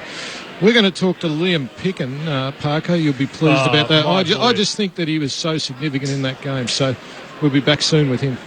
Okay, Martin Blake in the Western Bulldogs rooms. It was interesting, just the significance of that, because the Dogs now just outside the top 4 in percentage, and obviously a lot of the good teams still have to play. But it is significant, like you sort of touched on it, that position 5 or 6 on the ladder, and probably 6 will determine whether you get a home final or not, and trying to at least have an elimination final in Melbourne as opposed to away is quite significant, because it could be a West Coast Western Bulldogs final, either at Subiaco or at the MCG. Will they play the MCG if it's West Coast, or will they play it here? Well, the Bulldogs have officially asked for their game to be played at the MCG, my understanding is. Yeah, which is smart, because I think they would be better, even though they play well here, they'd be better at the MCG need to have the practice. The Eagles Yep. No, good versus playing. Well, how do you think, I mean, by the response at the finish, they were pretty excited that they got up to win the game. Now, I thought they would have been a bit disappointed. They would have been pleased. The excitement when they sang the song afterwards was a team that's responded to, I think, a difficult position in which they found themselves, more so than saying, as we thought, that's going to be a 3 or 4 goal win, we're going to do the job. They didn't in that regard. So I think, well, they walk away with the 4 points and they're still hanging on to what they want. I reckon they'd be a bit disappointed. And I'm not sure that they can get much better. The personnel that are available to them at the moment are limited. So this is the best 22 almost they can put in the field for the next couple of weeks, so I'd be a bit concerned. Okay, let's go back downstairs. Martin Blake is with the man of the moment. Liam Picken, you scrapped out a win. I mean, it's 2 weeks in a row. You haven't played necessarily at your best, but you're finding a way. Yeah, that's right. It was a tough game out there tonight. It was good that we could grind through that and get the win. So, it wasn't pretty, but it's good to keep the momentum going and get the 4 points. I know you don't look too closely at the ladder, try and focus on the moment, but fifth against, or sixth place as opposed to seventh, or fourth as opposed to fifth, it's a big difference at the end of the year, isn't it? Yeah, it is. We've just got to keep our head down. We've just sort of had a few blokes coming in and out of the side the last few weeks, so, I've got a bit of continuity there and just sort of building towards the end of the year. What did the coach say to you? I think it was half-time, or somewhere around there. You went across the steel side bottom. He was causing a lot of damage. What were the thoughts there? And I thought you were past the tagging stage. You've sort of gone beyond that, but you went back to your old style tonight. Yeah, that's right. He said at half-time, a job to do on him. And, the last half, it was really contested. So there wasn't any easy kicks out there. So, but, it's good to do a roll for the side. The coach says it, you just jump all over it. It was good to finish off. David Parker, Nathan Burke. Well, Liam, I was one that I was very pleased, maybe some time ago now, probably a season or two back, when they let you off the leash and you could play the footy that you wanted to play, and you got better and better and better in that regard. And I thought it was a terrific effort, because no doubt in my mind, Sidebottom was probably the most influential player on the field in the first half. So I admire the fact that you're able to turn yourself back into what you did in the past best, and play as well as you did. I think that would make you pretty good to be a role player in the manner which you're being asked to. Yeah, that's right. And there was guys out there that had different roles, so it wasn't going to plan in the first half. We knew that they were going to bring the pressure, and obviously Steele was on fire in the first half, and to go on him and try just dampen his influence, I think that's what the team needed. So, and like I said, they were on top in the centre there, so it was a hard night, and we knew that they were going to bring the pressure, and it wasn't going to be an easy game. He could ask the physical one, running into goal second to finish. That was the fantastic. Did you realise who it was from Goldie? He had to take a deep breath. It took me about 10 minutes to get his body back together again. So that was one of the best hits of the night as well. Did you enjoy that? Yeah, I just fumbled it and I thought, oh no, I've just got to go hard here. So I thought if I didn't get the ball, I was going to try to take him out. So, that was just part of it. And young Rovat, can we comment about him? I mean, he's had such a difficult task, as he's getting his body right and getting back in. He's almost the forgotten man in the team. He did some terrific things tonight. Yeah, he's so good with the ball in hand, and Nathan's sort of been, he's been hampered by injuries the last couple of years, so we haven't seen the best of him. And a couple of games, he's getting better every game. So he's got great skills, and on the forward line, it's always good because he finishes off well. The first half was. Well, to be honest, it was a little bit lacklustre from a supporter's point of view. What was the message at half-time? Was it to pick up the intensity? Was to do something different structurally? What was Lukey's message? Yeah, we tried a few things different with the structure and that, but it's sort of nailed down to, we're getting sort of beaten around the ball.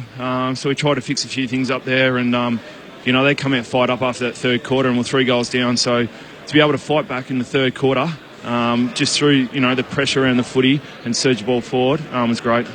And that must please you, the fact that you did get a couple of goals down and all the momentum was with Collingwood, yet in a very short space of time you were able to arrest that and actually get your nose back in front. Yeah, when it hit 3 goals down in the third quarter, we just had to grit our teeth. So, and they were playing pretty well, and their forwards are on, leading up and causing a bit of havoc. So to be able to get the ball out and help our defenders, because we probably put them under too much pressure tonight. Well done, mate. Parko has handed me the votes, and he's written down picking. So you might feature tonight, mate. Well done. Hey, Liam, it's Matt Clinch. Can you describe the last 30 seconds? Because for our listeners heading home from the game, it was just madness. Deliberate out of bounds, holding the ball, just chaos for that last 30 seconds. Yeah, it was chaotic, and the runner was telling us how long, Collingwood bloke, you could hear how long it was going to be, but 30 seconds ago, it was chaos. I've never sort of seen 30 seconds like it. We knew just had to grit our teeth, and we're trying to get the ball out of bounds, and we couldn't take a trick there with the umpire, so, it was just, when the siren, it was great.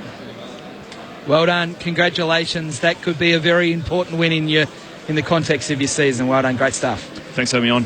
Okay, that is Liam Picken in the Western Bulldogs rooms. If you've just jumped in the car after a night out for dinner, or you might have just been to the movies, well, you should have been listening to the football. The Bulldogs 14-11-95 defeating Collingwood by just 3 points. The Magpies 14-8-92. So the Dogs by 3 points. It was 5 points the difference at quarter time the Dogs' way, a point at half time the Dogs' way. The scores were level at three-quarter time before the Dogs somehow finished 3 points ahead at the end. In the NRL, it was a win to the Broncos, 38-16 over Parramatta. And in the cricket, it is lunch at the Oval on day 2, England making 328 and Pakistan in reply 2 for 97. So that is some of the things that are going on in the world of sport at the moment. And don't forget, obviously, our coverage from Rio on digital and also on local radio over the next 12 to 18 hours. There'll be plenty of it to listen to from our team over in Rio and also some in Sydney as well. Tim Gable will have an update with us shortly. But for some of the audience that is leaving us now on News Radio, the final score again, the Western Bulldogs 14-11-95 defeating Collingwood 14-8-92. The Dogs winning by 3 points in front of a crowd of 35,010. For those that are leaving us now, we hope you enjoy the rest of your evening. For everybody else, as I said, we'll get an update from Rio shortly, but I want to go back to that deliberate out of bounds because it is capturing the attention of many on social media. It was clear cut, wasn't it, that Lin Jong was trying to be clever and tapping the ball into the path of Bontempelli, who kind of got a bad bounce, but it also sort of went behind him a little bit. But he was not trying to get it to the boundary. But Liam Picken didn't help us. Did you hear what he said? Well, I'm trying to sort of get ourselves out of the bind. Did you hear what he said? I wasn't going to bring it up, but you brought it up. He said, we're trying to get the thing out of bounds. He's made us look an absolute idiot. Well, I think he was talking about other incidents, not that one. Yeah, because that was, for all of us who think we've watched and known footy for a long time, we just looked at each other in amazement, knowing that he couldn't afford to take it under control because he would be caught with the ball. Had a clear indication of something. It's just the hit wasn't quite good enough because it would have landed in the pathway and been taken in the right direction without having to take the ball under control. I just think it was a total, what would you say, a misunderstanding of the game. Yeah. My way of looking at it is if Bontempelli's not running past, Lin Jong does not hit the ball like that to the boundary. He tries to take possession. So the fact that he's running past gets in his mind, I'll hit the ball into his path because it's not an actual reaction to get the ball out of bounds from that position. So he only did it because Bontempelli was on that side of him. That's the only reason you hit the ball like that. So, yeah, that was a mistake. You do feel for the umpires in a circumstance like that. Say a final, you don't want to discourage flair from players, but if you're trying to work out, was that deliberate? Was that trying to be tapped to his teammate? Was that just a skill error?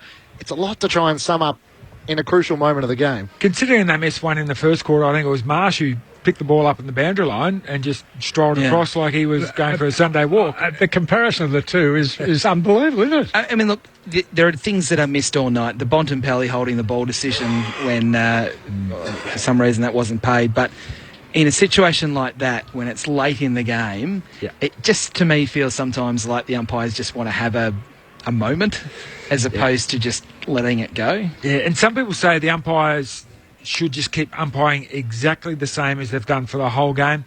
In the old days, we used to say how the umpire will put the whistle away and just let them play. I like it when they put it away.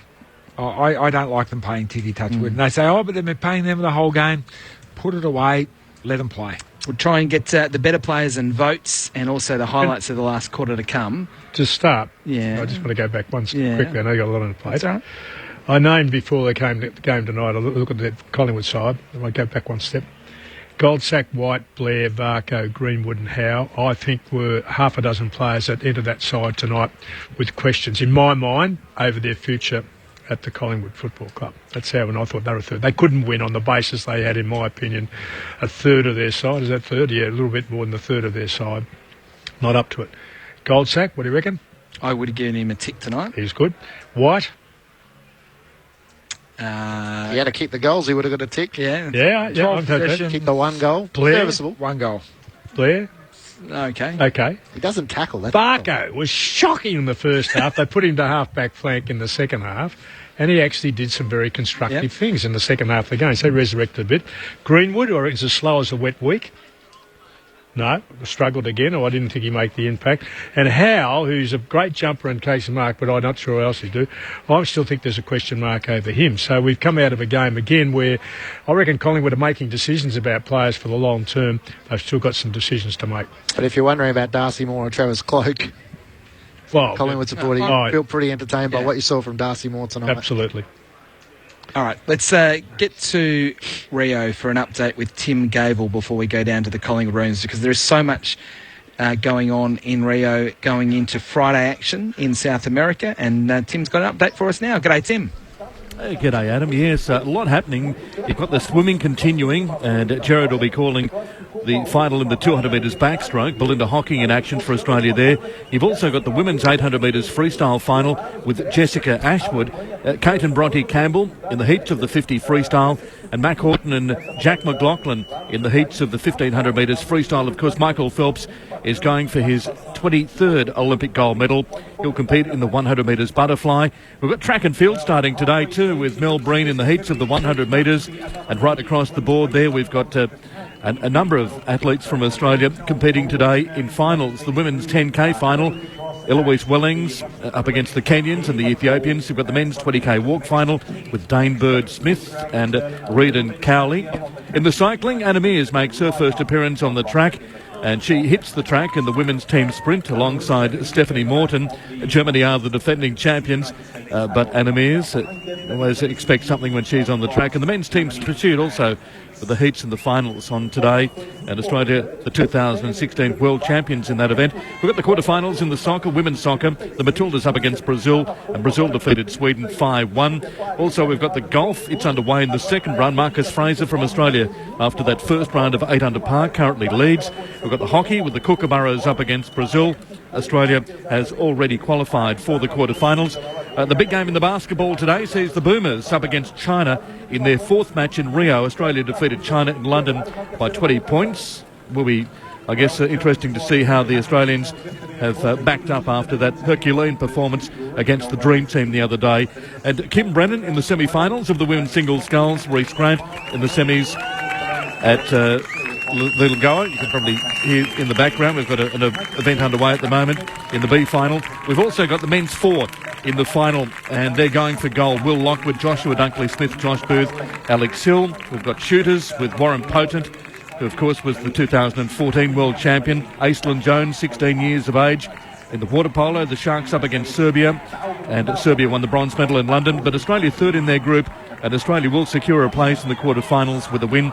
And also in the sailing, we've got Matt Belcher and Will Ryan in the 470s, currently in second place, but Australia leads in the NACRA class. That's Lisa Dumanen and Jason Waterhouse, equal first after 6 races. So there's plenty happening, but looking forward to the men's 4 initially. given that Australia are the fastest qualifiers heading into the final. The awesome foursomes. Are we going to see another situation where we've got the men's four being held by Australia, because Great Britain has dominated this event since the 2000 Olympic Games, Adam? Thanks, Tim. Plenty going on. There's no doubt about that, and you can hear the action in the background. So from Rio, we go down to the Collingwood rooms where Jeremy Howe joins us. Jeremy's just getting a little ice pack strapped on his right ankle. Jeremy, it was a different team to the one that stepped out last week, but obviously you didn't get the result, which is what you came for. Yeah, I guess, last week wasn't anywhere near up to standard, and it was a pretty tough week, especially early. We reviewed it, very solid, and clearly there wasn't too many positives out of it. So we took some learnings into the next game, and the effort was there tonight, but our execution was the thing that let us down. Was that right through the game, do you think? Was that the observation, or just more right towards the end? Oh, there's definitely moments throughout the game where we probably shot ourselves in the foot a little bit, but I guess we didn't have the ability to stem the flow at times. I think they were kicking, they kicked 3 goals in a row multiple times, and you just really can't allow sides to do that, let alone a quality side like the Bulldogs. You had a very young side out there tonight with Travis not playing and Ben Reid being out injured. That makes it a little bit tricky as well. Yeah, well, I guess with Reedy going out, replaced with Tyson Goldsack, so similar experience. He's been by far the informed player in the VFL, and he put his hand up, and he did his job well tonight as well, and provides a bit of leadership. And we looked a little bit different down in the forward line, a bit smaller, try to get a bit of pace, and we had to try and execute by not bombing the ball in and allowing the Bulldogs to be able to mark the ball. You took another hanger tonight, but there was more to your game because you took on Jake Stringer, and you must have done some work on him during the week with the video, because kept him very quiet. Yeah, I guess Jake's a great player, very explosive. Going into the game, it was either going to be me or Goldie. We're going to play on either him or Tory, and it managed to work out that I had him for the majority of the game, and I can't let him get out the back because he's too quick for me. But I respect him. He's a great player, and my role was obviously to try and shut him down, and I think I did that for the majority of the day. Parko and Berkey, he's yours. Jeremy, can I ask you, David Parker, what if you had a team discussion yet with Bucks, and what you were saying then about this week compared with last week, is that a result of your feel or the direction or the feedback which came from the coach? Yeah, look, we had a quick discussion post-game. We all of us got together and in the change room had a bit of a discussion, and just pretty much opened the floor as to ask a question to why the effort was so poor last week, and you can bring the intensity and effort this week, and that's something that we need to get more consistent of. And then obviously the competitive side, that'll keep you in the game, but you still need to execute, and we were unable to do that. And Jeremy, I mean, you've been around a lot and you've been experienced at the good, bad and indifferent of it. Why does it veer? I mean, how do we answer that? Because Coach, I could never answer it, and as a player you can answer it too. Why is that so? People ask that question constantly. If you're trying to get me to answer why we're not consistent, I don't know. If you can find someone who can give you a better answer than me just straight batting it, you'll be doing pretty well. Half time, it was a bit of a nothing game in that first half, let's be honest. But second half, you came out, you got your noses in front, you had 3 goals up there at one stage. What was the difference in that second half? Did you just come out with more intensity? Did you structure things up differently? I didn't think we didn't change anything too much structurally. I thought Travi Varco started coming off the half back line, and we sent Tay Adams into the midfield just to add a bit of grunt, and he's got a hunger for the contest like no other, and I think he made a real impact in there. The turn tide, or the tide turned, I guess, especially in the midfield. They're a quality outfit, definitely in there, rate highly in contested ball, and as long as we could match them in that, then we just had to try to close the exits on the outside also, and I think we did that for the majority, but just not quite in the end. What about yourself, mate? You made your name as a forward, you're playing down back now. How do you see yourself? Are you a defender now? Do you gravitate to those blokes in training, or do you still hang around with those flashy forwards? The defenders aren't they're a bit of a different breed, those boys. But no, I'll still hang around with the forwards and also the defenders. But I'll definitely I'll see out the rest of the year as a half back, and that's probably a discussion for myself, Bucks, and probably Barmy at the end of the year to work out where they want me to play. Terrific, Jeremy. Thank you very much for joining us. Obviously a tight loss, but the Magpies certainly played a lot better this week than last week. No worries at all, boys. Thanks. Jeremy Howard joining us in the Collingwood rooms with the Western Bulldogs 14-11-95 defeating Collingwood 14-8-92. Interesting there that he sort of admitted that he doesn't see himself as a long-term defender. A few more players back, he might be forward next year. Well, the irony was that he actually left Melbourne to go to Collingwood because he wanted to play as a forward, and that lasted about 2 weeks, and then he was back playing as a defender. And not necessarily out of necessity, because Collingwood have had a lot of forwards that have been out of the team this year through injury. But and they haven't really got that medium-sized forward. Alan Tuvey used to be that kind of player, that sort of link player across half-back, but he sort of lost a bit of form through injury. Can I say, they did a terrific job tonight in the sense of being able to control one of the impact players extremely well. And I think that's point of he's been able to fade as a forward. He's been able to fade out of it, missing for too long. I think in this role, at least, it disciplines him to stay tuned in to the job he did. And tonight he was far better as a Collingwood contributor in that role than I've seen him in any other for a long time. We started the night talking about Nathan Buckley and Collingwood, and we're going to kind of finish it that way because the Bulldogs go on, and we'll be talking about them a lot over the next few weeks as they play finals. But they are an intriguing case because once again they've matched it with a top 6 team or a top 7 team. They've beaten the Giants, they've beaten Geelong, they've beaten West Coast. So it's so hard to judge where they are as a football team. I'm not sure whether they even know themselves. Be much easier if they were non-competitive against those teams. Then it's really easy to make a decision. But you're right. Their best is okay, but consistency is also a hallmark of a good coach and a good team, and they're not consistent. So is that even a further indictment on Bucks that they can play some really good teams? So you can look at it a glass half full, glass half empty. The fact that he can get them to play great football, does that mean he's a good coach? The fact that they don't play good football often enough, does that mean he's a bad coach? Yeah. Don't know.